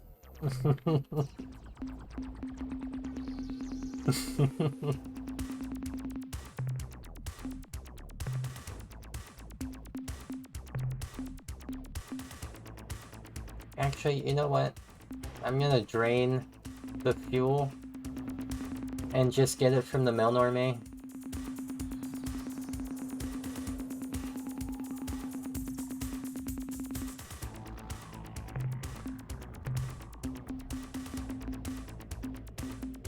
Okay,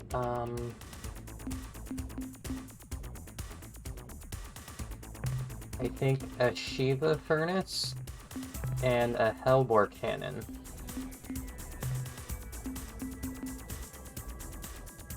Maybe one more dynamo. And then a bunch of landers.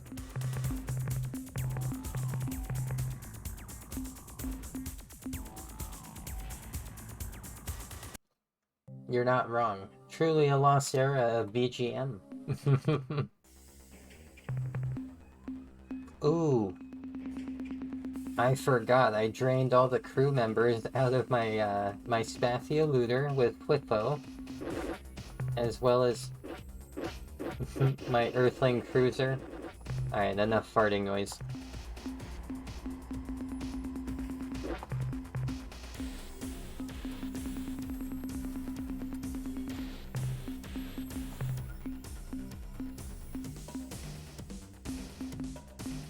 I kinda want to show Fixie Scout, and I do need one.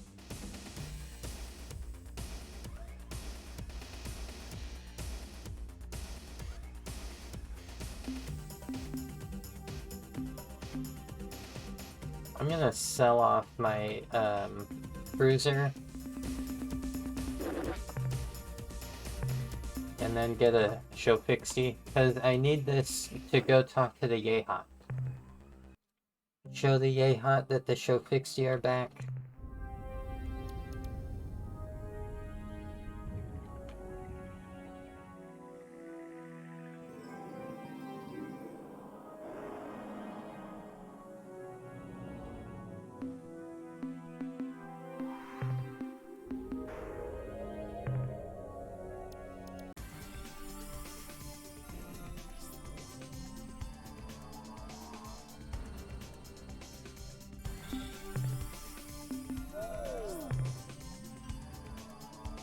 Okay, I'm gonna grab something from the fridge real quick, and I'll be right back.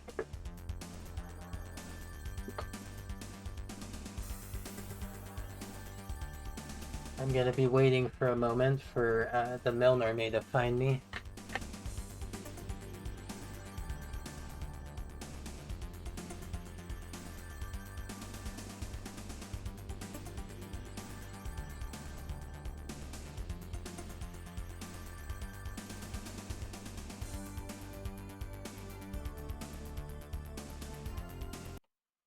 Welcome back, Captain. You are our favorite customer. Now, what can we do for you today? Stop being such a heckin' creeper. Let's start with that. But also, I have some items I would like to sell. What would you like to sell, Captain? Oh, alien life form data. The 220 units of biological data we downloaded from your ship earn you 440 credits. What would you like to sell, Captain? Rainbow World locations, thank you. Your ship's log indicates that you discovered the whereabouts of one of the Rainbow Worlds, which so fascinate us. In exchange, we will give you 500 credits. Cheap. Cheap. Okay. Make some purchases. I need fuel. What trade items would you like to buy today?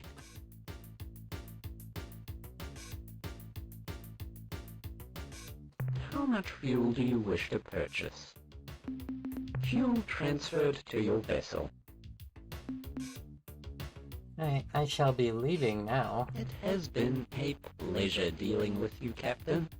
We look forward to your next visit.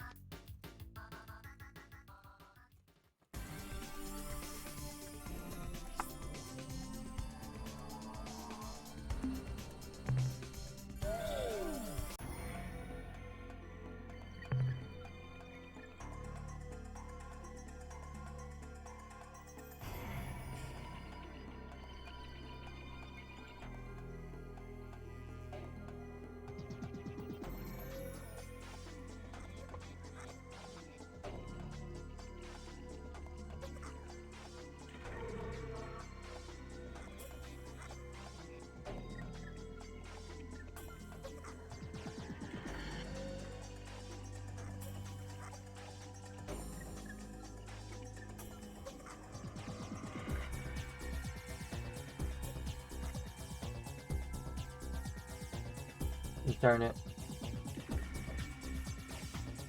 Of course, the images on the website I'm trying to look up aren't working.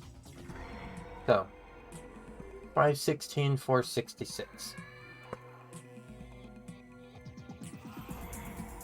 516, 466.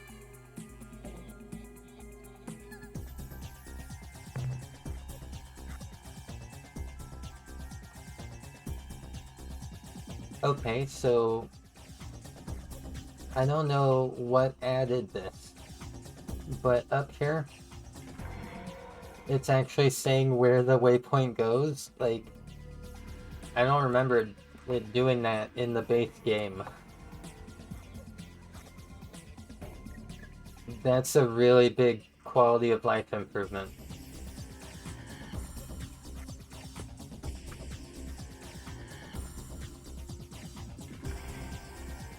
Because before, you either looked it up or you wrote it down yourself. The game didn't tell you.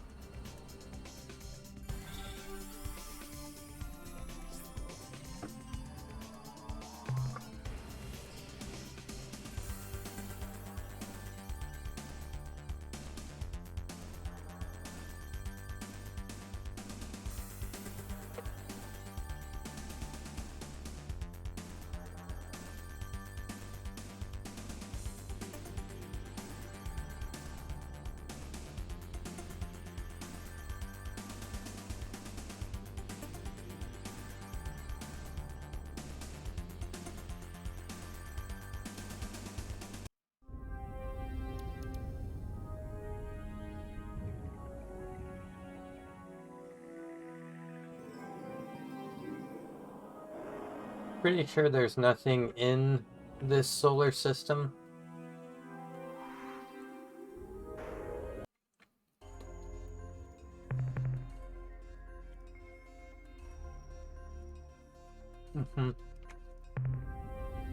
The reason I always come here is it's right on the border of yay hot space. And so, it makes it a really safe spot to start initiating the yay hot civil war.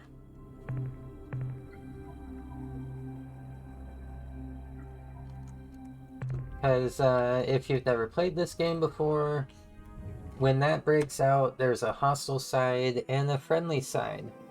The friendly side ends up controlling the space right outside of this system. I can sit like right over here. The royalists will not come out this far. At least they're not supposed to. So if I want to come over here and chat with my friendlies, it's a good spot. And the reason you would want to come chat with them when they're friendly is they give you these ships, which are really good. And they also sell for a lot. You can sell them for a lot. What am I seeing on my view screen? It's none other than the flattened old face of our friends the human. But, old ally, are you not knowing that we, the Yehat, are allied with the Urquan now? And your presence outside the slave shield and in an armed starship are clear violations of your oath of fealty. Whatever shall we do? It just isn't the right thing to kill you, human, but as a loyal member of my clan, I must obey the wishes of our queen. I love their accent. I love the voice of the Yehat in this game. Ugh.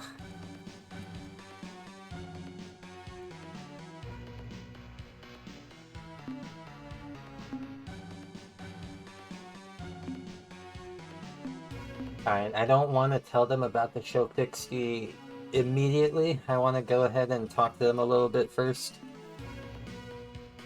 So, we should be allies, friends. Explain why this cannot be. Your words are flying in the face of the facts, human. We are no longer being your allies. But unlike the nobles of our homeworld, we of the Starship clans are bereaved at this course of events. The Queen's decision to be joining the hierarchy pains us. At least help us with materials for our struggle. We cannot. To be doing so would be a direct violation of our Royal Queen's commands.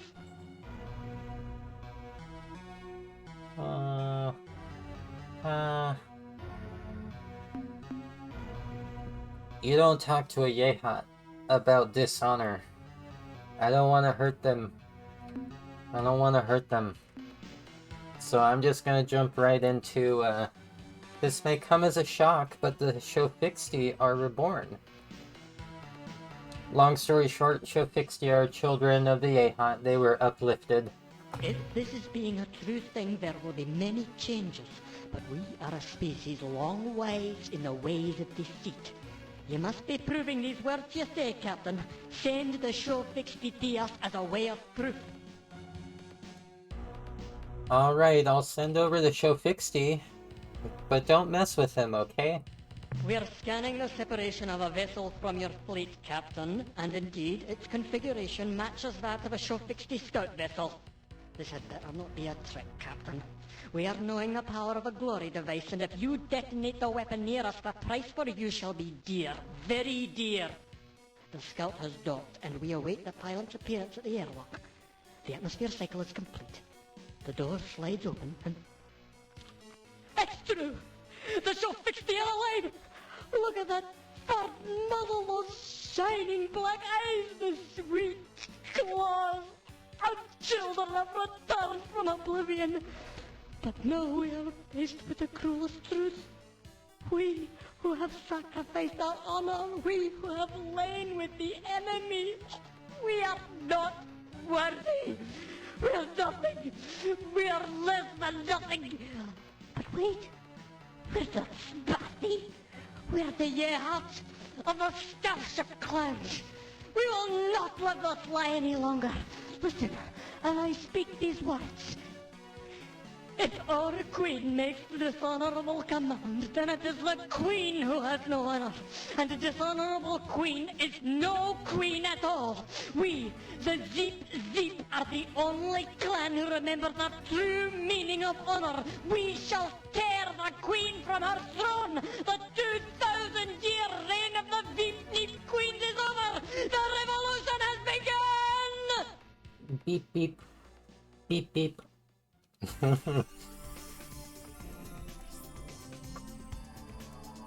Alright, I don't want to talk to any royalists right now, so... Hey. There we go. Okay. I should be able to hang out right here and talk to a friendly.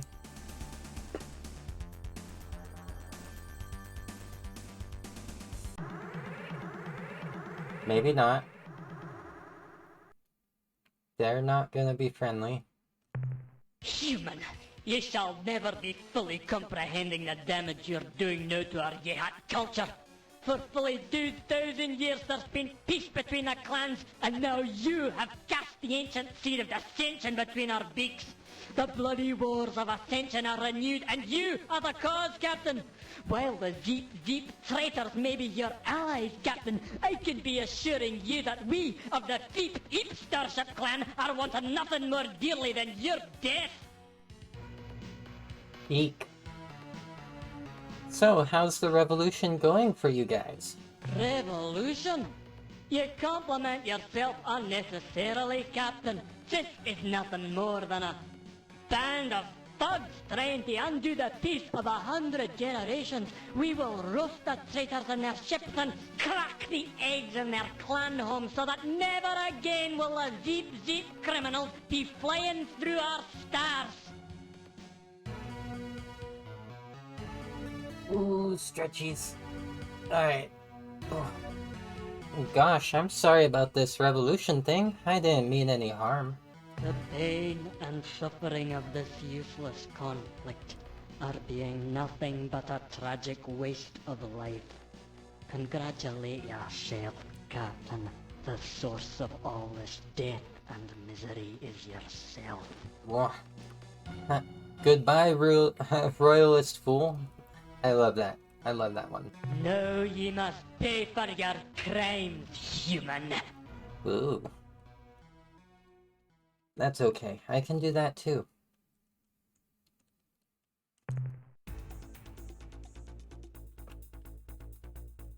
This is why I got the big guns.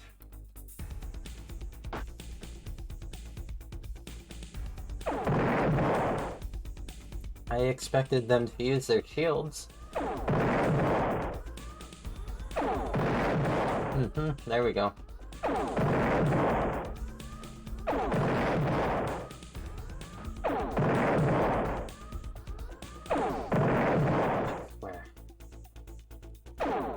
I swear. This was a mistake.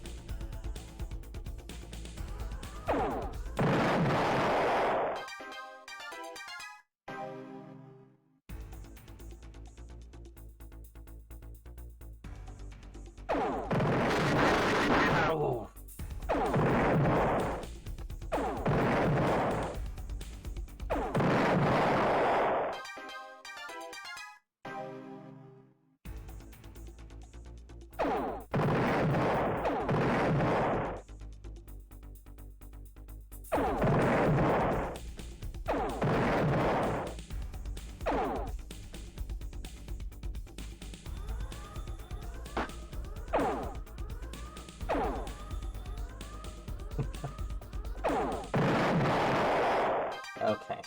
Okay.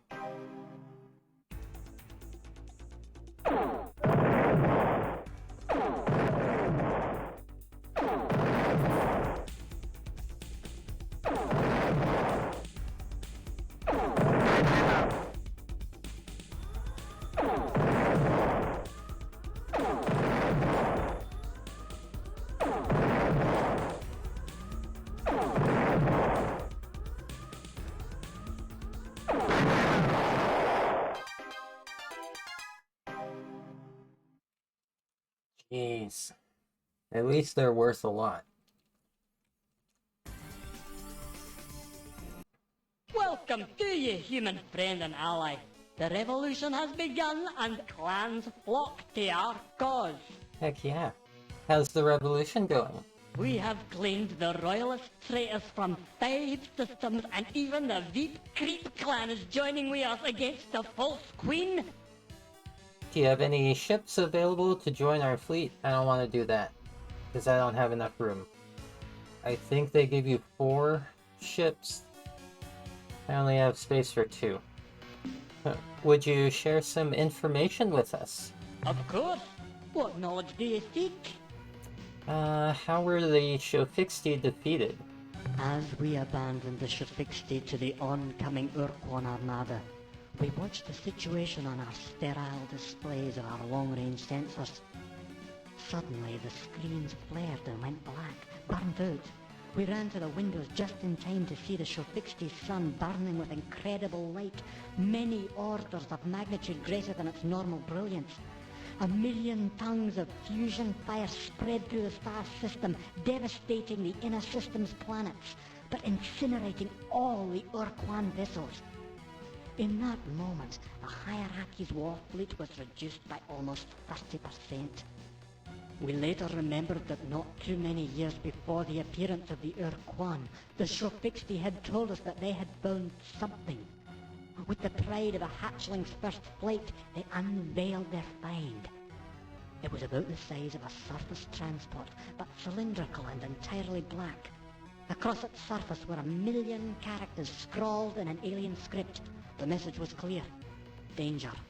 Do not touch. We trusted the Shofixti to respect the warning and left the device in their possession. At the end, when the Urquan were approaching their planet, the Shofixti must have realized that they could not win, but at least they could ensure that both sides would lose. They detonated the device in the outer layer of their sun. The sudden removal of a section of the sun's surface layers allowed the pressurized plasma from the interior to burst out like a miniature supernova.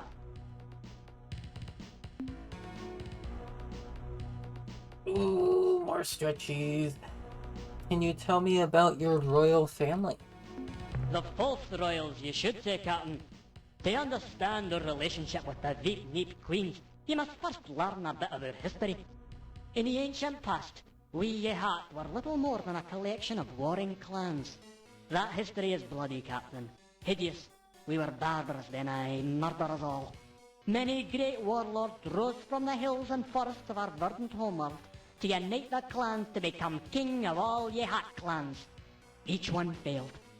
It was no male who finally won the great prize, the high perch of Ker Zeep Reap. No, Captain, it was a female. A wise and powerful queen, the first of the Veep Neep dynasty. In exchange for the clan's fealty, she gave a simple, compelling promise.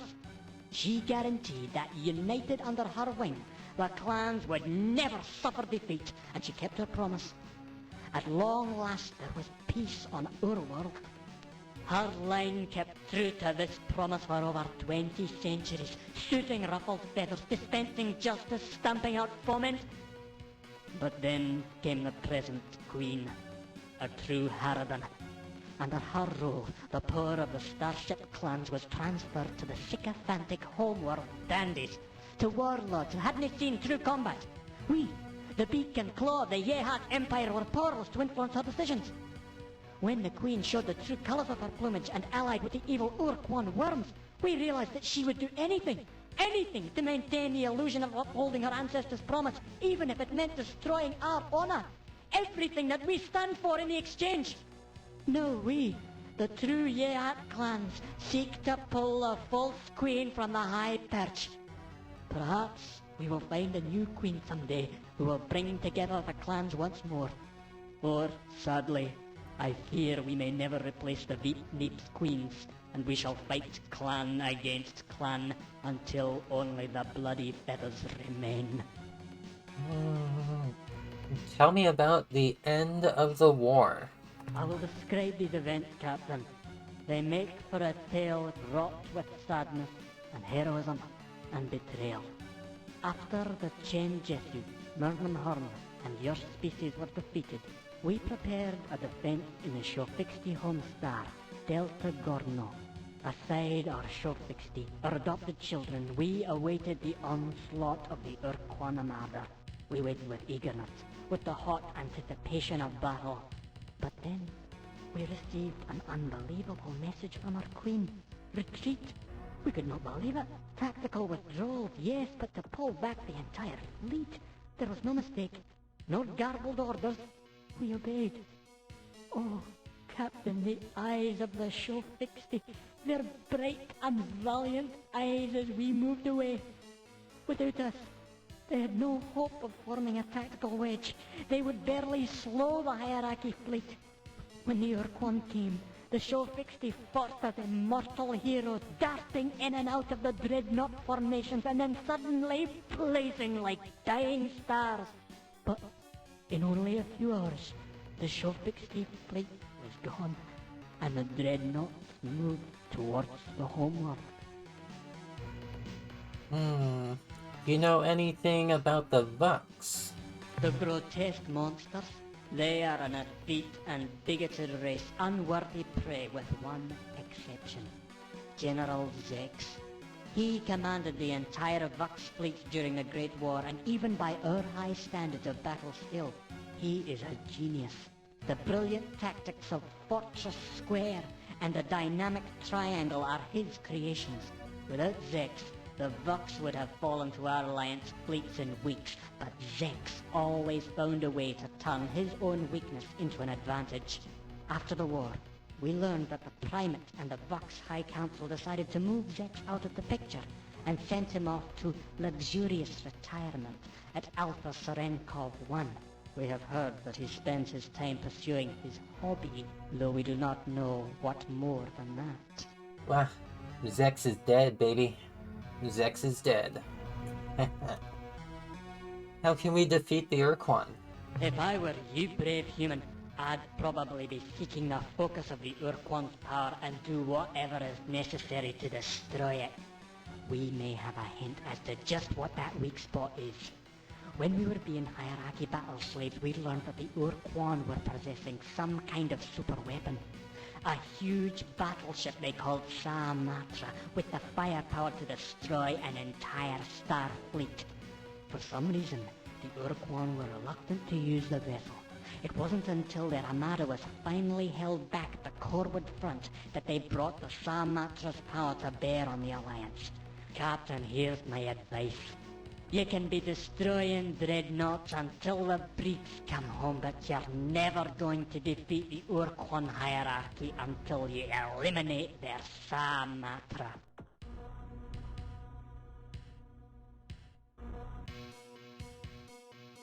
Okay. Gonna make a little change here to one of my audio filters. It's for the audio ducking. I finally went and noticed just how much my microphone is picking up my headphones. So hopefully the ducking kicks in a little bit less often on accident now. We'll see. So that's sufficient information for now. If you need to know anything more, just ask. Do you have any... No ships. Goodbye, brave rebels. Rebels. Viva la revolution. Goodbye, human comrade. Fight well. Oh yeah, you know it.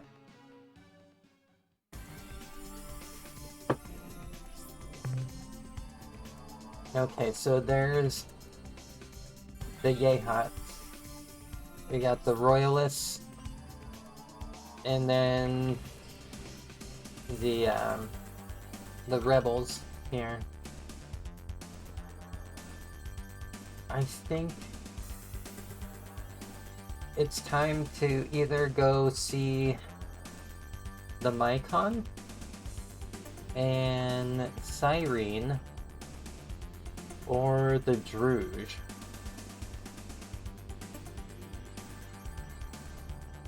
The Druge have at least one or two things that I need to get from them. But to get those, I can use the egg case fragments from when I run into the Mycon here. So I'm gonna do that. Let me double check. The particular solar systems that might be worthwhile in this area.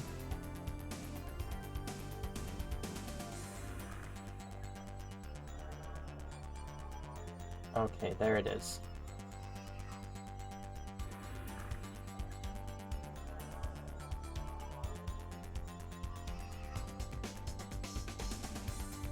There they are. Okay. So 600 263. Beta Copernicus. That is my first destination in Mycon space. Wish me luck, because it's actually kind of easy to accidentally get clobbered by a Mycon pod ship.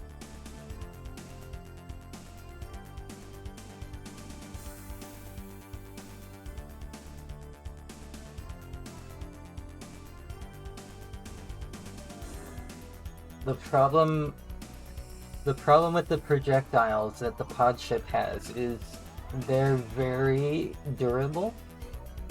So even like a head-on blast from my Hellbore cannon isn't gonna protect me.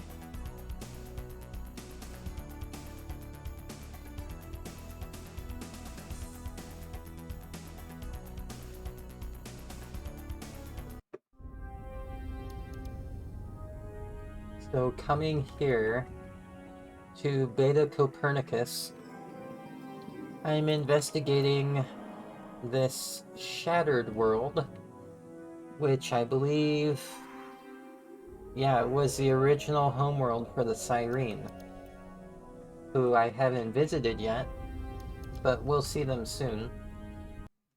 We'll see them soon. Let's look at the old homeworld, which used to be like Earth.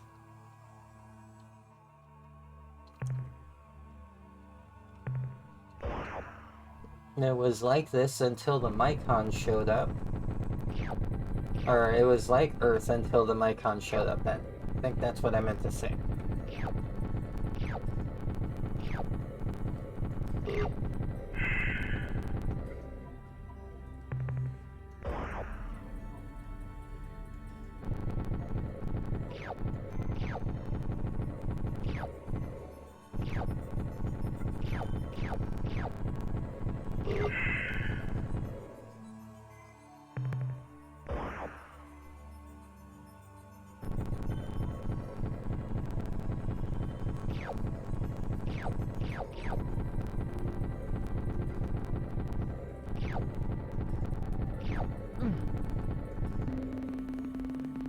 Alright, report from surface. Near an unusual volcanic fumarole, we have found a fragment of some kind of biological encasement or shell, which is made of an incredibly tough, heat-resistant mat of fungal fibers. We can find no sign of any life form which may have hatched from this egg shell, but we will bring it back to the flagship for further study. End of report.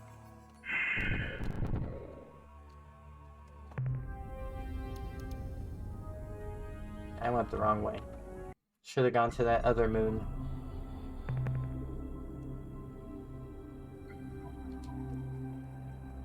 Alright, nothing worthwhile there.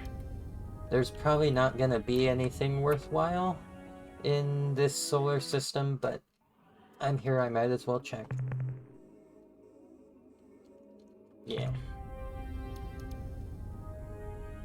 So I figure if the Cyrene haven't gotten to it, the Mycon probably did. Is that a treasure world?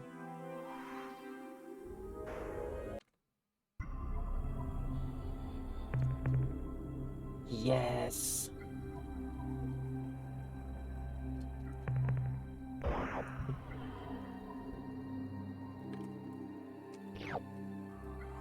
Eh.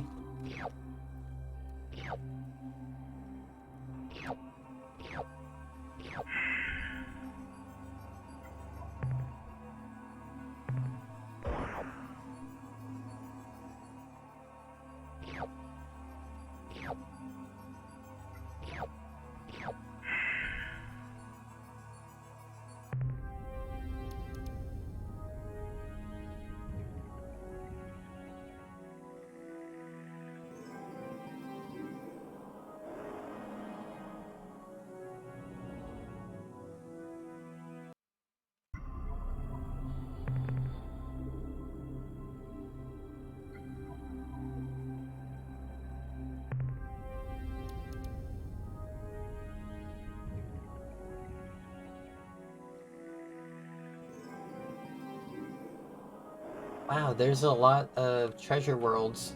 At least 2 in this system. 2's a lot for me.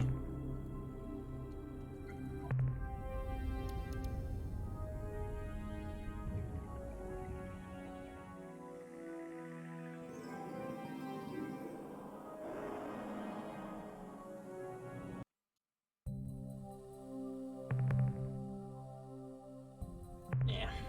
Chlorine world, no thank you.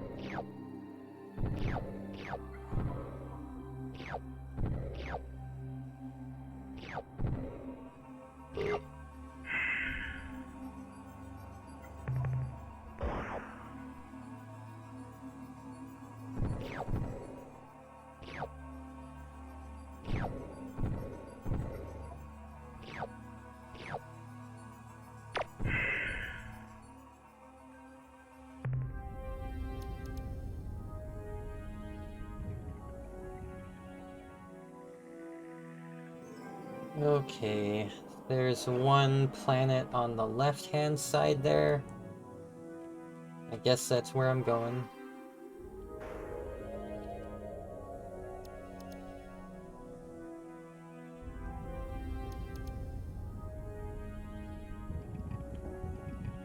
I doubt it has anything good. Let's see.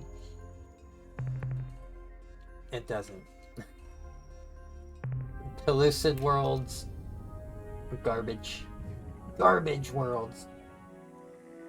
Just a giant landfill.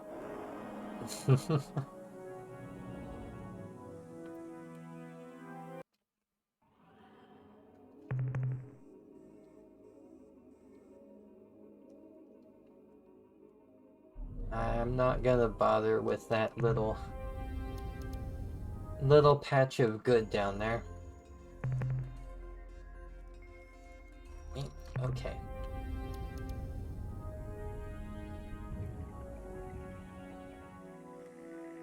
Last planet.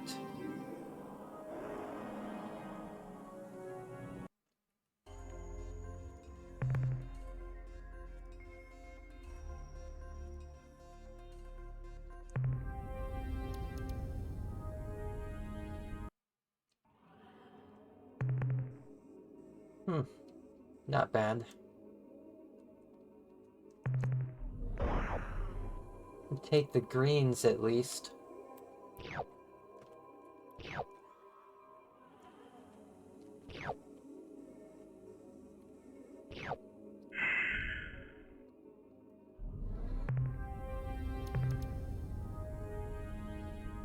Okay,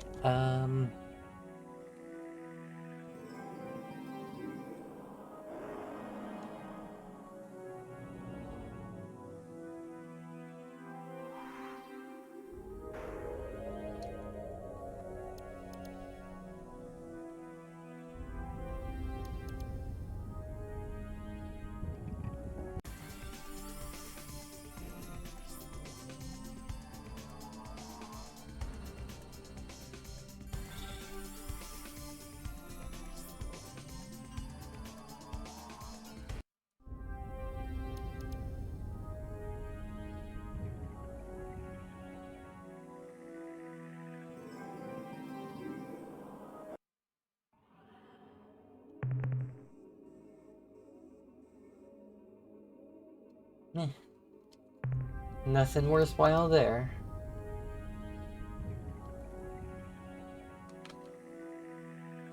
This place has another shattered world that I need to visit.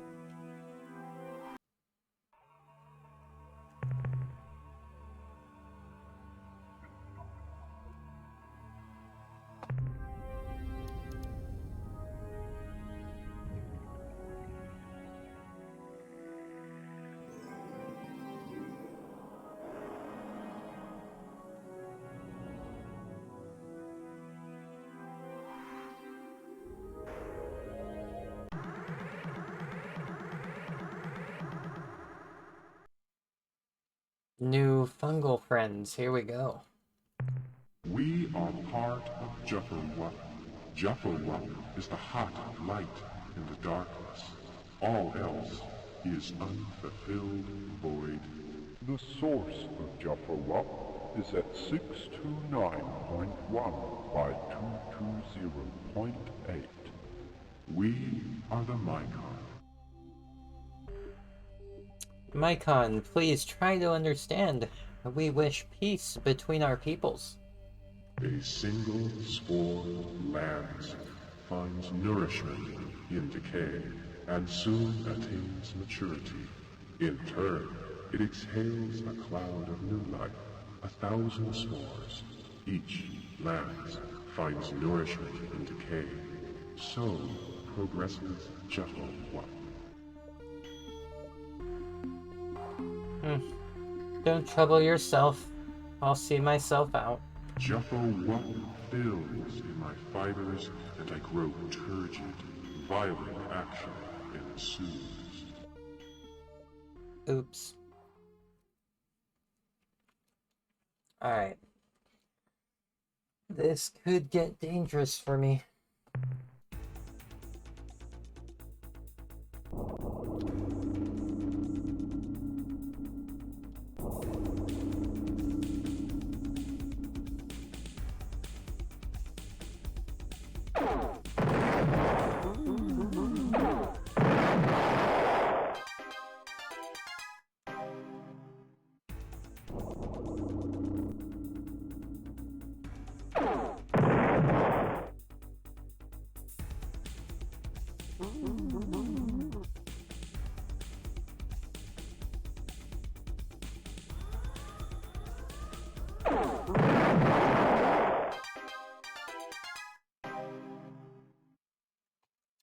Nice.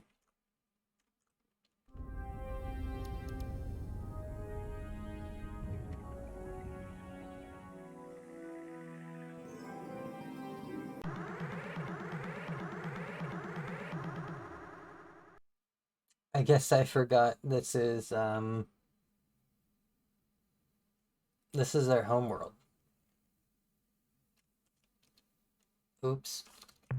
Jaffa-Wap is all, omni-existent, spreading and changing the non into Jaffa-Wap. You are non, who must become Jaffa-Wap or void. We are the agents of Jaffa-Wap. We are the Mycon. What can you tell me about your species? Our bodies seethe with the passion of our genes. 1,000 of your species do not possess the richness in one of my cells. Let's be friends. I fill with my parents, parents, parents, parents, parents. I am they, and they are us, then and now. You impede the flow of Jaffa-Wap through the universe. We will now remove this clog. We will now aid Jaffa-Wap by eliminating you. Oop.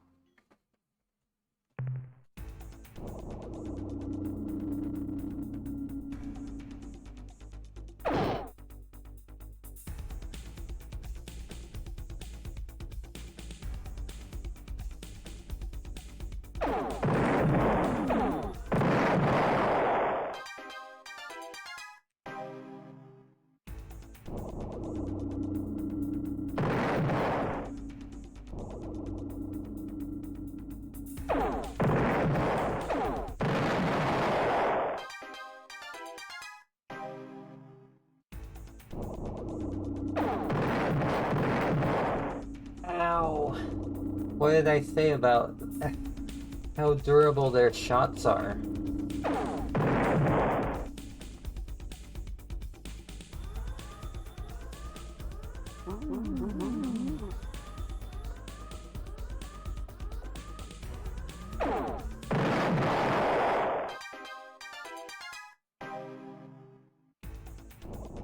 Oh yeah, this is their homeworld. They're not gonna run out of ships.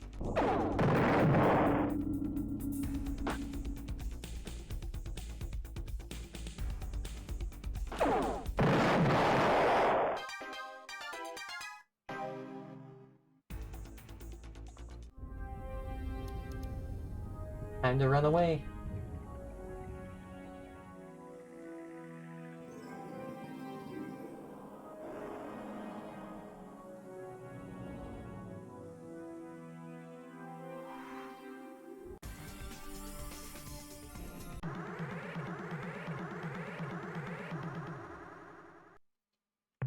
We are the Mycon. Obviously. Mycon, please try to understand. The deep children are a part of Juppelwup, home builders, the dwellers in the Mohoroviches.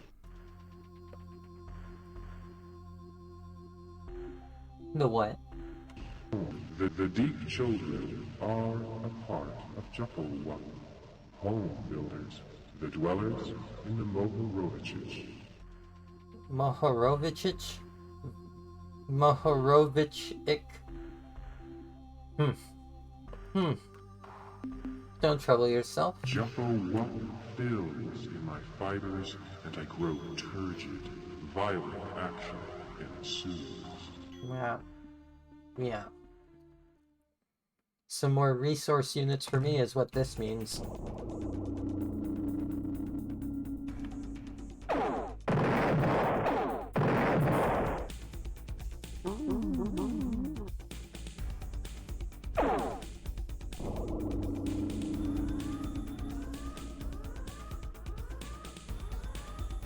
Get back here, Blort.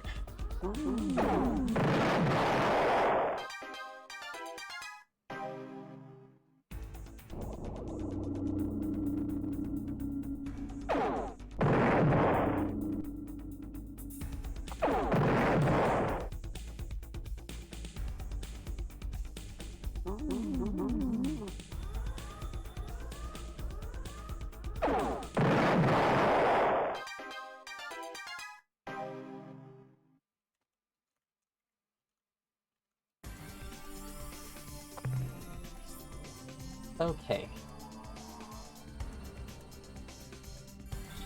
So now I'm headed to Gamma Brahe.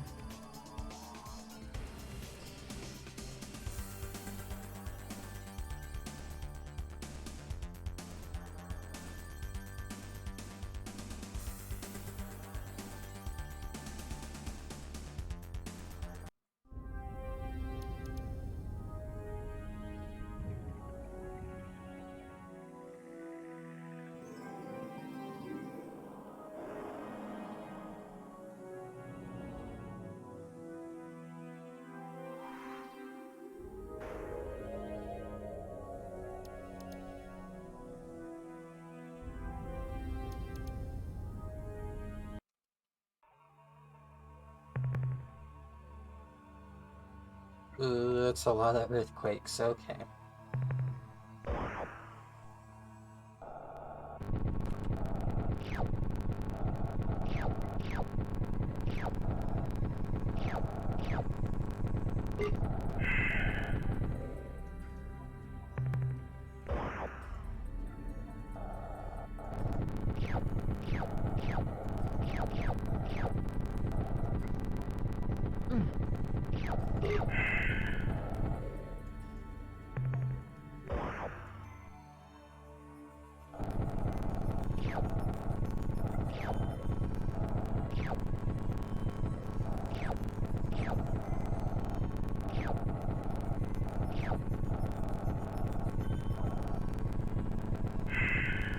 Oops.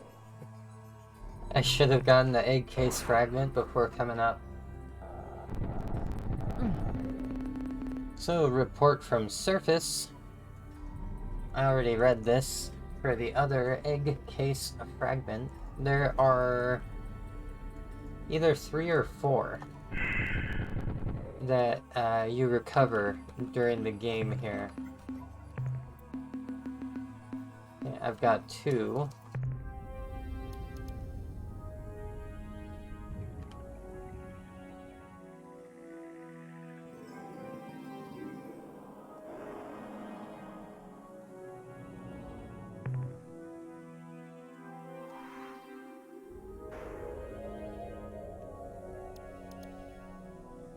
Okay, so Beta Brahe now?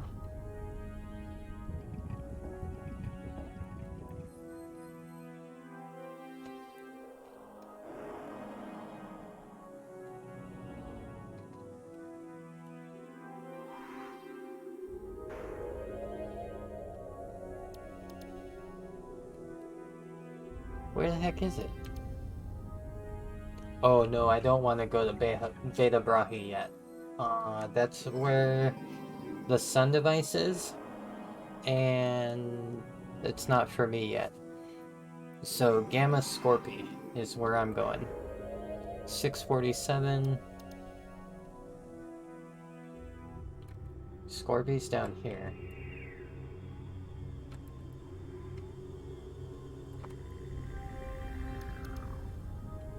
Ah, there it is. Oop.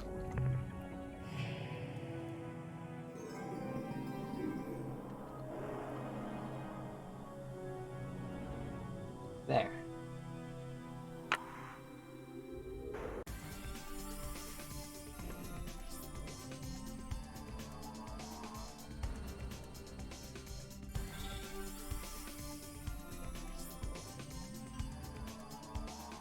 So once I'm done here, I'm gonna head over to the Siren. Let them know about how much they need to kick the Mycon's butt.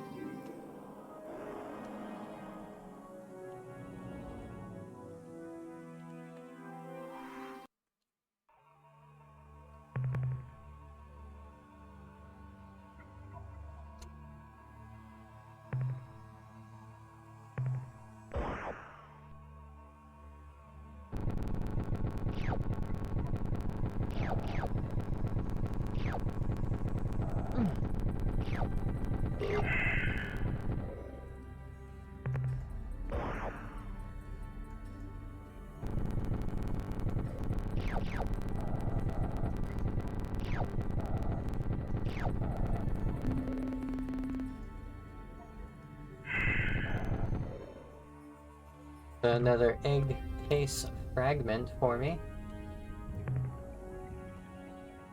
And I don't think there's any Mycon in this solar system.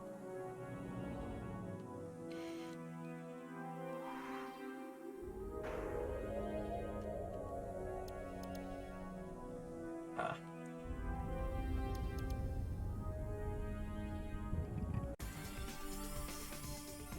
Okay. Now I need to go to the Siren. Where... Okay. So the game will tell you where these little waypoints take you, but it'll only tell you once you've taken the waypoint once already. I still think that's different from, like, the base game. I think it's a QOL improvement.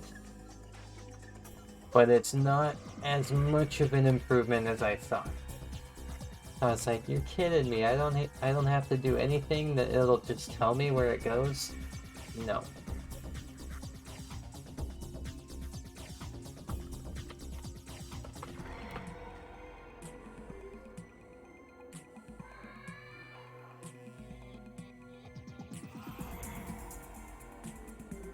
Okay, so I think I know where I need to go.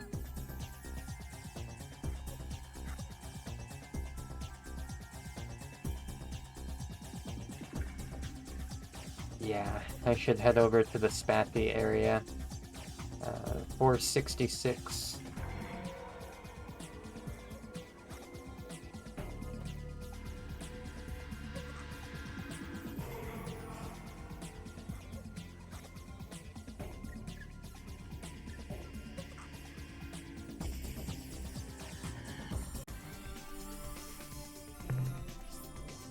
Ooh.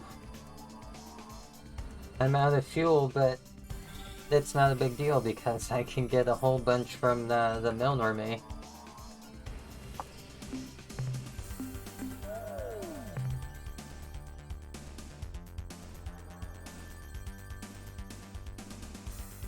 Also, dang, I've almost been live for 5.5 hours now.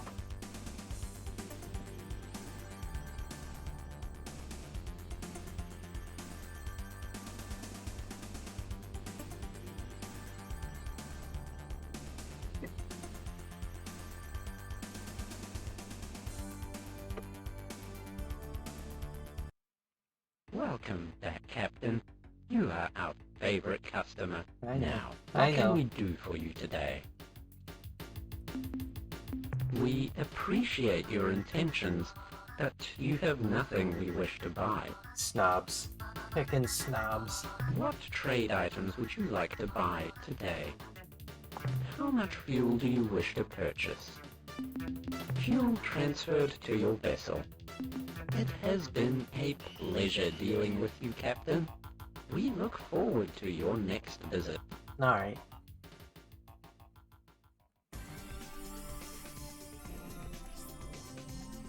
So here we go.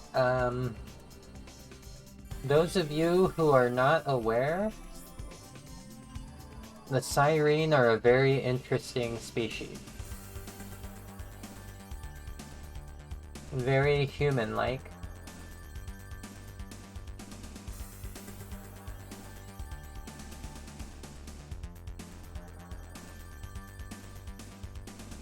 Here we go. Let the good times roll. Several hours later.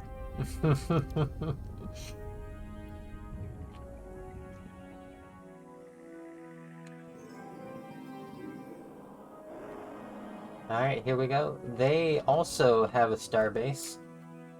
Their planet is also encased in a slave shield, just like Earth. Wait, I can't even use my... I can't use my Umga caster? Yeah. Okay. Enough farting. Attention unidentified space vessel. Be warned. This slave world and its inhabitants belong to the Urquan. I am Starbase Commander Talana of the slave planet Gaia. Your ship is not responding to standard hierarchy identification sequences. You are therefore classed as independent and... What? Is my monitor display correct? Is that a human commanding that vessel? Who are you guys? We're the ethics police. Justify that costume immediately.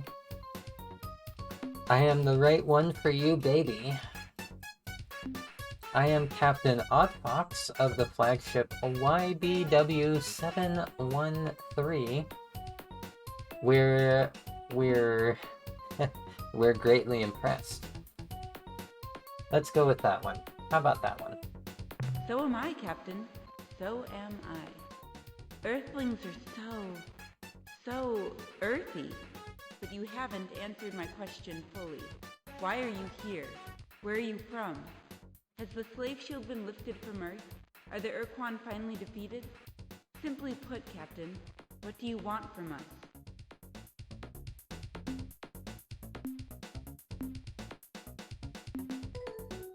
I swear. Like, there's so many creeper responses when you're talking to the Sirene in this game. What I need right now is a touch-o-vision. Hey baby, what I need is you. To be honest, we need your help to destroy the Urquan.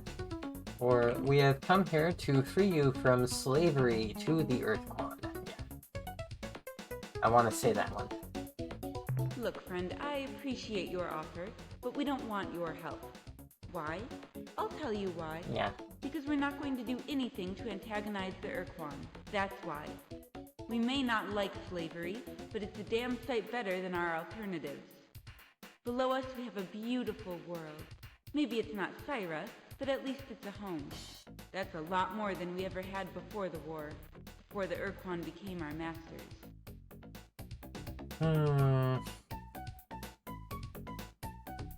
Gotta finesse this a little bit. So, Commander Talana, what are you doing here? When the Urquan conquered us, over 20 years ago, I was only a young girl living in Habitat 31. My older sister, Diani, was a starship officer in the Space Patrol. She was part of the final defense at Raynet. She didn't make it back. When the Urquan caught us in open space, we all thought we were going to die. But then, instead of killing us, the Urquan offered us a choice. We could join the ranks of their combat thralls, or we could be slave shielded on our homeworld. Like the people of Earth, we chose peace. We became Follow's slaves. When the Urquan told us to return to our homeworld, we explained that we had none.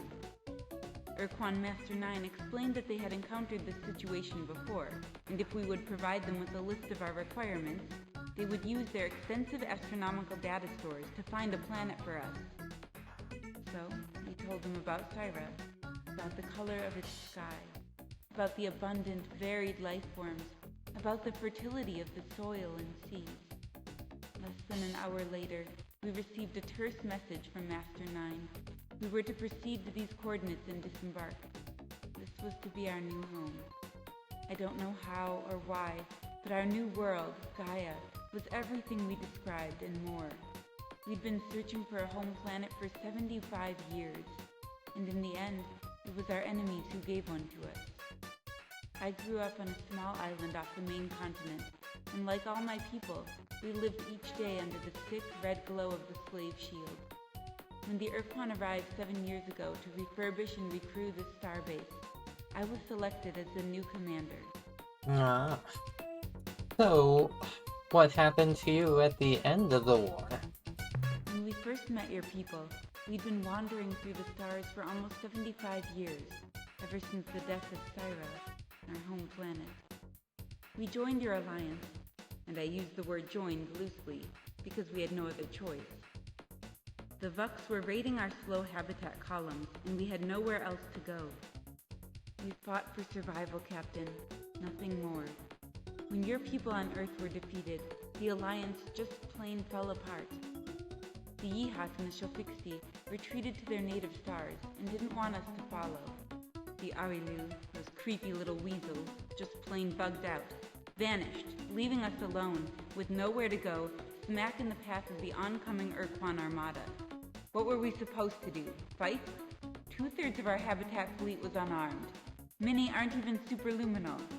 We were going to be annihilated if we resisted, and we knew it. When the Urquan surrounded us and started giving orders that all ended with, or die, we took them at face value. We obeyed.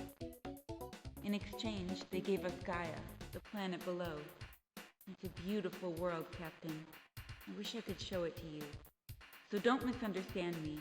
We love our freedom as much as anybody else, but we've got a good life here, and we don't want to lose it.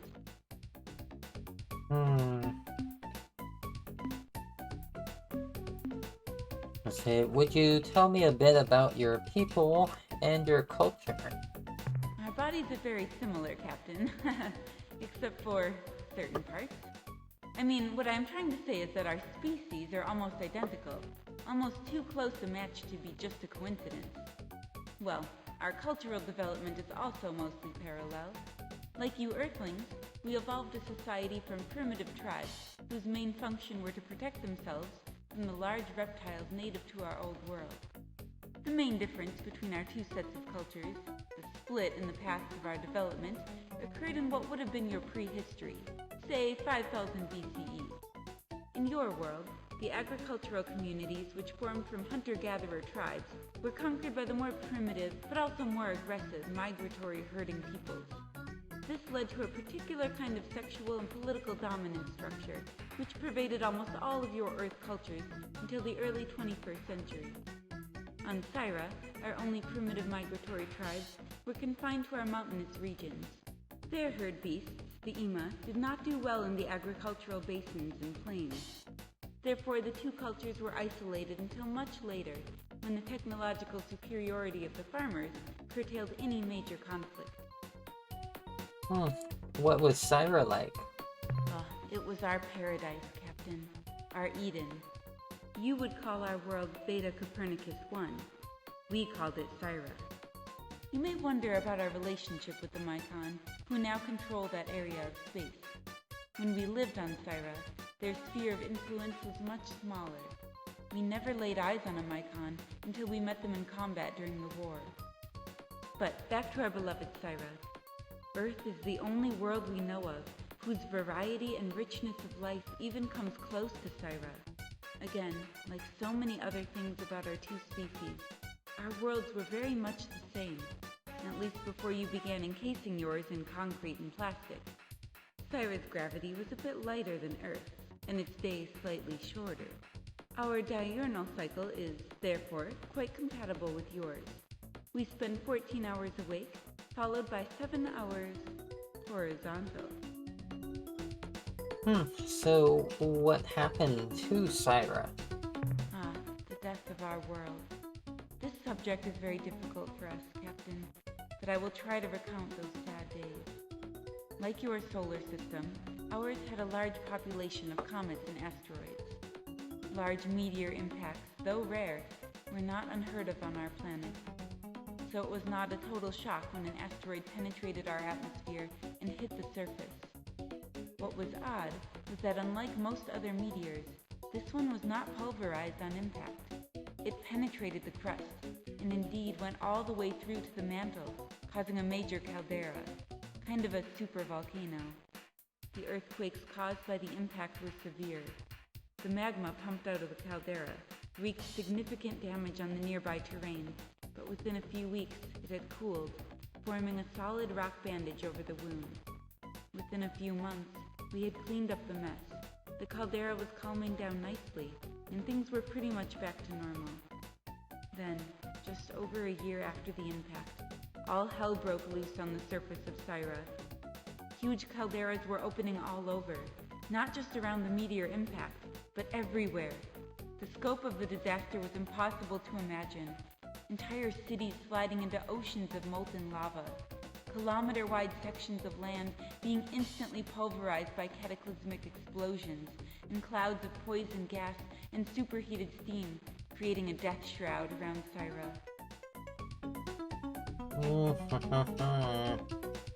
I might have some information about this. Alana, have you ever heard of the Deep Children? Yes, I think so. Aren't they part of the Mycon religion somehow?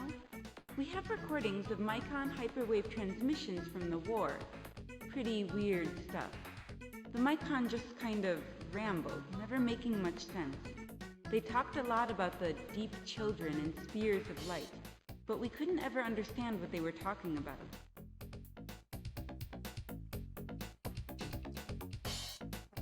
Pretty sure this isn't gonna mess with anything.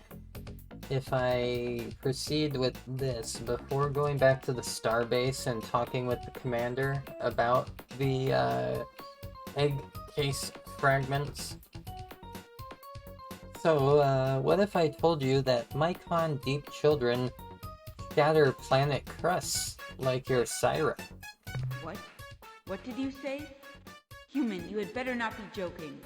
Syra is not a subject for Earth humor. Now what do you mean? Shatter planet crusts? How? That is what happened to Syra, yes, but we presumed it was a natural cataclysm, a meteor. Do you have proof that it was something else? These Deep Children? Alana, I have brought proof that the Mycon Deep Children destroyed your world Syra. Let me see this proof, Captain. Look at these fungal egg sacs. We found them near a crustal puncture on a shattered world. Great gods! These fragments! They're identical to the debris we found near the puncture on Syra. We never guessed that the fragments might be organic. To have survived the re-entry, nothing organic would remain. Unless it was genetically constructed for this purpose, and only the Mycons possess this capability. We will make further tests, genetic comparisons, compositional analysis. If what you have suggested is true, the Mycons will pay dearly for their crimes. Now leave us, Captain. We have work to do.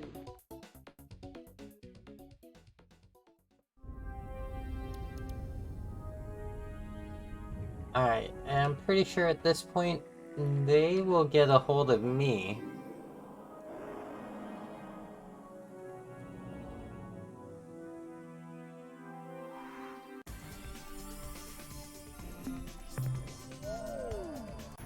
Okay, so now I'm gonna head over to Starbase.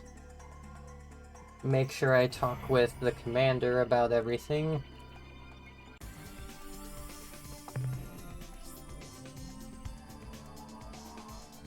And once I do that, I'm probably gonna head over to the Druge, who I haven't visited yet in this game. In this playthrough, that is.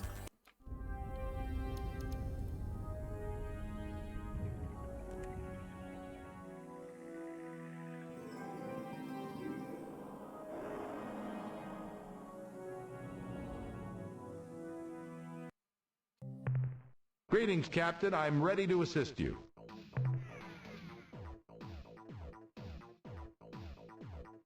More fuel for the fire, eh, Captain? That last load should keep it blazing. The analysis reads as follows. Subject Mycon egg case. Data? We really didn't know Mycon came from eggs, but our analysis of this sheath shows that it's been subjected to phenomenal temperatures and pressures. The most unusual aspect of the egg case is its size. We know Mycon's range in height from 0.5 to 3.5 meters, but our reconstruction of the whole egg case shows it to be over 25 meters high. Summary. If a Mycon came out of this, he's gotta be really big. That's the end of our scientist's report. Be careful out there, Captain.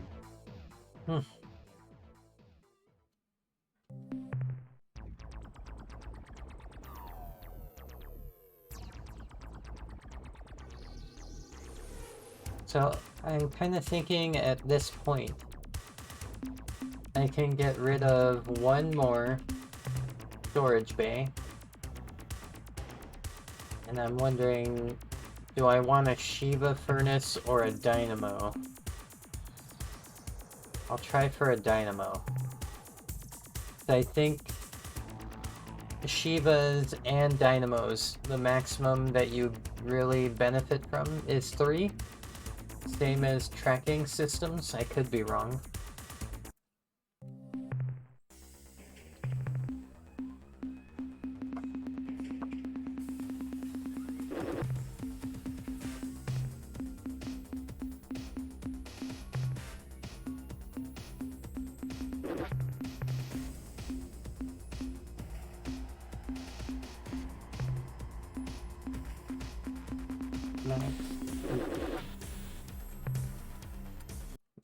Baby boy, you leave my protein bar alone.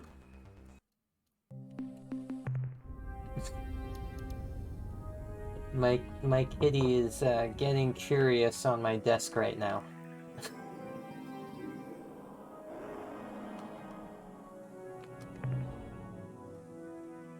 Alright, so I want to jump into my quasi portal.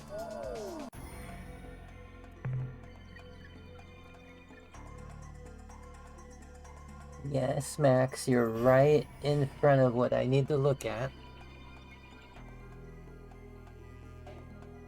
Okay, 488. Up here.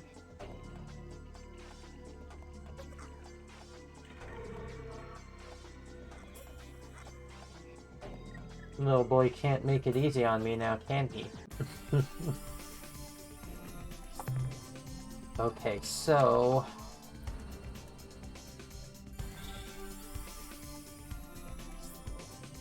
I'm gonna go to Arcturus, and then head back down here to the Gruge Sphere of Influence. I swear. This little boy, I love you, Max. I love you. He looks so sad and dejected that I took away something I didn't want him playing with.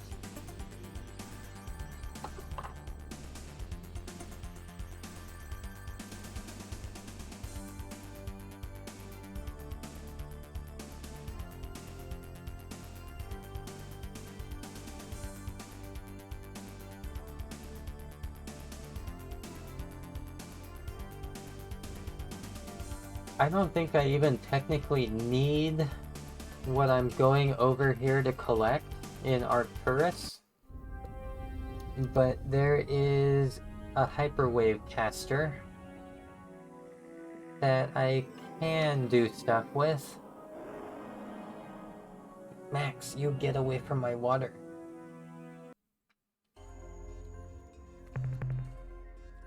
So...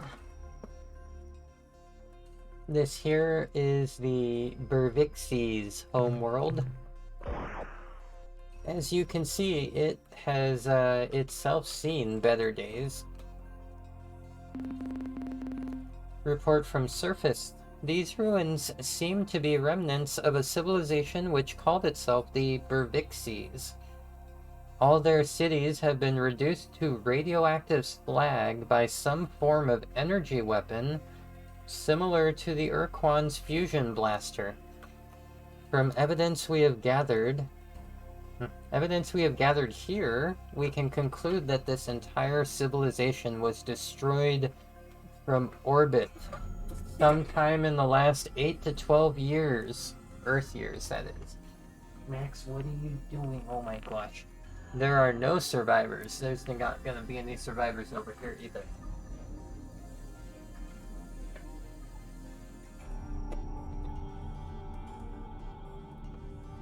Okay. Okay. Little butthead. Little butthead.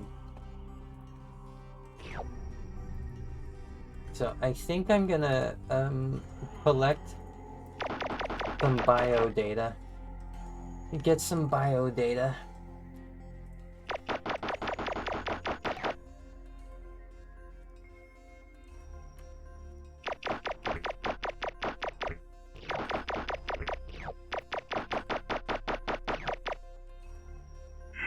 Okay. Good enough. I'm not gonna bother with the rest. I already have plenty. But on the moon here is that hyperwave caster I was talking about.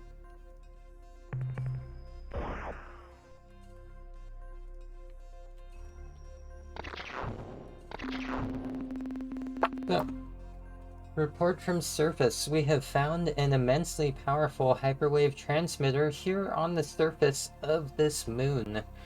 It is sending a strong hyperwave signal outward into the unexplored anti-spinward region of the galaxy. Since this equipment is extremely valuable, and we have found no sign of any intelligent life on this moon, we have decided to disassemble the transmitter and bring it back to the ship. End of report. Thank you, thank you. Okay, Pakunker on the move again. I'm gonna want to stop them. So, that item I picked up, it's this Bervix caster. Bervixies. It makes a fart noise.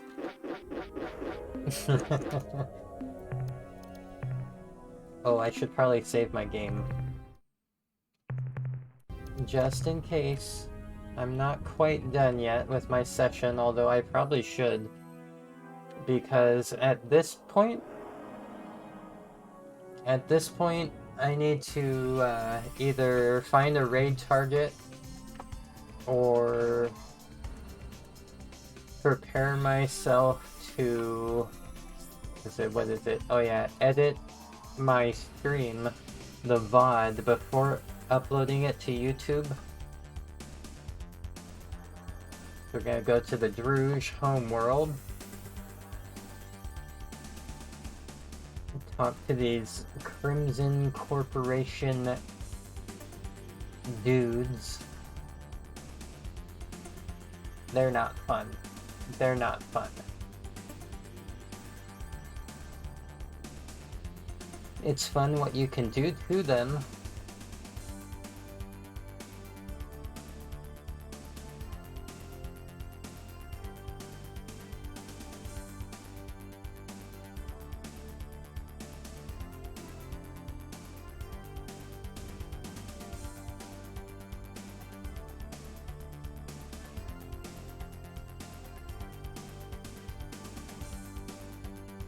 Yeah, I feel like I'm probably gonna at least go a little bit over the 6-hour mark. I don't know how much I really have in me at this point, because I kind of need something a little more substantial to eat than what I've been snacking on.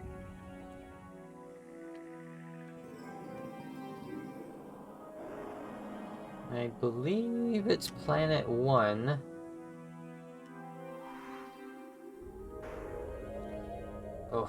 Too many of them. Too many of them.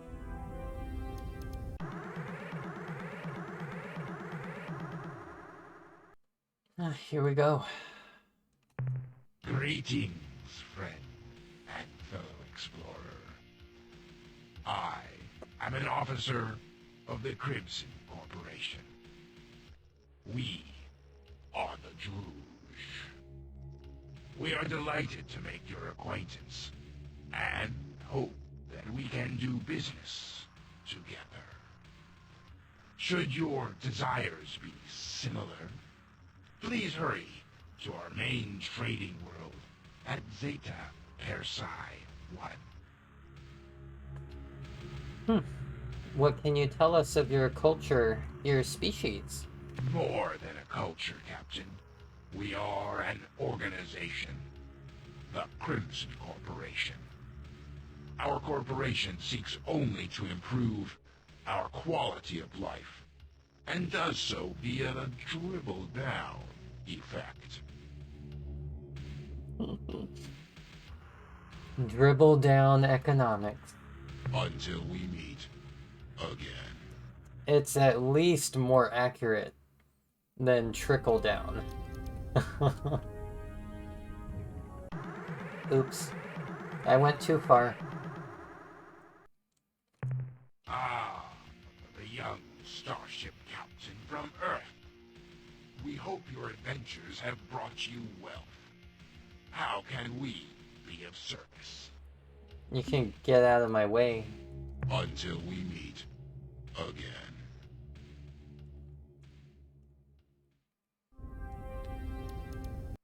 Attention, alien starship. You have arrived at the central trade world of the Crimson Corporation, home of the Druge.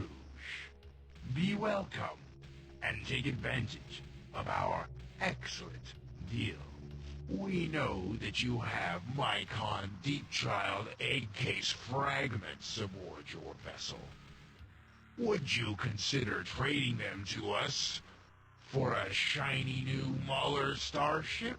Our sensors reveal that you have one of our more powerful hyperwave casters on board your ship. Have no fear, Captain. It was abandoned on the Bervixi move, and by our law, it belongs to you. However, we are fond of the device and wish to regain it through trade. Give us the caster, and we will give you all the fuel your ship can hold. We note you possess the Vortex Spawner. In exchange for the simple device, we will give you 3 Muller starships, and fill your fuel tanks at no extra charge. Wow, what a deal. What can you tell us about this trade world? This is the heart of our operation, the vital core of the Crimson Corporation. 1 million deals are made here each day, perhaps more. You would be wise to take advantage of all our services, Captain. You will not find better deals anywhere. I would like to make a purchase. Since this is your first time trading with us, Captain, allow me to explain our standard operating procedures. They're bad. We will sell you fuel, ancient artifacts, even our own Mauler starships. All that we ask in return is that you assign some of your crew to serving here at our trade world on a permanent basis.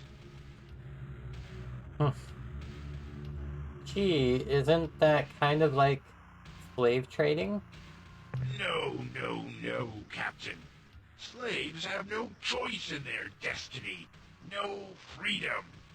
We would never accept the permanent assignment of one of your people unless we knew that they had granted you the rights to make such a deal. Well, what would my crew members do here? People as skilled as your flagship's crew, will receive immediate posts in our Starfleet. They will serve alongside our own true Starship personnel, sharing every duty. Y'all don't know this yet, probably, but that duty includes feeding the furnace. The Druge, they're Mauler starships.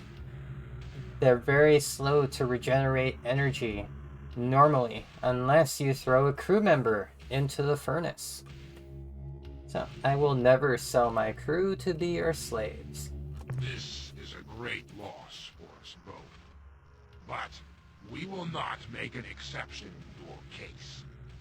However, please try to be receptive to what I am about to say. We have taken the liberty of entering your ship's computer system to investigate the agreement signed by the Earthling volunteers who serve aboard your vessel. As we expected, we found that they have promised to obey you, Captain. Under every circumstance, no exceptions. You are fully within your rights to deal with us in our required manner. Should you change your mind, we will always be ready to work with you, Captain. Alright, so I think I do want to try to sell an item or two. We are prepared to make a deal.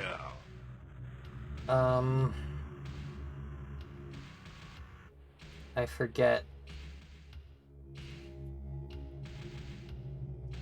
I think it's one of the egg case fragments that I want to sell. Let me double check here. I'm pretty sure when I select one of these, it'll go and do it. There's no, like, confirmation. So, I'm gonna double check one thing. Because all I want is the rosy sphere.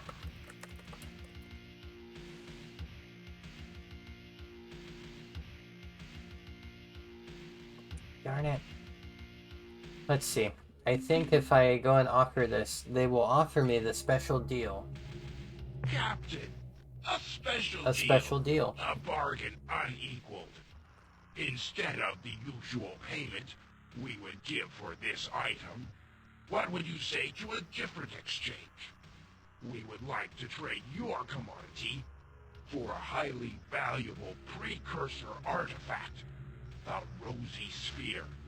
Its origins are filled with wonder, and its powers are uncontestable, though subtle. What is your response? What is your response? I might have to sound clip that for my stream. I accept, but tell me more. Its genesis is lost in antiquity, along with the race who created it, the marvelous precursors. Note how the device glows, how it throbs, pulsing slowly, bright, then dark, like the heart of a slumbering god. Captain, this artifact has been in our possession for eons. Vast brutal wars have been fought over its possession. The offer we make to you here today is quite unique. Do not make a hasty choice. My gosh. Okay, I accept this unusual offer. You are indeed a wise young human. The Rosy Sphere is yours. Alright. I'm pretty much done here now. The Druge can go fuck themselves. Very well. Return soon, Captain. Your patronage is appreciated. I don't usually drop F-bombs like that, but for the Druge, I will make an exception.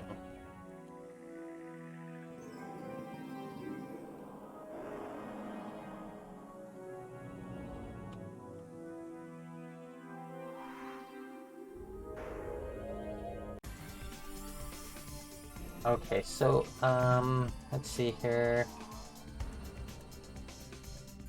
Before I wrap up my stream, if I am gonna do that anytime soon, I should stop the Pakunk so that I don't forget to do that next stream, but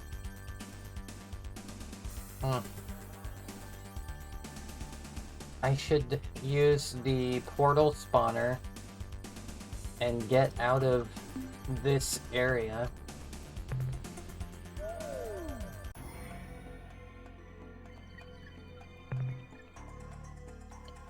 Go somewhere a little bit less Druge filled.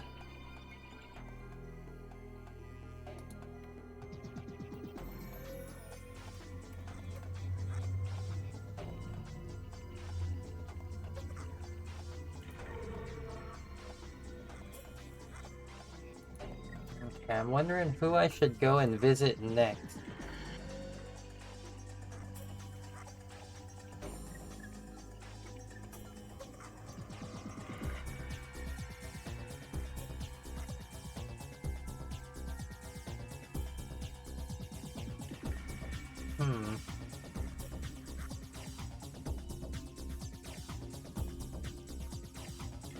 I really doubt that anything's already waiting for me back at the starbase. So that means maybe I should go talk to the Supok. I don't think I've spoken with them yet. But before I do that, I kind of have a death wish. So I'm gonna go talk to the Zokfot Tech.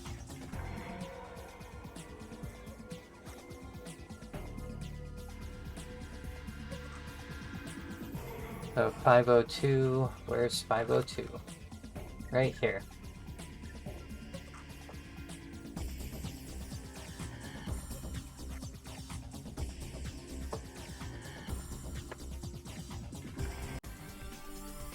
Yeah, I mean, honestly, while it's fresh in my mind, I will go ahead and make mention editing a video locally on my computer and then uploading it to YouTube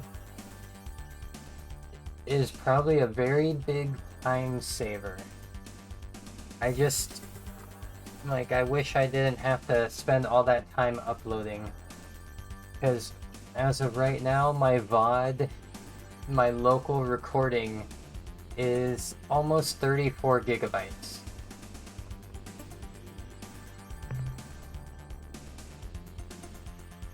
Meanwhile, the amount of data that I've streamed is roughly half of that. It's 16 gigs. Welcome back, Captain. You are our favorite customer. Now, what can we do for you today? The plus side, though, is if I start doing it this way on YouTube, my VODs are gonna look really nice on YouTube. And they're gonna look like garbage on Twitch compared to how they look on YouTube. What trade items would you like to buy today? And get some more fuel. How much fuel do you wish to purchase? Fuel transferred to your vessel.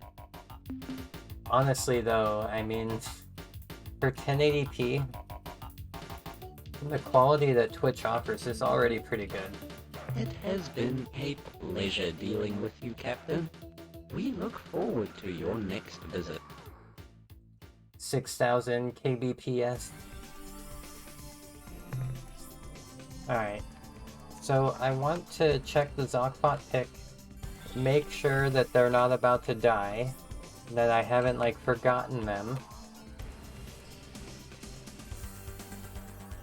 Where is Alpha Tukane? Is it the green one? Yeah.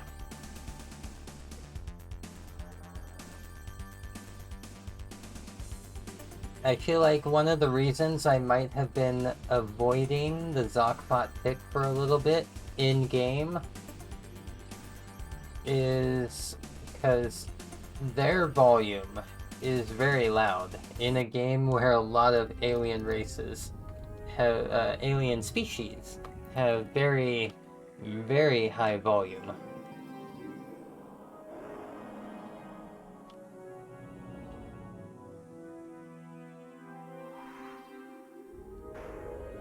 This is a loud game. I will say that. It's a loud game.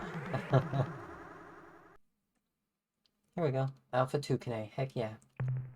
Ah, it is the alien. I haven't even been here yet? Oh my gosh. Weapon pods on his ship. We hope that during this visit, we can make clear to your species the benefits of a mutual assistance pact. But we're also armed to the teeth, so don't try stealing our atmosphere or anything sneaky like that. Atmosphere acquired. So, what's happening around here? We had a close call last week. One of those black ships was Okay, I snooping have around been the here. system. But before it got to our world, some of the green ships warped in, destroyed the black vessel, and then left immediately. We got lucky. Alright, any news about the war between the two alien species? No, we have nothing new to report. Nope, not a thing. Not a thing. Oh, I guess I haven't then. I have traveled here to seek an alliance between our peoples. How wonderful! We accept! Hooray! How marvelous! Yeehaw! Captain, we are delighted that your people have made this choice. Now we won't get slaughtered. In exchange for our cooperation helping you with captains and ship designs, all that we ask for is your protection. So we don't get slaughtered. We shall begin fulfilling our commitment at once. We will transport officers and our Stinger design to your base immediately. Why, heck! Maybe I'll even make the trip to your planet. I'd make a good starship captain. I'm pretty darn mean in a fight, and there ain't nobody better than me with a thrusting Stinger tongue attack. Same. So, I'll come back later. I'll come back later. Bye, Zoc. Bye, Fop. Bye, Pick. Goodbye, Captain. See ya!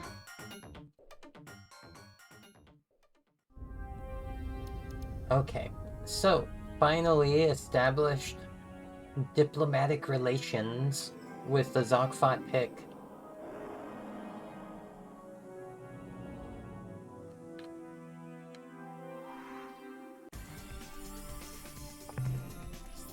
Trying to think here.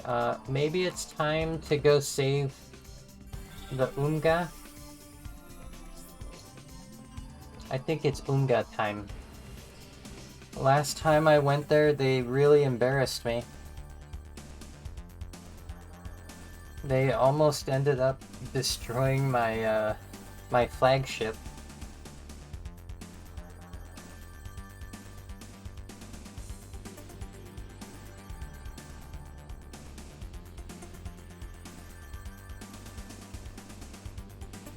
But basically, I want to go to their homeworld and confront the talking pet that has been controlling them for a little while now.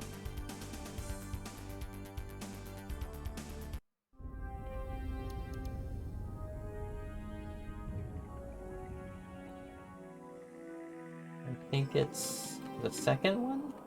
Nope. Planet 1.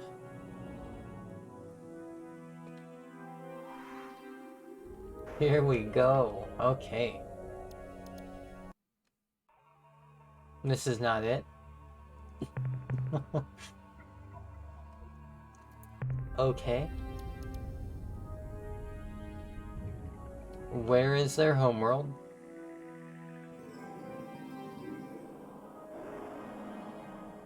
I think I went to the wrong solar system. Yeah. I'll grab those though.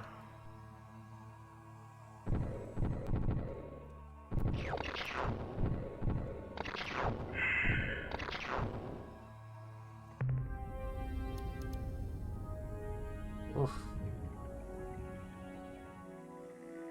Oof.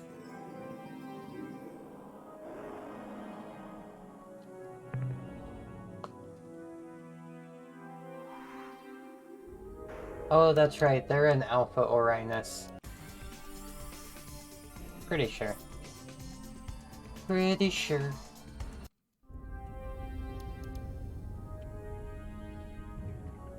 They're really... frickin' Unga.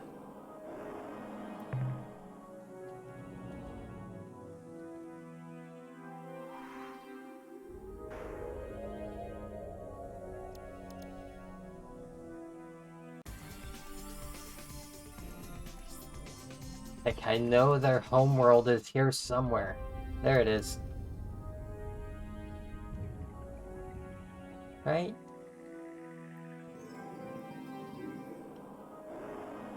Yeah, this is it. What do you want? Want it? What do you want? Okay. I thought this was the Unga homeworld. Who are you? I am a peaceful creature, a friendly alien life form. Oh. The Urquan called us talking pets. Until recently, I was employed on a dreadnought starship as a translator.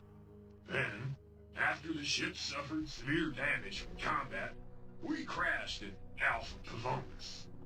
Miraculously, I survived. I was rescued by an Arilu Lollylay exploration vessel. The Arilu, they couldn't heal my most severe injuries, so they brought me to the Unga, who possess superior bioengineering skills. Huh. But I thought talking pets weren't sentient. You seem smart enough. Oh, you know about that, do you? Oh, well, I guess that means I'll have to kill you now. I can't permit you to reveal my transformation. Urquan might find out, and then my plans for revenge will be ruined. Well, I tried to spare your life, Captain, but you were just too curious. So now, seek death at the hands of your enemy. Aye-ya! I cannot compel you. Your mind is closed to me. How can this be? I am forced to resort to more primitive measures. Unga Commander, summon your 10 combat ships and attack this intruder instantly.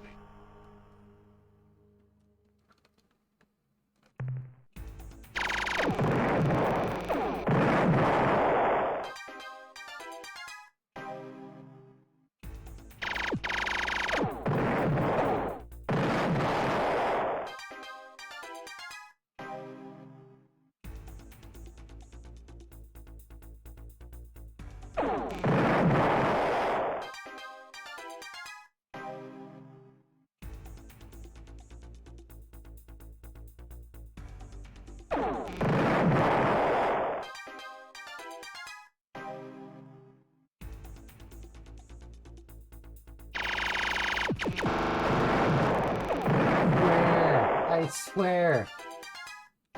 Almost 30 crew.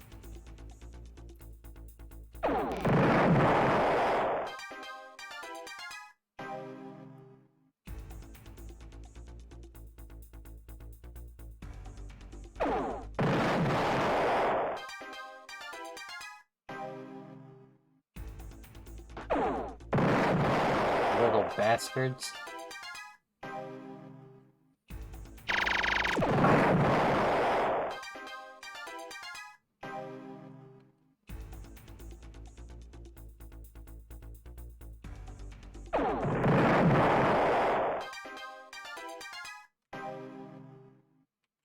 There we go.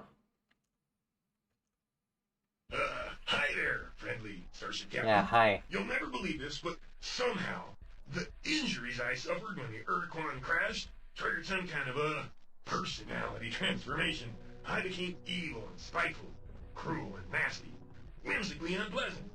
You may have also noticed I gained some kind of temporary psychic powers. Well, I just want to let you know I'm cured, Captain. I don't know exactly how, but when you were fighting those Unga ships, a chunk of the ceiling fell down on my head and gave me quite a whack. Ouch, ooch, it still hurts. When I awoke, the universe had ceased to be the dark and hostile place I had previously thought it to be. Instead, I was overwhelmed, yes, even awed by the beauty and perfection of it all.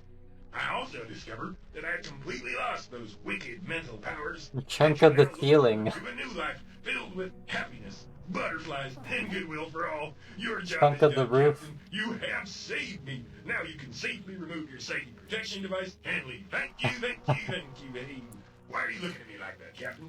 Don't you believe me? You question my word? I do. Okay, so I was lying. Big deal. So what? Boy, are you a pain. You know that? What do you want from me? My life? Oh, you do? Well, as an alternative, let me make this little suggestion. If you don't kill me, I'll help you do whatever you wish. Is it a deal, Captain?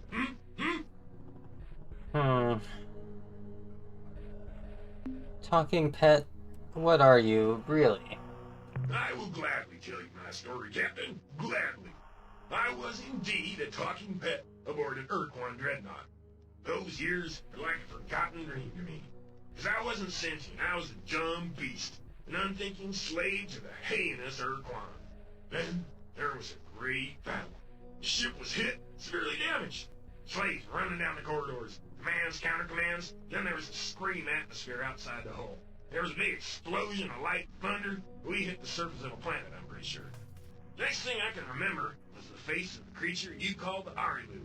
I was in great pain. But the creature was kind. It did what it could for me by applying its own medicines to my alien form. I was transported off planet.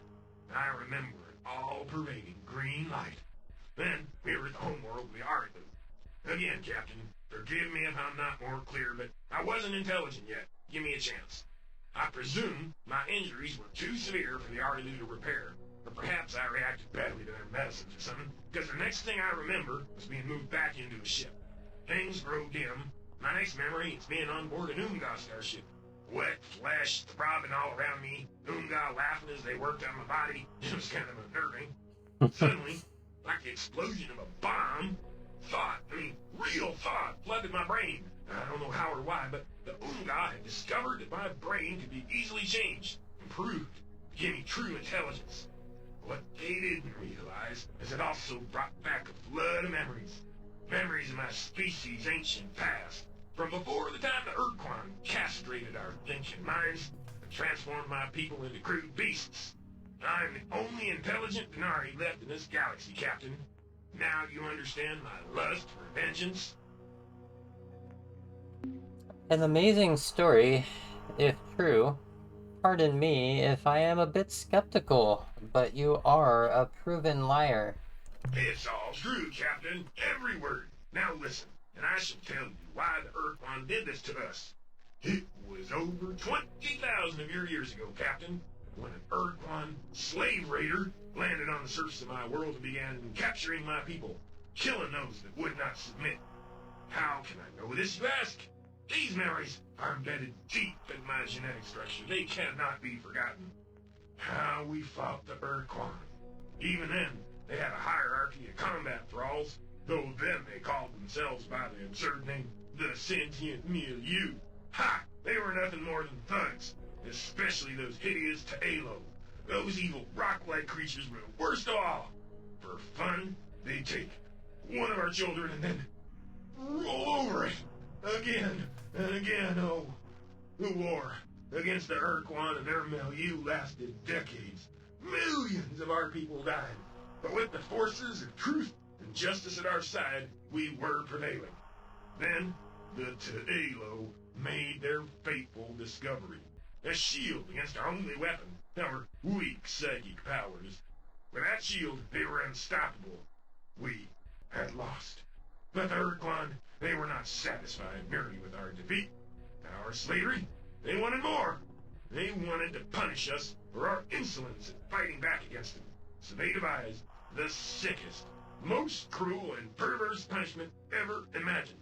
They invaded our very genetic structure, hacked out enough of our minds to lobotomize us for all eternity. And then we were made their closest servants, their talking pets. This was our punishment.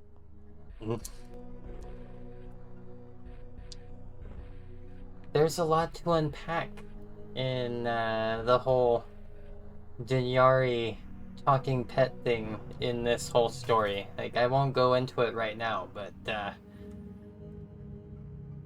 little dude is a hypocrite. I'll leave it at that. Lying hypocrite.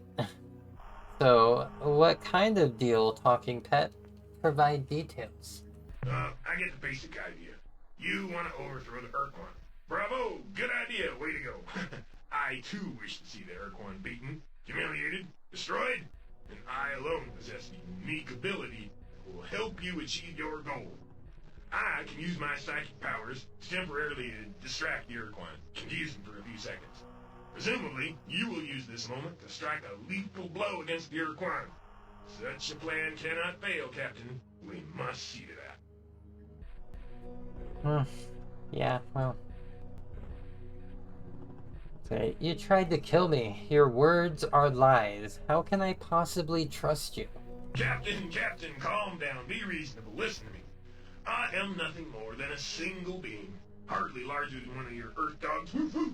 My only weapon, my weak psychic abilities, have been nullified by your protective device. I am harmless, but perhaps I can be of some small service to you. Consider this my hopeful attempt to compensate you for all the trouble I've caused you in the past. In the past, Captain, and now we look to the future. To victory over the evil Urquan, I am your secret weapon against these tyrants, Captain. Don't leave me here. I hate it when he's right. I know what you are, evil creature. Evil creature. I love it. I'm gonna roll with it. Evil creature. You are a lying, boneless dweeb. Yes, Captain, I am a lying, boneless, toady dweeb. But I am your lying, boneless, toady dweeb. Alright, I agree, but any tricks and you'll be sucking vacuum. No tricks, Captain. No tricks. I fear you cruelly misjudge me. I'm on your side now. Together, we will make a great team, Captain. This day, this moment, shall go down forever in the history of our galaxy. I am coming aboard your ship now. I will make a nest in the pressurized section of your ship's hold. When you wish to talk with me, I will be there. Okay. So, I'm gonna save my game before talking to the Umga. You'll see why.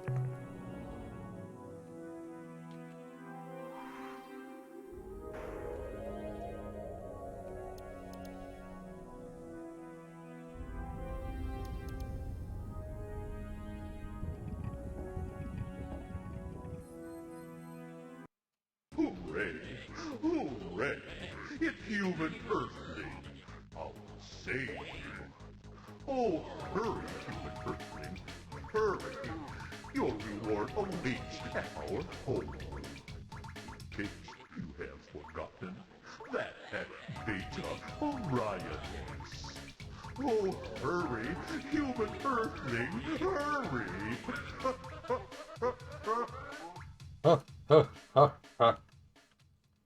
Yeah.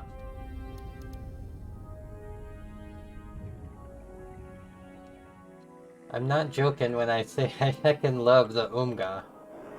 I love the Umga. They're little pains in the ass, though. Alright, I'll be right back. I'm gonna grab something, and then I'm gonna talk to them.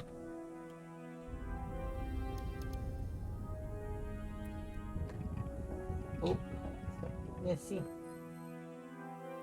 Missy's over here, and I did not realize.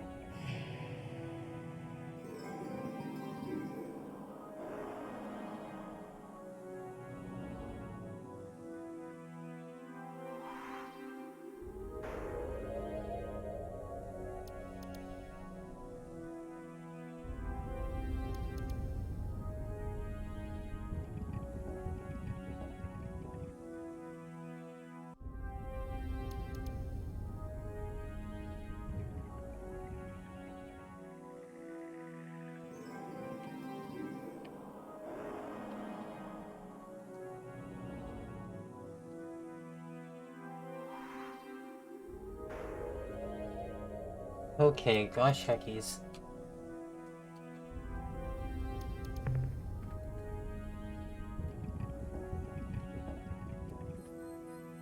This is gonna be fun. And by that I mean, dangerous. Oh no, I just remembered, okay. What I need to do. So... what they try to do here is they try to give you some Umga ship.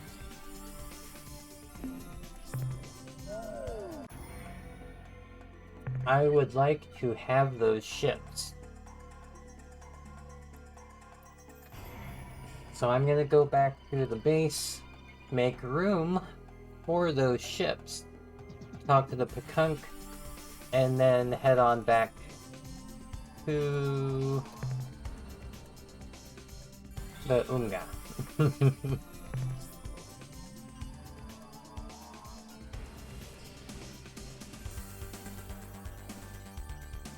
Come on, Pekunk, where are you? You know what, while I'm waiting for them, I'm gonna do something here at the computer.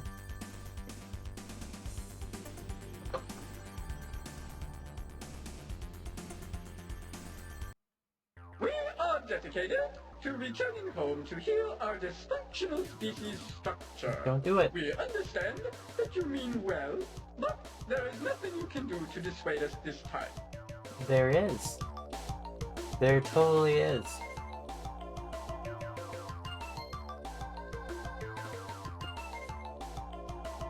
But check this out.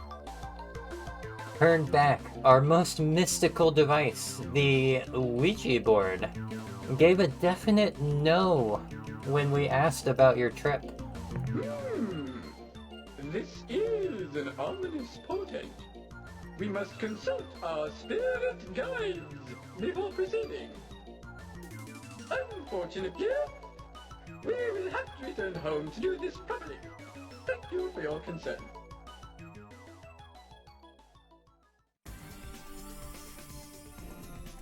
Okay.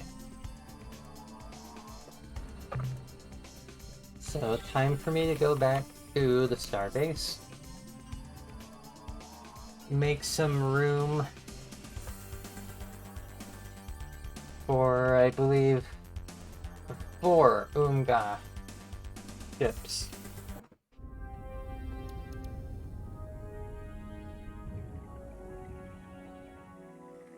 I have a couple options on making that space.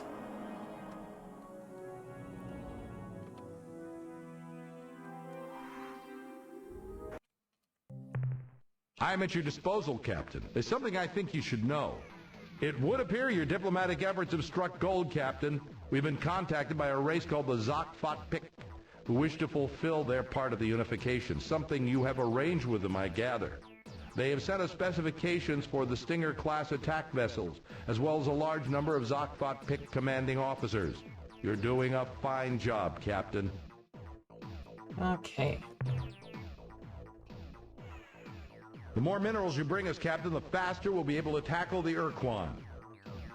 The analysis reads as follows. Subject, talking pet life form. Data, this creature is physiologically identical to the so-called Urquan talking pet with one notable exception. It is highly intelligent and evidences strong psychic capabilities. Initial AIQR test rated it well above human super genius, though immediately after we made this shocking assessment, its scores dropped to the normal-subnormal range. Interviews with the subject have shown it to be cooperative, though a Class 4 pan-species psychological profile places the creature far into the furtive, hateful domain. There were also some disturbing incidences where we talked about roses, daisies, and other pretty flowers. Summary: everything's okay, nothing to worry about with this cuddly little guy. Not one thing. The next entry in the analysis is subject, rosy sphere device. Data, the specimen is 5 centimeters in diameter, perfectly smooth and composed of a blood-red translucent substance. Tests show that it has atypical ferromagnetic properties, but is utterly non-conductive. Summary? Probably a precursor tool. Totally Function legit, yeah. unknown. The next entry in the analysis is subject, hyperwave broadcaster, unknown design. Data, this technology is new to us, but though a bit primitive by Alliance standards, is capable of generating a very strong signal. Summary, should you wish to call someone in hyperspace or send a message through a mile of steel, this baby will do just fine. That's the end of our scientist's report. Alrighty. Be careful out there, Captain. Go ahead and get some more crew.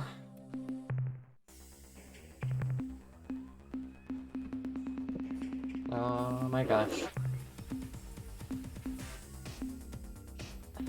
The fuzzy ones are awake now over here at my place, and they're active.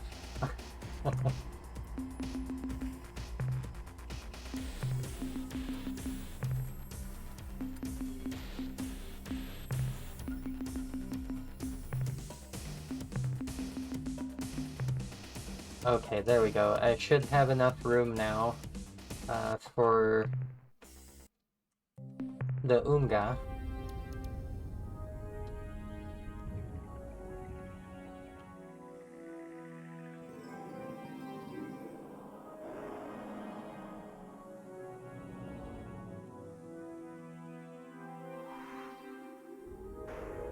It's gonna be 466. Darn it, I keep hitting the wrong button.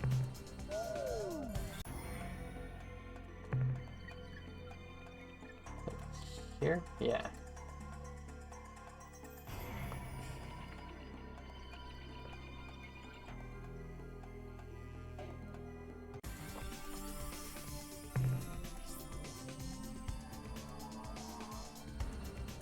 Oop, nope, nope. I am not going to Theta. Going to Alpha. Pretty sure it's Alpha Orionis.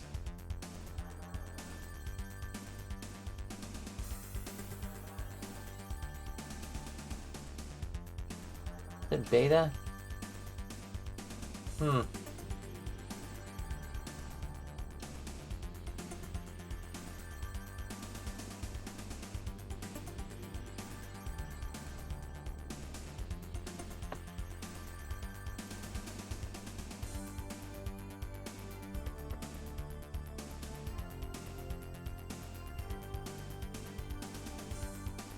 Oh yeah, that's right. They're in beta.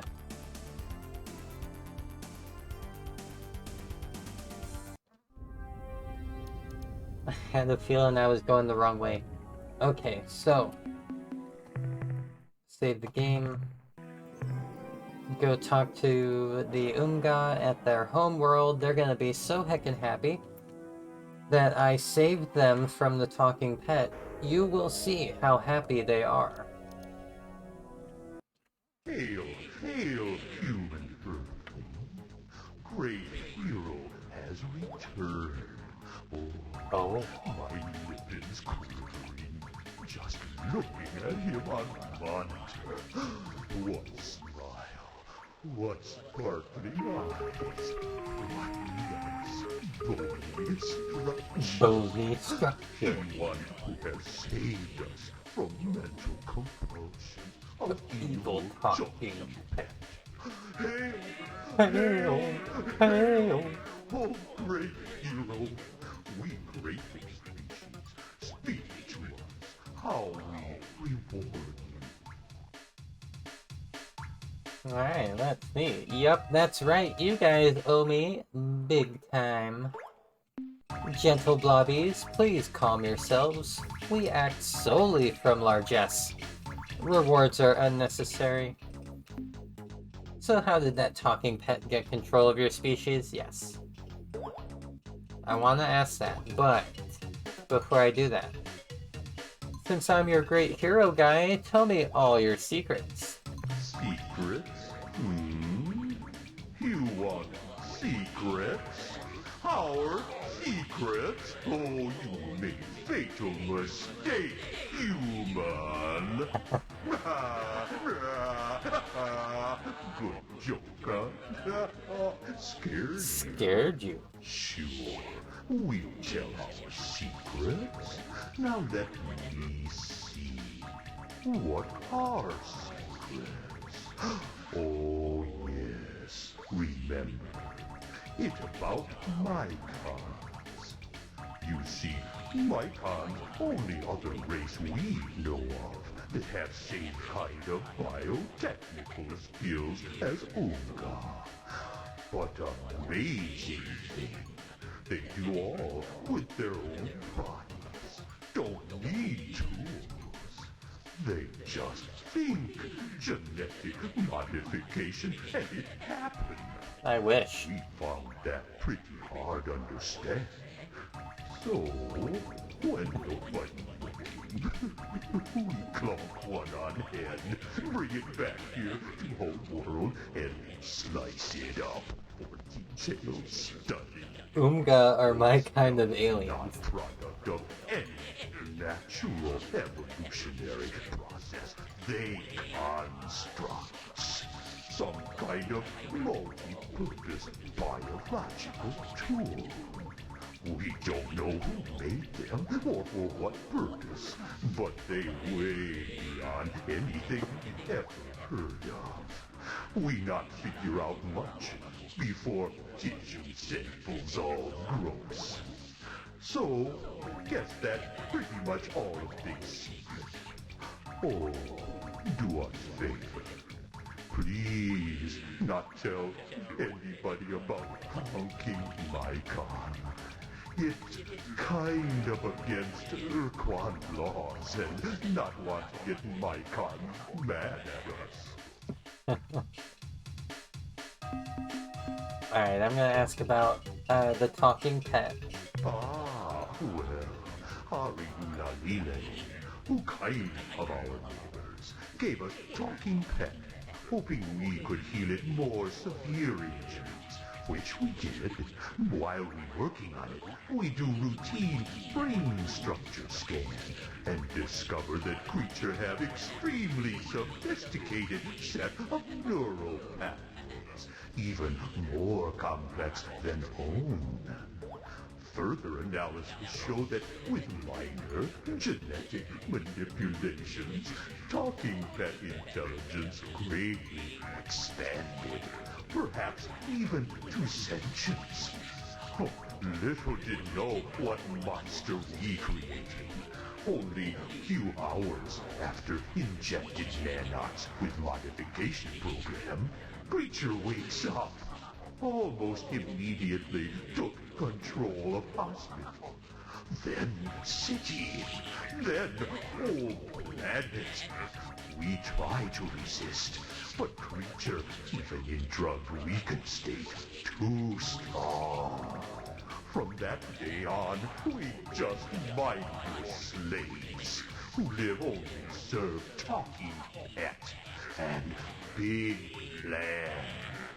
What big plan? Oh, we never quite sure about details of big plan, except it involved getting revenge and mean lots of revenge against Urquan masters. Sounds about right. Sounds about right. So, why the Urquan? What did it have against them? We don't know, but whatever it was, must have been pretty bad. Because talking pet, mad, real mad. How mad, you ask? Blowing up planets and eating juveniles, mad. That's how mad. That's how mad. We got the impression Urquan did something awful to talking pet. Or maybe even whole species. Whatever it worse than slavery. Maybe even worse than death.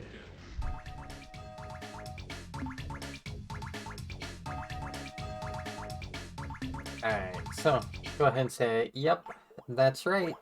You guys owe me big time. Hail, hail, hail. Oh, you right, we do. Oh, we must reward you. But what do we have to give? Protoplasm? No, not easily appreciated. Vigorous esters? No, too common. Habit, genetic modification, yes, imperfect gift. Listen, human earthling, we add some extra eyes, a few tentacles, other organs of whatever size and shape you desire. Yes. What? You not want more organs? You sure? How strange. How sad. This was best gift. We Oomga have nothing but vast supply of biological skills and data. Huh? What you say? You want biological data? Just plain, raw, biological data? Uh-huh. What you do with it? Oh well, you hear me. Whatever you want, you get. That's right. That's right. Well, your great hero must leave now, but rest assured, I'll be back. You know, great hero, I get this funny feeling. No. Would like to know what feeling is? No. Good. I tell you. Damn it. My feeling that great hero stuff, well, boring. Not funny at all. It's wrong. It's so funny. Say hail, hail, hail so many times before it starts to lose appeal. So, instituting slight deviation in course of our relationship. Specifically, instead of being dull and lifeless great hero, you now glamorous and exciting great enemy! Oh, we give you some of our drone ships to make even more interesting. Yes, this is going to be lots more fun. Here, let me show you. It's not gonna be lots more fun. Alright. Since I'm at the homeworld, it doesn't make sense to do any, like, combat. So... and exit.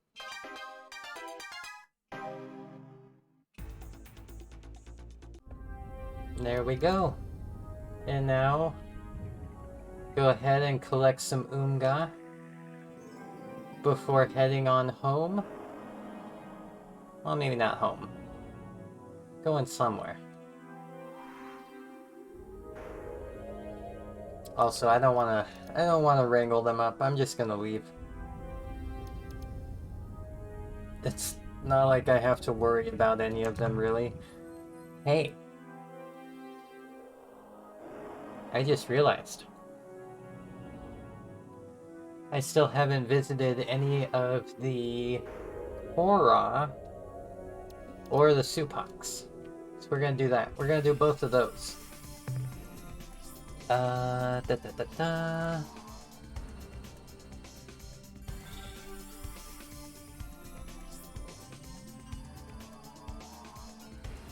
So quasi-space 530 is where I'm trying to go.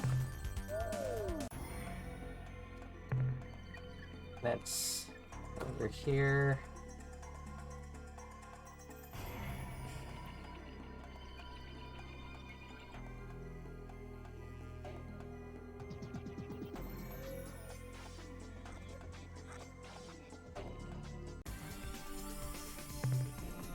Okay, the Supacs are in Delta Libre or Beta. I think they're in Beta Libre.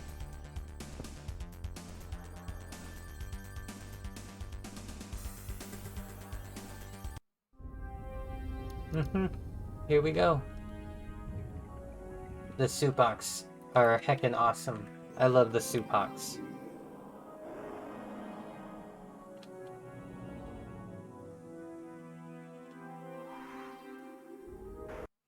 Greetings, fellow carbon creature. May your roots always be well watered. Hehe. So, I am Captain Oddfox from Earth. We come in peace. I am Captain Ala Lala. We come in peace. Our starship is called YBW-713. Our starship is called the Tender Shoot. We are the Empire of Oddfox from Earth. We are the Supox Utricularia from Earth. You're from Earth? Hey, are you just copying whatever I say? Oh yes, we apologize for the confusion. Our home world is also called Earth, or more properly, Fleck, which means perfectly good and nutritious dirt. Earth is pretty close, is it not? Yeah. Why do you copy our speech and mannerisms? We learn and we adapt. We are symbionts. Our first step in making friends is always to copy them. This is our idiom. It's kind of my idiom too, in a lot of ways. Alright, symbionts, how interesting. Please tell us more. Our kind evolved on a beautiful planet, orbiting the wonderfully green-hued star Roots. From the canopy of the great jungle to the shores of the azure seas, our species has flowered and grown well. Early in our evolution, we adapted to exist in symbiosis with other hardier life, both flora and fauna, who supplied us with nutrients, while we supplied them with reproductive assistance. I tell you what, this game in particular reminds me a lot that I need closed ear headphones. Right now I only have like fully open headphones, and that's good for some things. It's not good for keeping my headphone noise from being picked up by my microphone. I keep finding myself having to go leaning away from my microphone. Alright, come on, plants can't be intelligent. Our top scientists and science fiction writers have proven it. Yes, this has been confirmed by our people as well. Strange, is it not?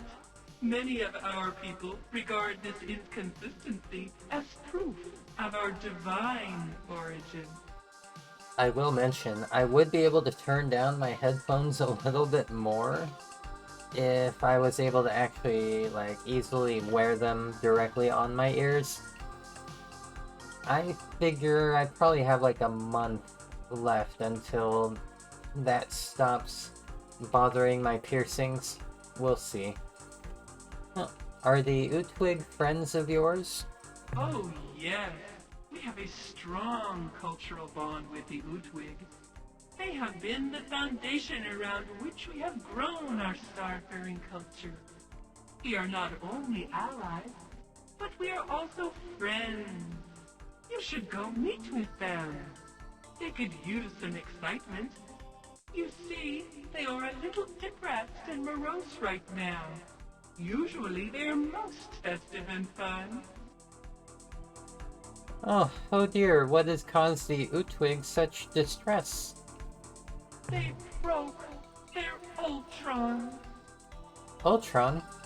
What's an Ultron?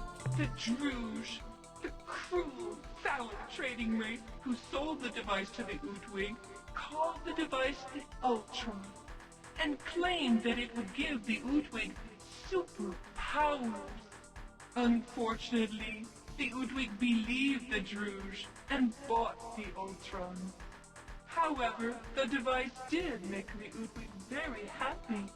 Of course, we didn't tell them what we really thought of the Ultron. That they were vapid fools to buy a piece of junk for a planet's ransom.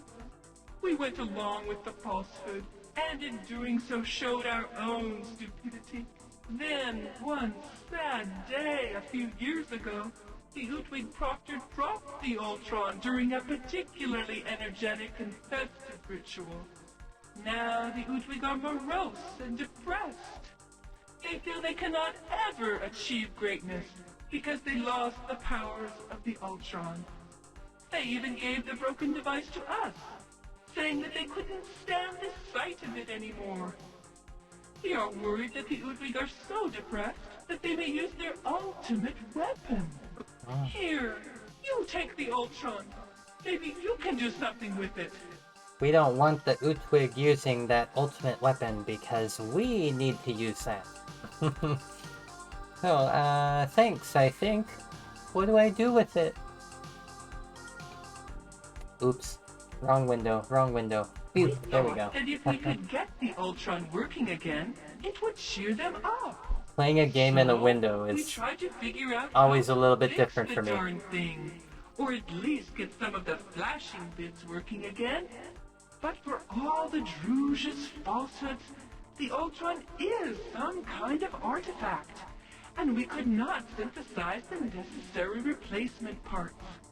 Perhaps on your journeys, you will find the elements necessary to repair the Ultron. Then you could give it to the Utwig, and maybe they wouldn't be so depressed. I mean, I already have 2 of the 3 items I need to repair the Ultron, so I think the only thing left for me to do on that front is to piss off the Thradash.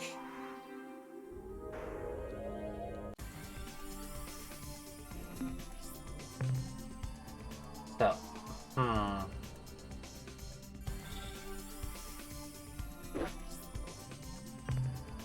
What? Wait, what?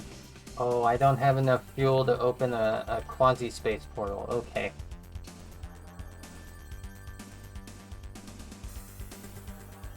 I need to talk to the Milnorme.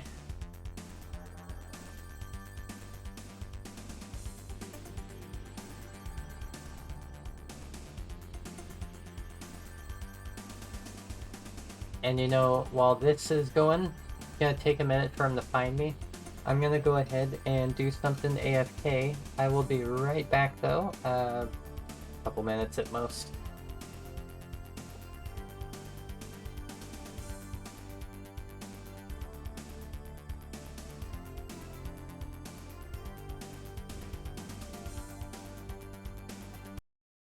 Welcome back, Captain.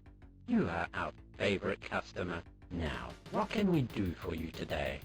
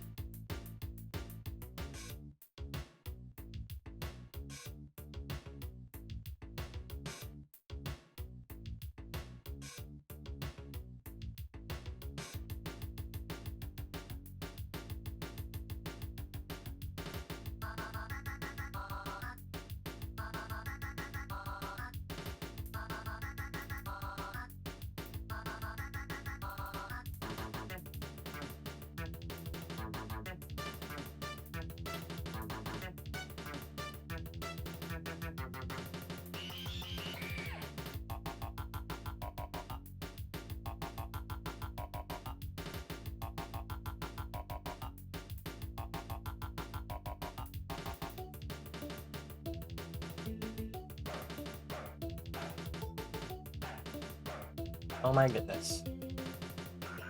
Oh my goodness. Inopportune little break there, but I had to step away to take care of something. Let's see here. So I need fuel. That's what I need here. What trade items would you like to buy today? How much fuel do you wish to purchase? Fuel transferred to your vessel. As you know. Oh, no. I don't want to buy What information. else would you like to buy? It has been a pleasure dealing with you, Captain. We look forward to your next visit. You know, I might, like, go through all of the information purchases at the Melnorme Trader a little bit later on in the stream. The reason why is because I haven't done that yet on stream. And there's a lot of really cool lore and information you can find out that way.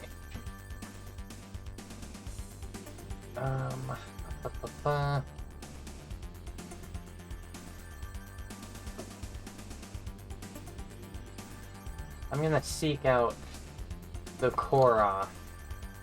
That might be a mistake.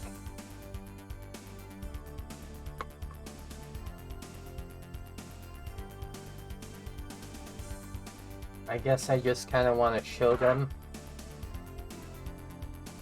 So, and I haven't encountered them yet in this playthrough.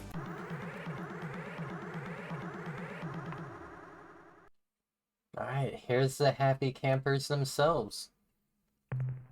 We sense something ancient. A sickly smell. A chilling wind.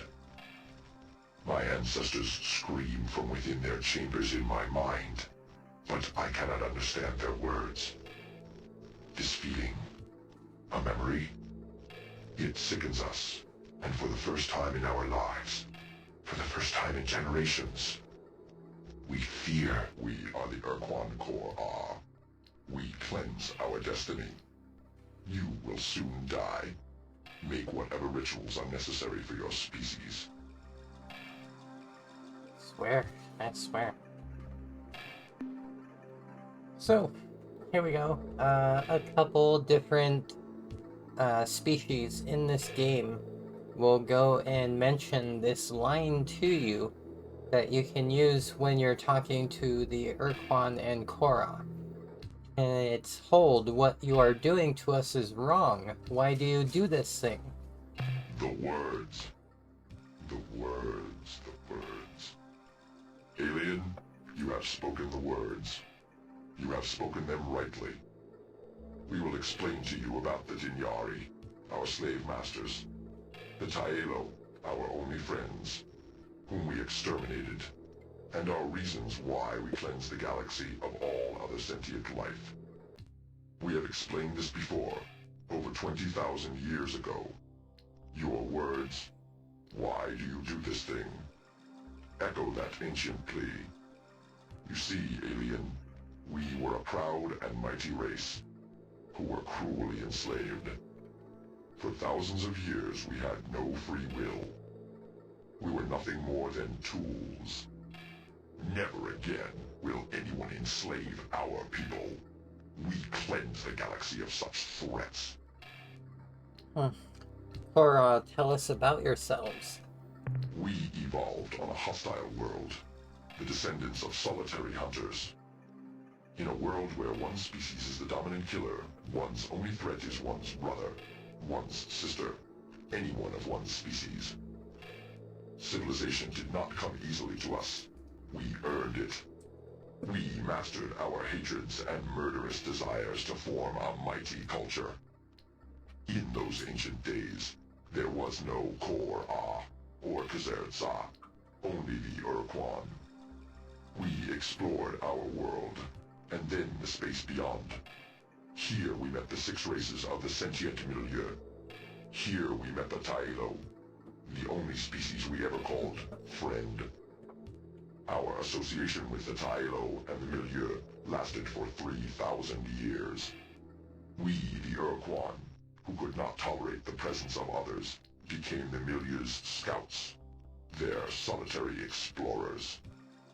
Huh. So, who were the Tailo?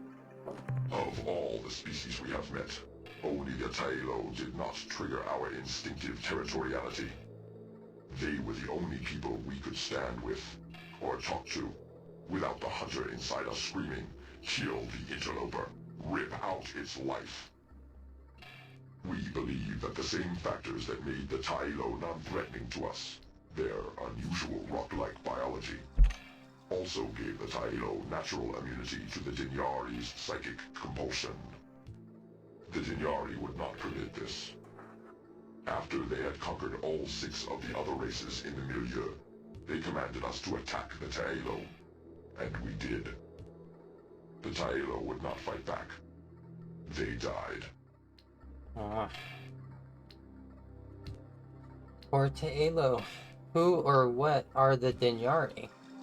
It was on a routine planetfall that one of our milieu scout ships first met the Dinyari, the creatures you know as our talking pets.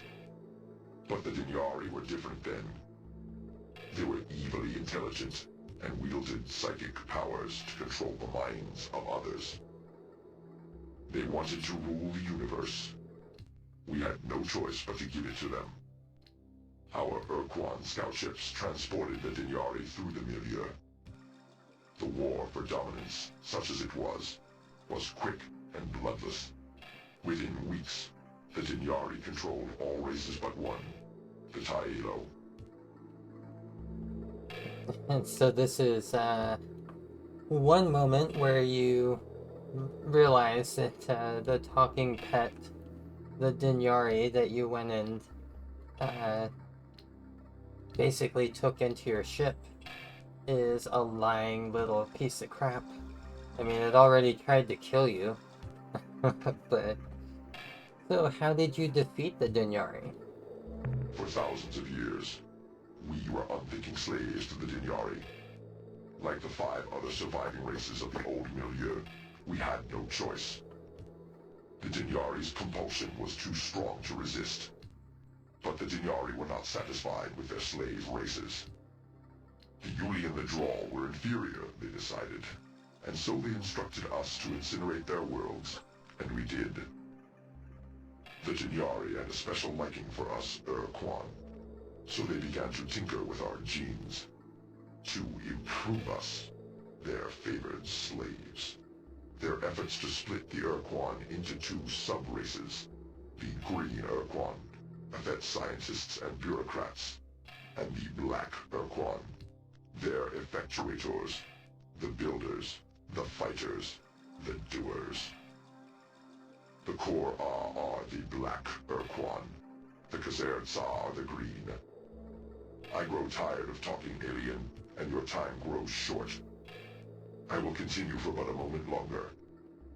When we discovered that intense pain could block the Dinyari's mental powers, we were able to destroy them, but it took years.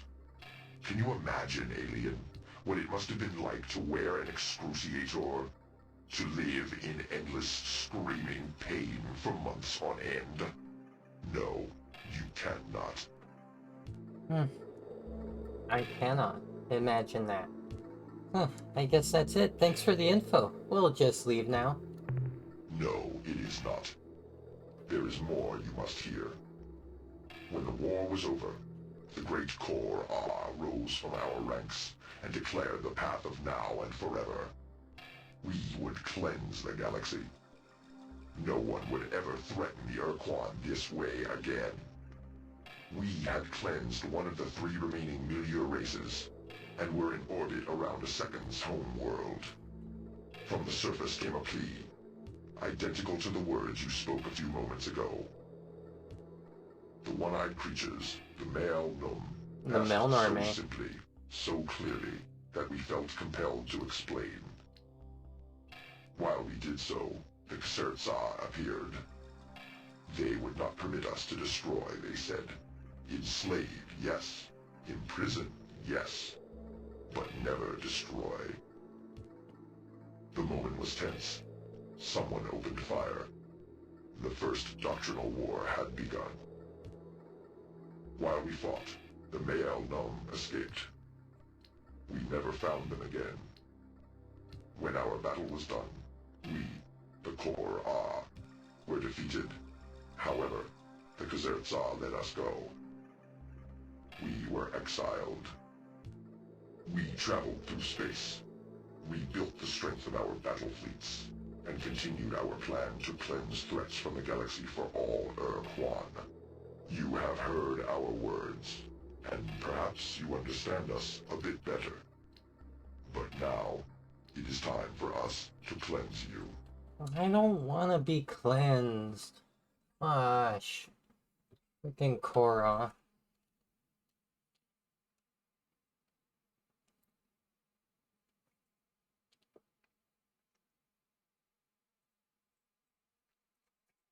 Okay. Add my water. Now it's time to kill a bunch of Korra.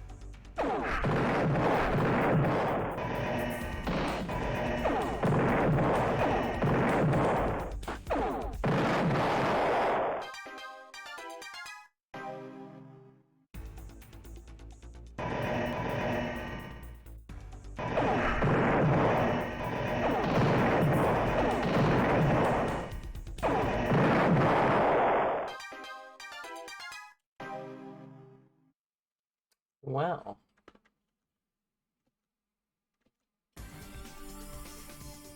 They're a fun bunch. They're a fun bunch. So...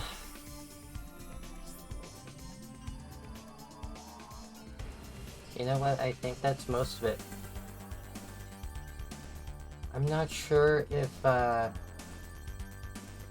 you know what? I think I'm gonna head back to the Siren here at Beetlejuice. So I need to go to Quasi-Space.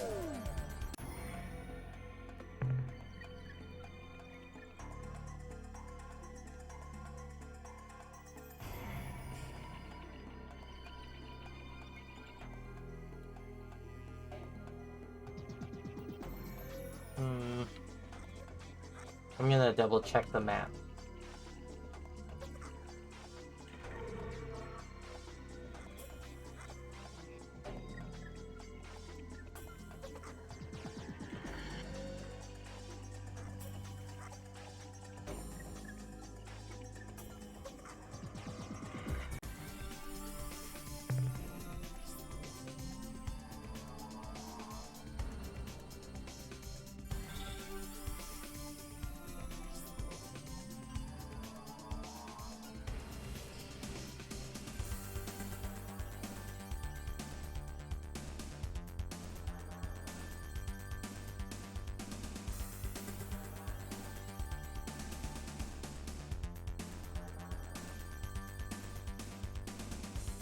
Ooh, thank you, Apple Juice. Have a good rest of your evening. Ooh.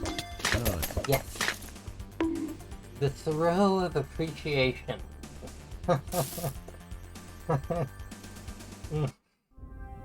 Ooh. Rest well, and hopefully see you soon on another stream. Bye. I gotta practice that some more. Captain, the secret of the Mycon's monstrous murder of our planet has changed the attitudes of many of my people. We will not sit here and do nothing while the Mycon fiends are free to roam the galaxy, perpetrating their evil. Oh my. You wanted our cooperation in fighting the Urquan. You've got it. Provided you first help us seek our revenge against the Mycon race. Help us to destroy them. Oh yeah, you got it. Okay, so what do you want us to do? Our first step is to get some mobility. We have some fine Starship officers on board, and they are all eager to go after the Mycon. But without our penetrator starships, we're totally ineffective. So our first step has to be recovering our Space Patrol combat fleet. We know that the Urquan didn't destroy them. They never waste anything. But we believe they have sealed them in some kind of deep vault in the surface of an alien planet. Alright, well, do you know where your ships are? No, that's your job. But maybe we have some clues to help you find them. The Starship officers who flew the penetrators to the vault did so with total sensor blackout. The only thing they could use for navigation was the presence of the dreadnought fleet surrounding them. When they arrived at their destination and lowered their ships into the immense vault, they were transported to the dreadnoughts and only caught a split-second glimpse of the outside world. As far as they could tell, the sun was either red or orange. Based on their trip time calculations, the furthest they could have traveled is about 200 standard hyperspace distance units. Captain, we have assembled a small team of our most skilled officers.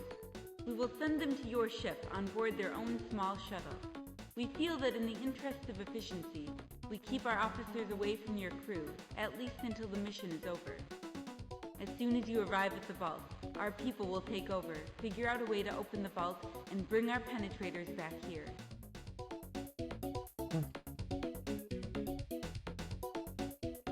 Alright, very well then, Commander Talana. I'm on my way. Good luck, brave Earthlings. When your mission is successful, maybe then we can get to know each other better. Oh, whoa. Ooh, woo. She wants to get to know me better.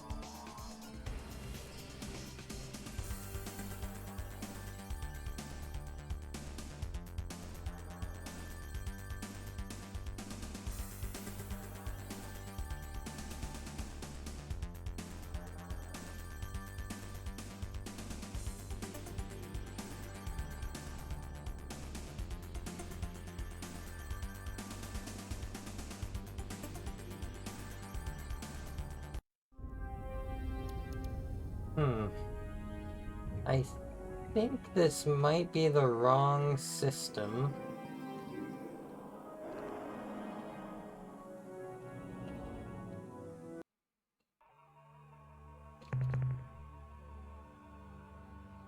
Nope, it's not.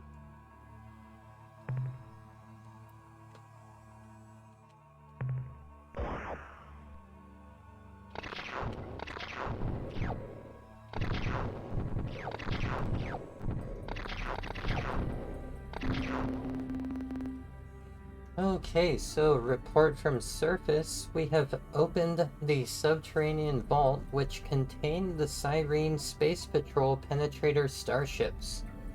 The Cyrene captains have assumed command of their vessels and instructed us to rendezvous with them at Betelgeuse.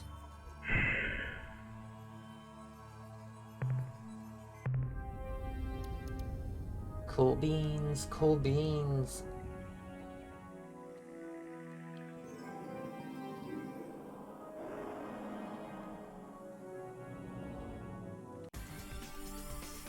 So I am gonna rendezvous with them, but I think I also want to throw the Thredash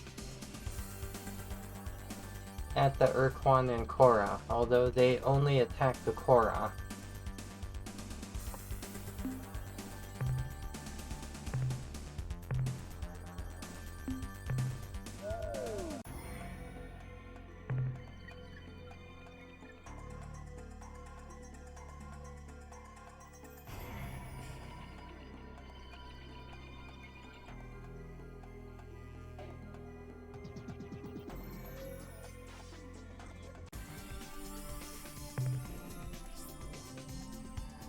Oops. I did not mean to come out over here in this corner of the map.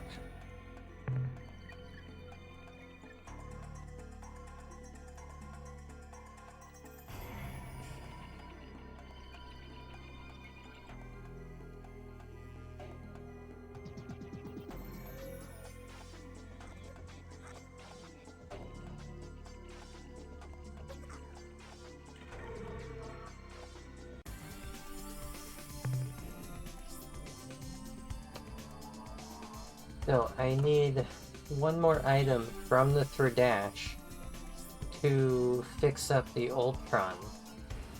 The Aqua Helix, I think it is, and to get it, I need to get rid of the Thredash somehow, distract them.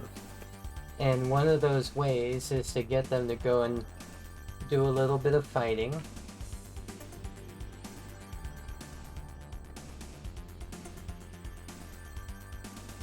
I want to say Alpha Draconis.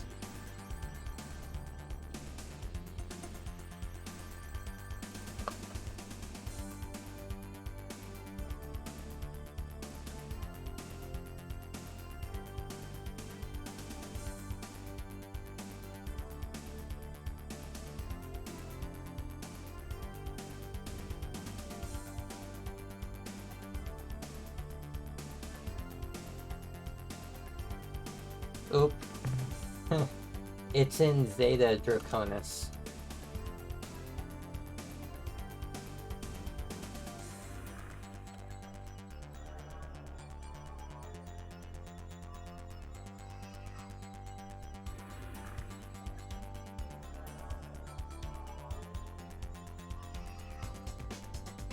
Okay, you know what? I keep forgetting I can just search.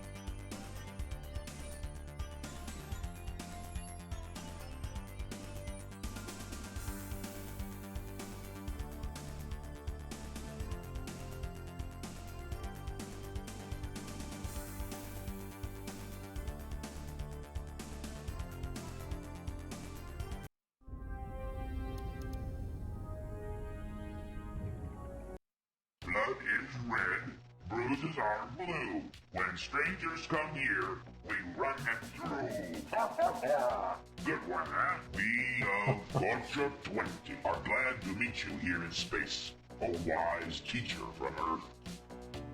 Oh, well, have there been any developments that I, your great teacher, should know of? This doesn't really count as news, teacher, but war is truly magnificent, isn't it? The gut-wrenching sight of molten warships, the boiling blood of depressurized soldiers. I just love it, don't you? Gonna have to yuck that yum. So how is the new culture developing? So studious, so quiet, so contemplative. We are not made for this. We are beginning to break out in spots. We will await your return and further enlightenment with great anticipation.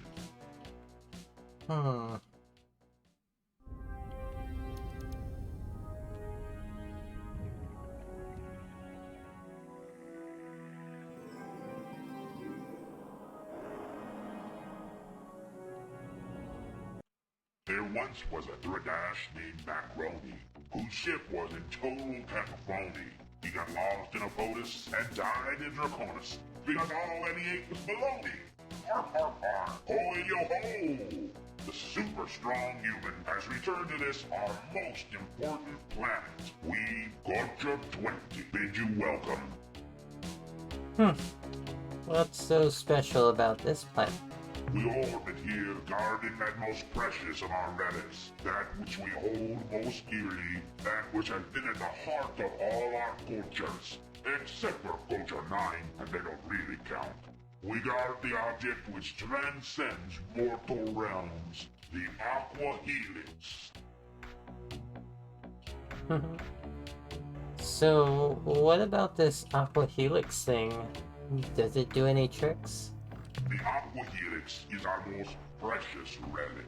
For the totality of our historical memory, the Helix has been with us. It guides, motivates, and rewards. It is the twisty thing that launched 1,000 ships. It is the relic all our cultures have held most... Oh yeah, I said that already. We know the Aqua Helix is great largely because all our previous 19 cultures have known this to be true. If the Aqua Helix wasn't anything special, why would we spend so much blood and passion over the little thing? It would be a colossal waste, an absurd travesty. Actually, this is what Culture 9 said during their 2-week period of dominance before Culture 10 wiped them out. Anyway, we remain convinced. We are Dradash, and all Dradash know the significance of the Aqua Helix. Therefore, the Aqua Helix is great. The matter is resolved. Lawless logic.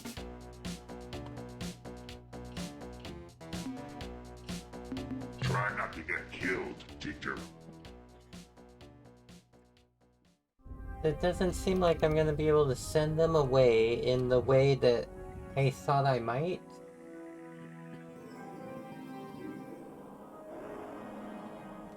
Have an idea. I can send the Illwrath after them.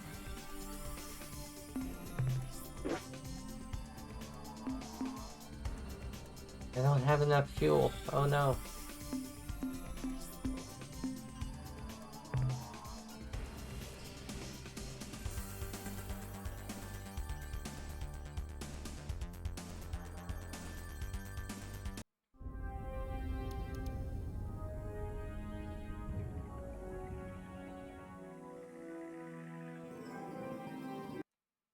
Welcome back, Captain.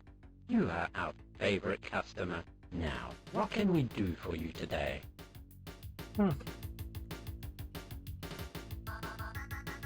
I would like to make some purchases. I need some heckin' fuel. Gimme, gimme, gimme. What trade items would you like to buy today? How much fuel do you wish to purchase? Fuel. Fuel transferred to your vessel. Alright. It has been a pleasure dealing with you, Captain. We look forward to your next visit. Gosh heckies.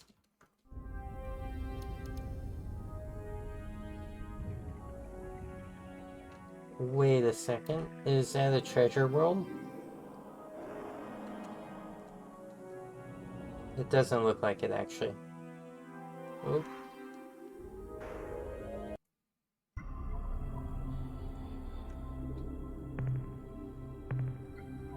Oh, I already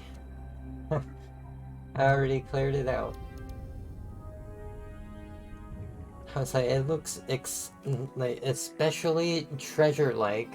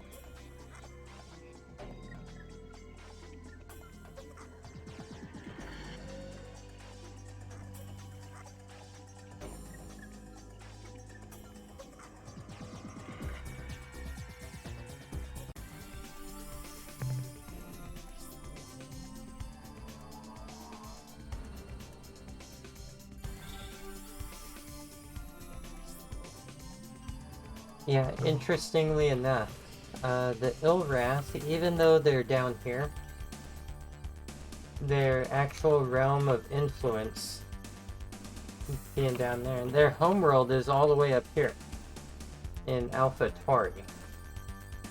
And I'm going there to get them to leave the Pekunk alone and go fight some Thredash.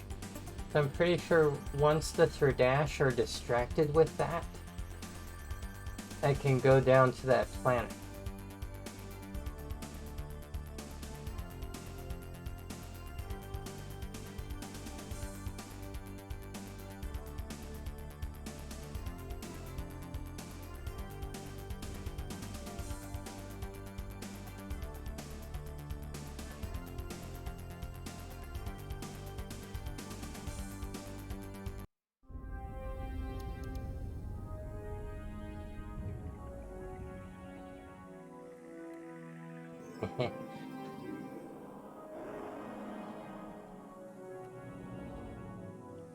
So I haven't done something in a really long time. I'm gonna try going to their homeworld. I wonder if there's some unique dialogue I've forgotten.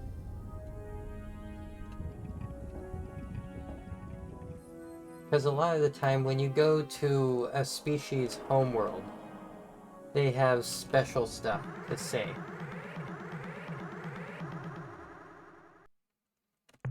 What a pleasant surprise. Ever since the Urquan made it a fellow slave species, we have missed the human. You arrived just in time for the Festival of 1,000 Screams. We welcome you with open appendages. Your participation in the ceremony is most fortuitous. As we pour your steaming parts from your breached husk, you will cry with the force that pleases the mighty deities Dogar and Kazan. Then we will address our inquiries and receive deific guidance. Glorious! Seriously, they throw the best parties. Your gods fascinate us. Can you reveal their true nature? There is so much to tell, so many different aspects. These deities permeate the fabric of the universe. Since all things eventually succumb to death, all things meet Dogar and Kazan. Well, when did you begin your devout ways? Human, you do not understand. It is as it has always been. When the hatchlings struggle from the egg sac, they show their respect to the twin gods of death during their first frenzied gorging. From that moment on, the directives and philosophies of Dogar and Kazan are manifested by the hatchling. Interesting. Well, I don't want to offend, but did you ever have any good gods? During the Dark Ages, we were confused by the many gods. There were dozens of deities ranging from Zith of the Pelt to Orc of the Seds. It was only through the careful formation of a priestly ruling body that the Irath were able to determine the true gods, Dogar and Kazan. This new priestly cabal revealed that we must discard all other gods, be they of hearth or flowing web. Only the priests were capable of interpreting the will of the gods. Their order refined our worship until we could do no better. All heretics were to be eaten, and all possessions were to be delivered to the holy sites or the priestly dwellings.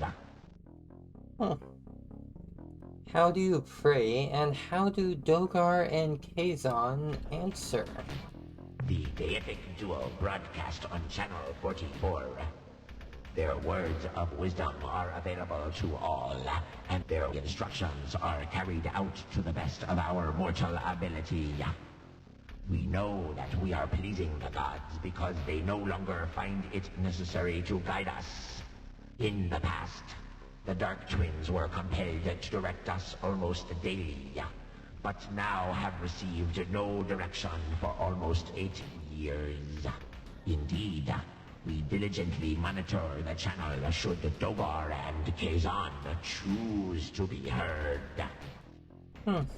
Well, why do your gods broadcast on Channel 44? They do it for us. First, they clear the channel of messy static and interference. Second, it made it easy for us to properly identify what might be mistaken for mad rambling as the sacred words.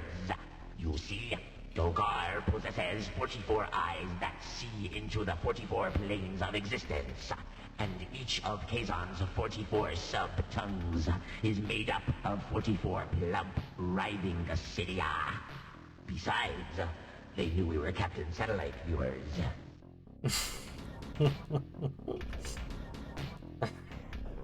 Like that little bit at the end. They knew we were captive satellite viewers. Well, I grow weary of Dogar and Kazan. Let's discuss something else. Your pitiful investigations have barely scratched the surface of what is to be learned about Dogar and Kazan. And remember, you may never get another chance to ask such questions. Well, you Ilras fascinate me. Tell me about yourselves. Your interest is not unusual. It is through the omniscient guidance of our mighty lords of darkness that we have achieved this state of near perfection. We will dispel your ignorance concerning the first child species of the unmerciful Dogar and Kazan.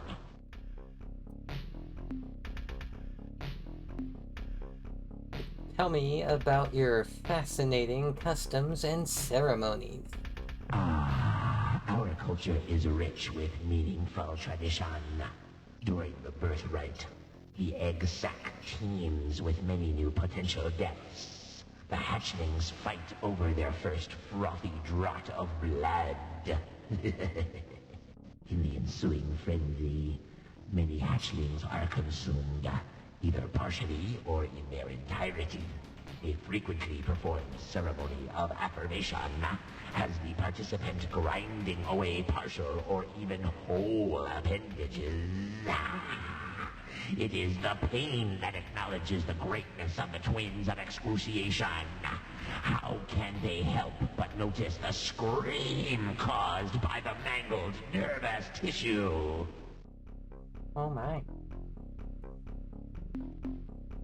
So, what do you think of the Urquan anyway? Simply put, the Urquan are far too kind to please Dogar and Kazan.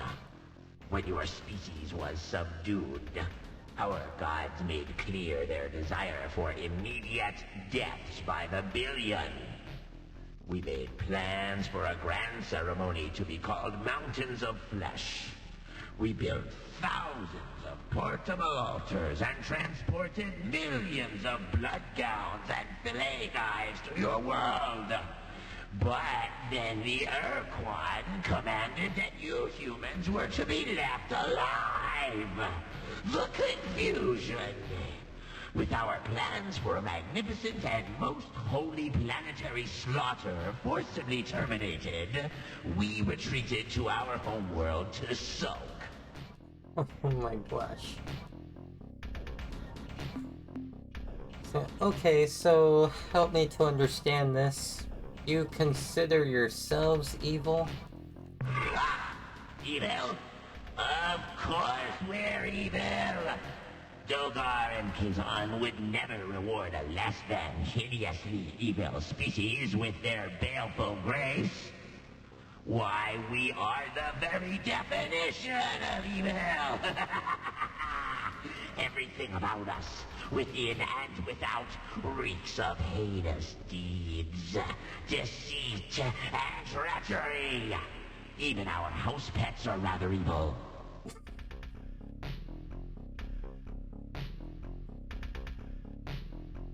Evil house pets, okay. But evil is defined as deviation from established values. If your entire society behaves evilly, then aren't you all, in fact, good? We are all evil.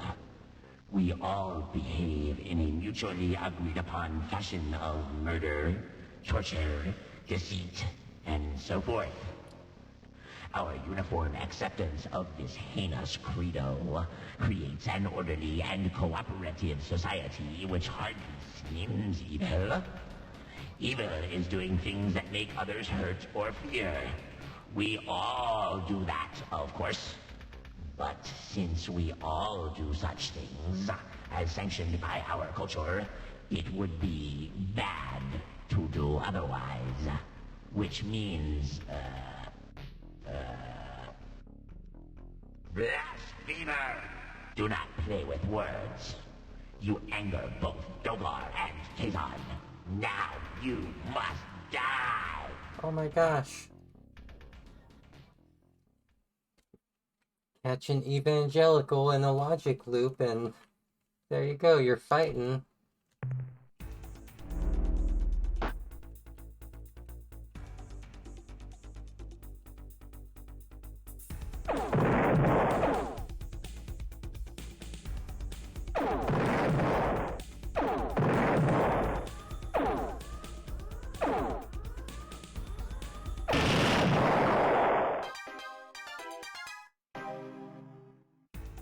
Oh no. Almost got me. They almost got me.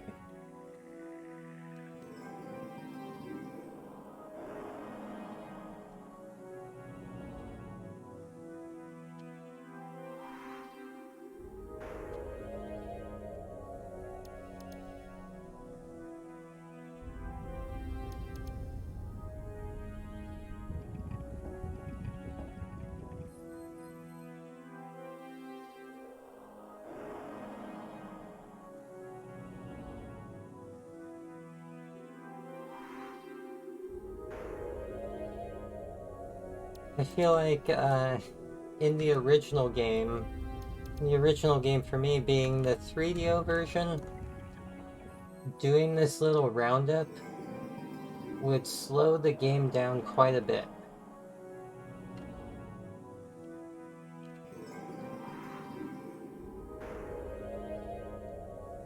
But now that means I don't have to worry about any of them being out here while I'm trying to get out of the system. Okay. But I'm going back in there. Because I'm gonna use the hyperwave caster. Listen!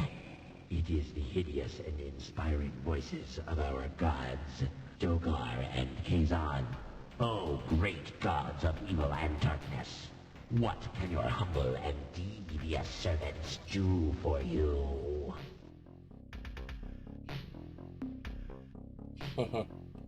Worship us. From the chambers of pain, we hear your words, cruel and evil lords of darkness. And as your voice crackles out of the speaker boxes, it sends thrills across our carapaces. Our hairy quills all stand erect, and we pant and wheeze with holy fever. Oh, mighty gods, you are the definition of all that is evil and hideous in this universe. Oh, you are the so inspiration sweet. for all cruelty, deception, and pain. For this, we thank you. Aw, you're welcome, my little spider children. But, we require that you do things a bit differently. Your will is our inspiration. What shall we do? So,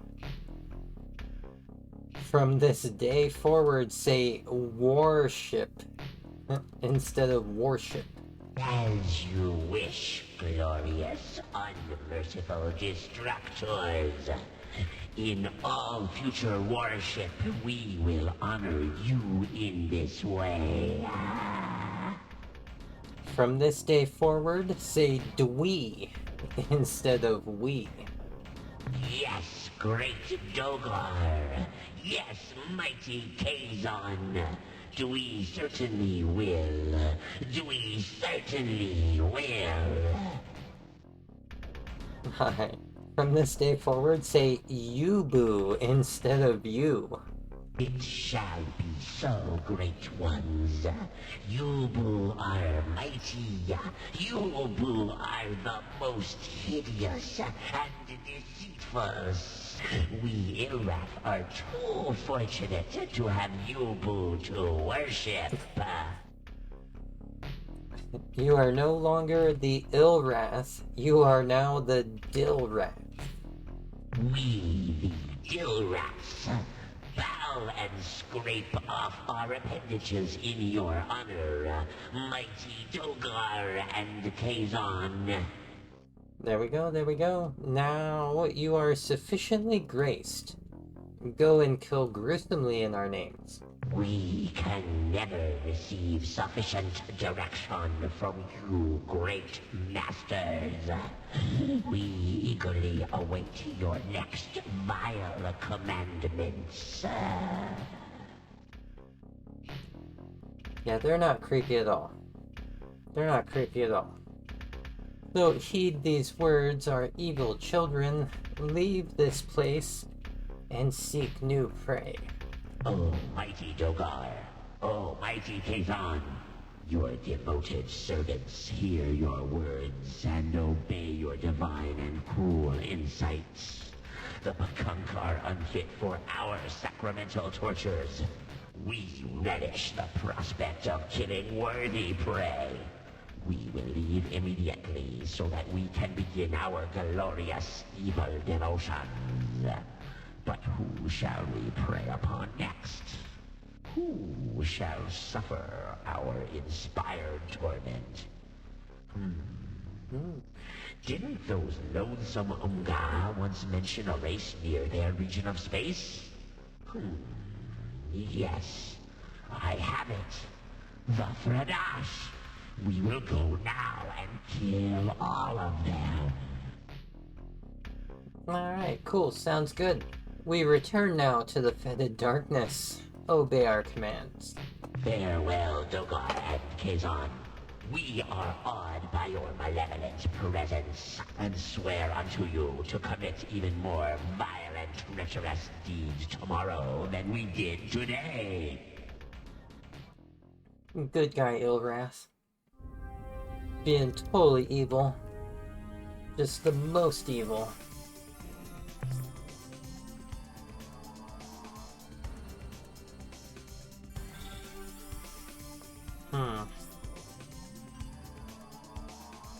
Trying to think the next optimal place to go.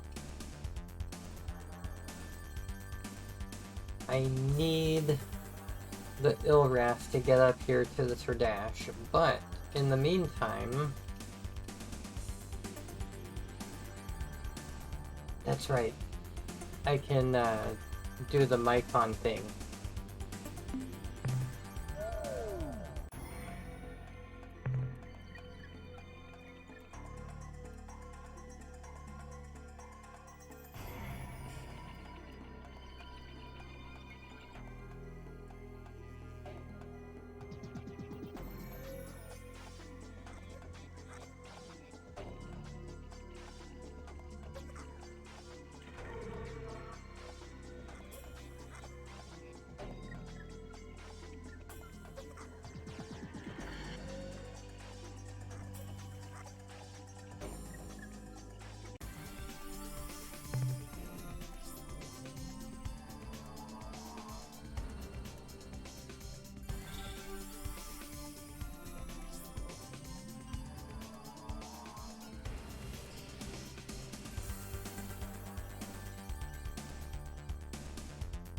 Okay, I think I want to go to Beta Brahi to talk to the Mycon, send them to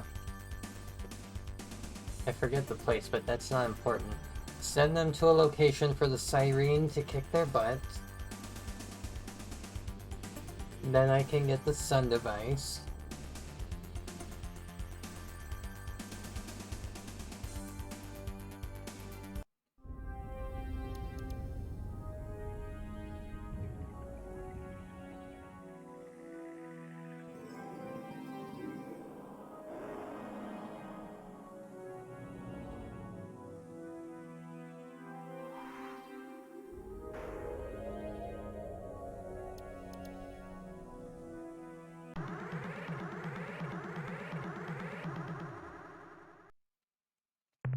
This is a special place filled with Juffalwup. But it is not the source. Juffalwup springs forth from 629.1 by 220.8. We must not allow this place to be soiled by the Nom. You must go now.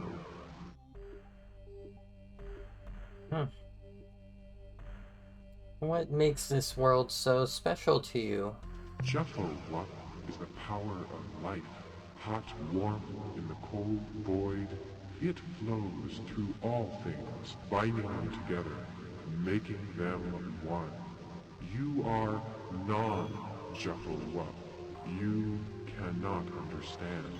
Below is the pod of Juffalwup, there for 1,000 centuries. When we are cold, the pod opens and warms us. When it is dark, the pod clenches, and lo, there is light. You are the non. The pod is not for you. You must leave. Alright, well, we'll just be going now. You are the non. You must go now and never return.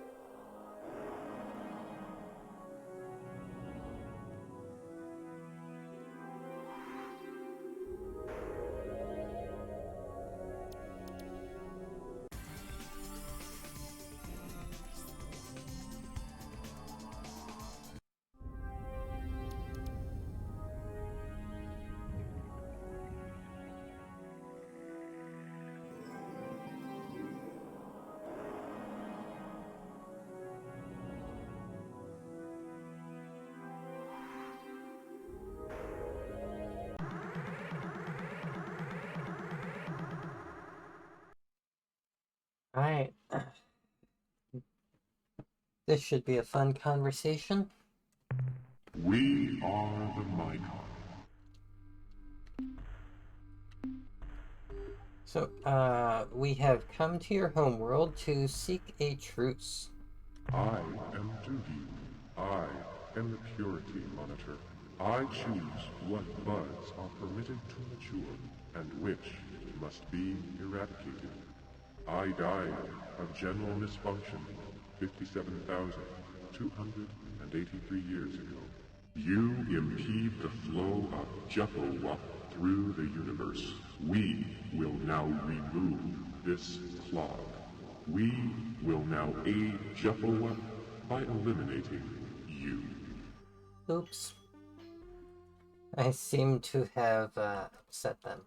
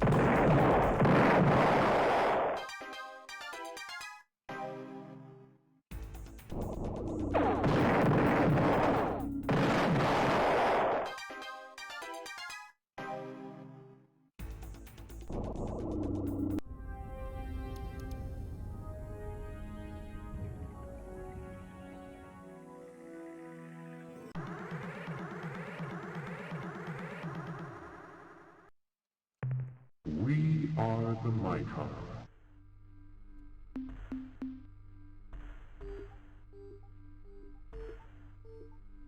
Alright.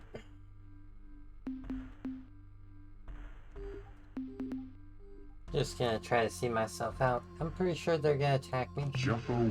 That's okay. In my fibers, and I grow turgid. Violent action ensues. These heckin' jerkos.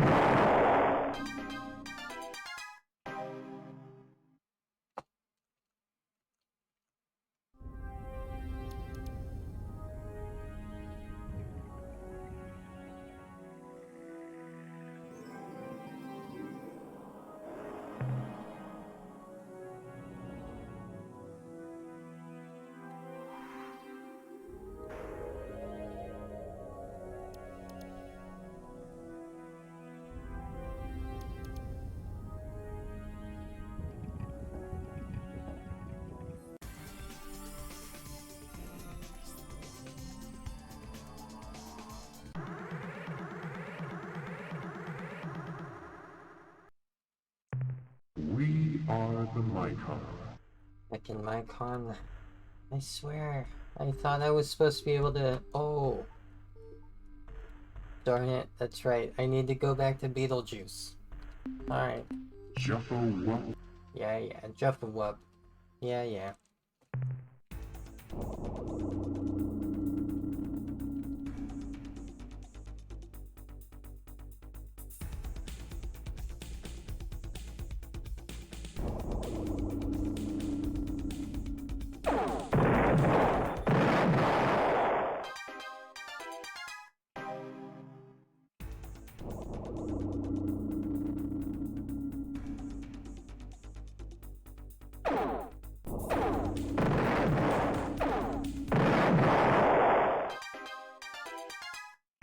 Hate the Mycon.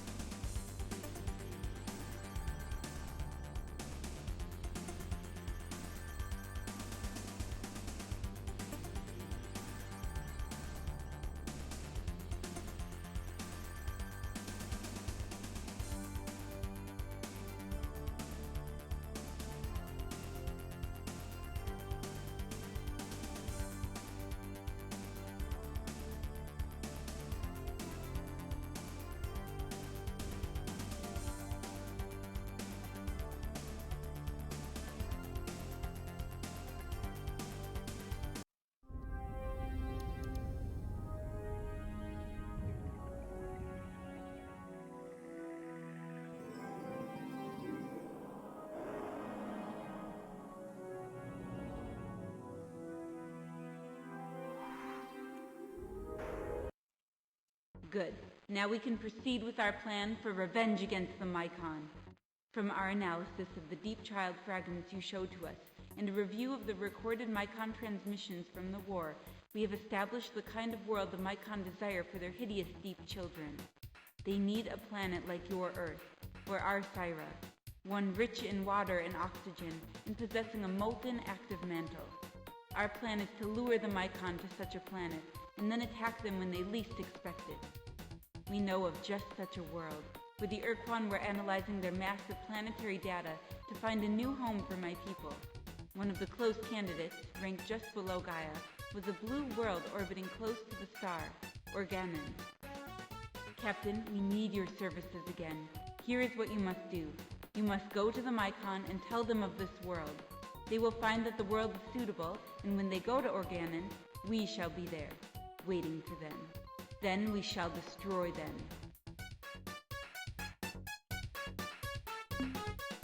Alright, well. I'll miss you, Talana. Don't worry, my human. We will be together again, someday. It's gonna happen. It's gonna happen. We will be together.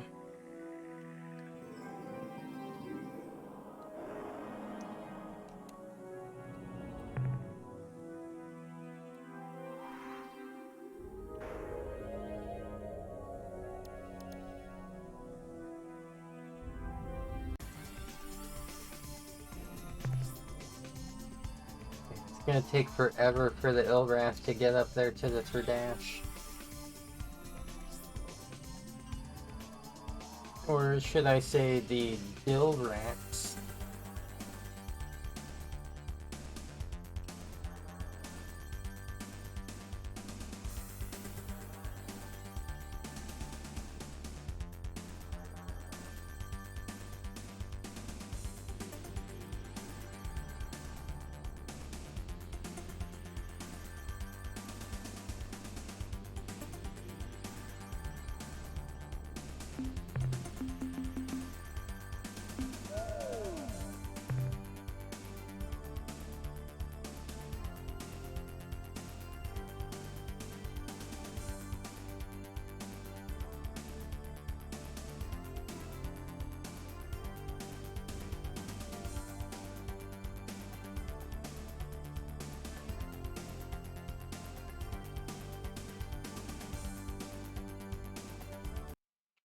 Welcome back, Captain.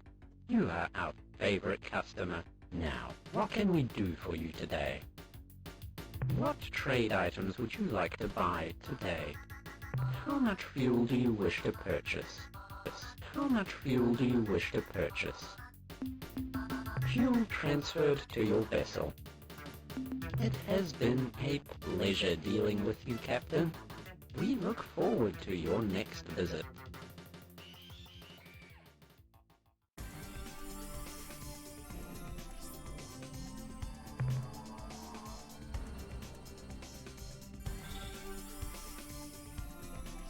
Look at how much time the Siren make. You just zoom in all the way down there.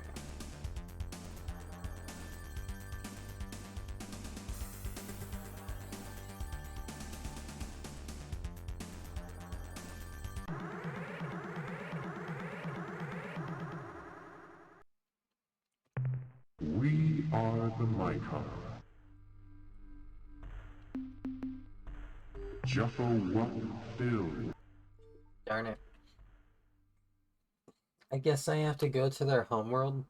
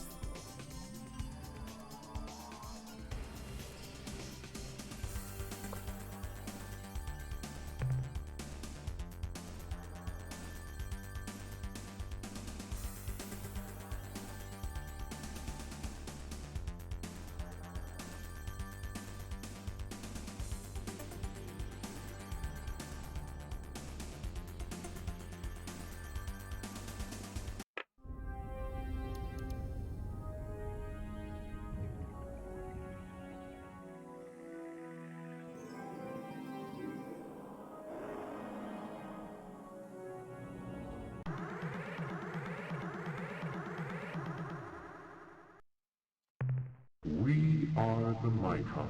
Yeah, that's good. A cold rock spinning silently in the void, a womb for the children. Juffo fills in my fibers, and I grow turgid. Violent action ensues. I swear, you heckin' Mycon.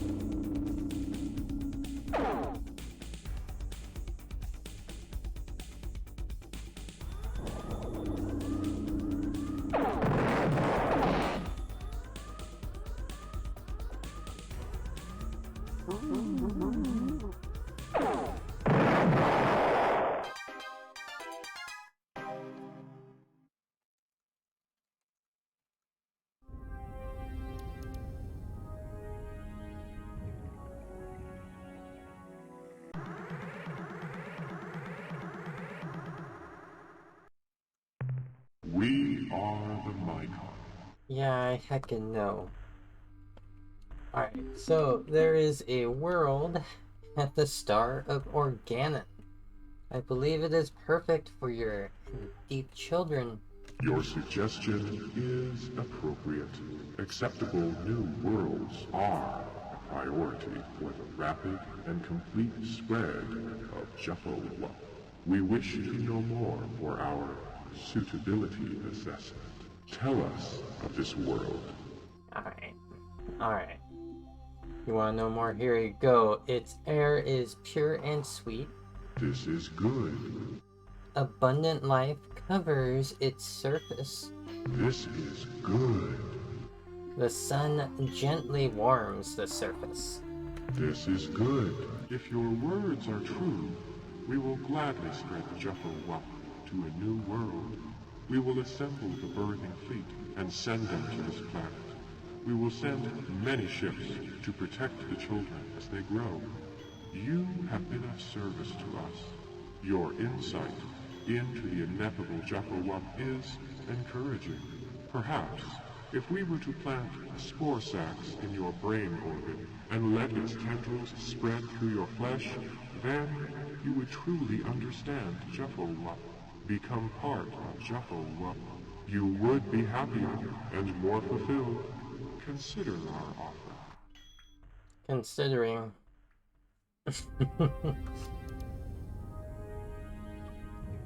Like, yeah, let us put some fungal spores in your brain. How about that, human?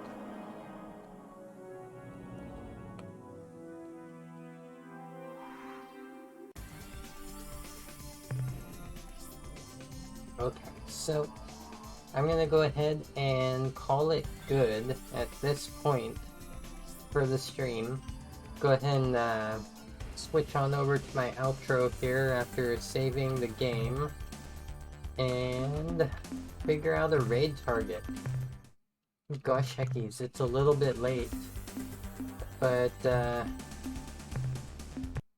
with the amount of people I follow on Twitch, there's always somebody streaming something fun. So, let's see here. Outro scene. Put on a little bit of rain wave. Oh my gosh.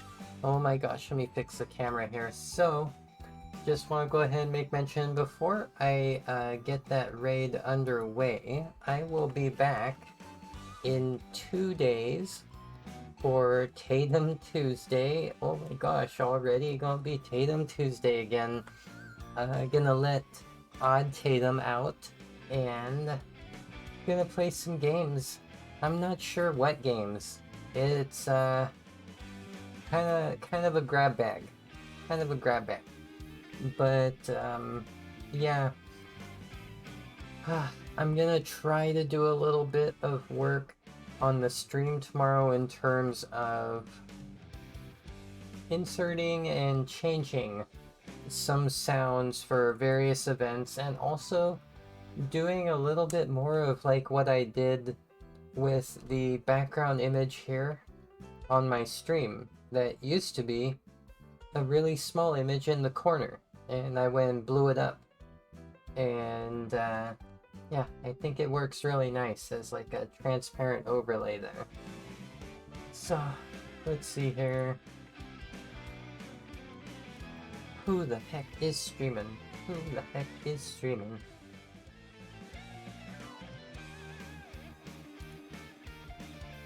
Ooh. So I'm seeing some Diablo 4. And I'm not sure. I'm not sure. I don't think so.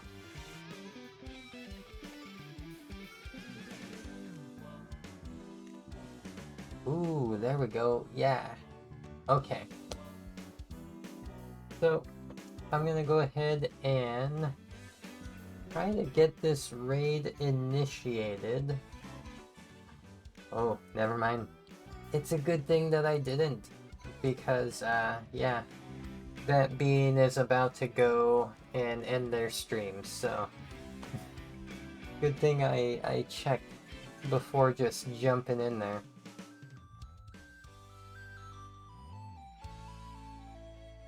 Alright, yeah, this should be good. Cool. So, gonna go ahead and raid to Razim. Let me make sure that they don't have it disabled or anything like that. They're playing some Minecraft right now. Okay. And, yeah, so they're a friendly gamer, playing some variety games, TTRPG, and right now it's some Minecraft. I haven't joined in for a minute, but it's about time. It's about time. I've been doing a little bit more work in Minecraft lately, but I still have plenty to do. I heckin' love y'all. I'll talk to you later. And, peace out. I'll catch you later.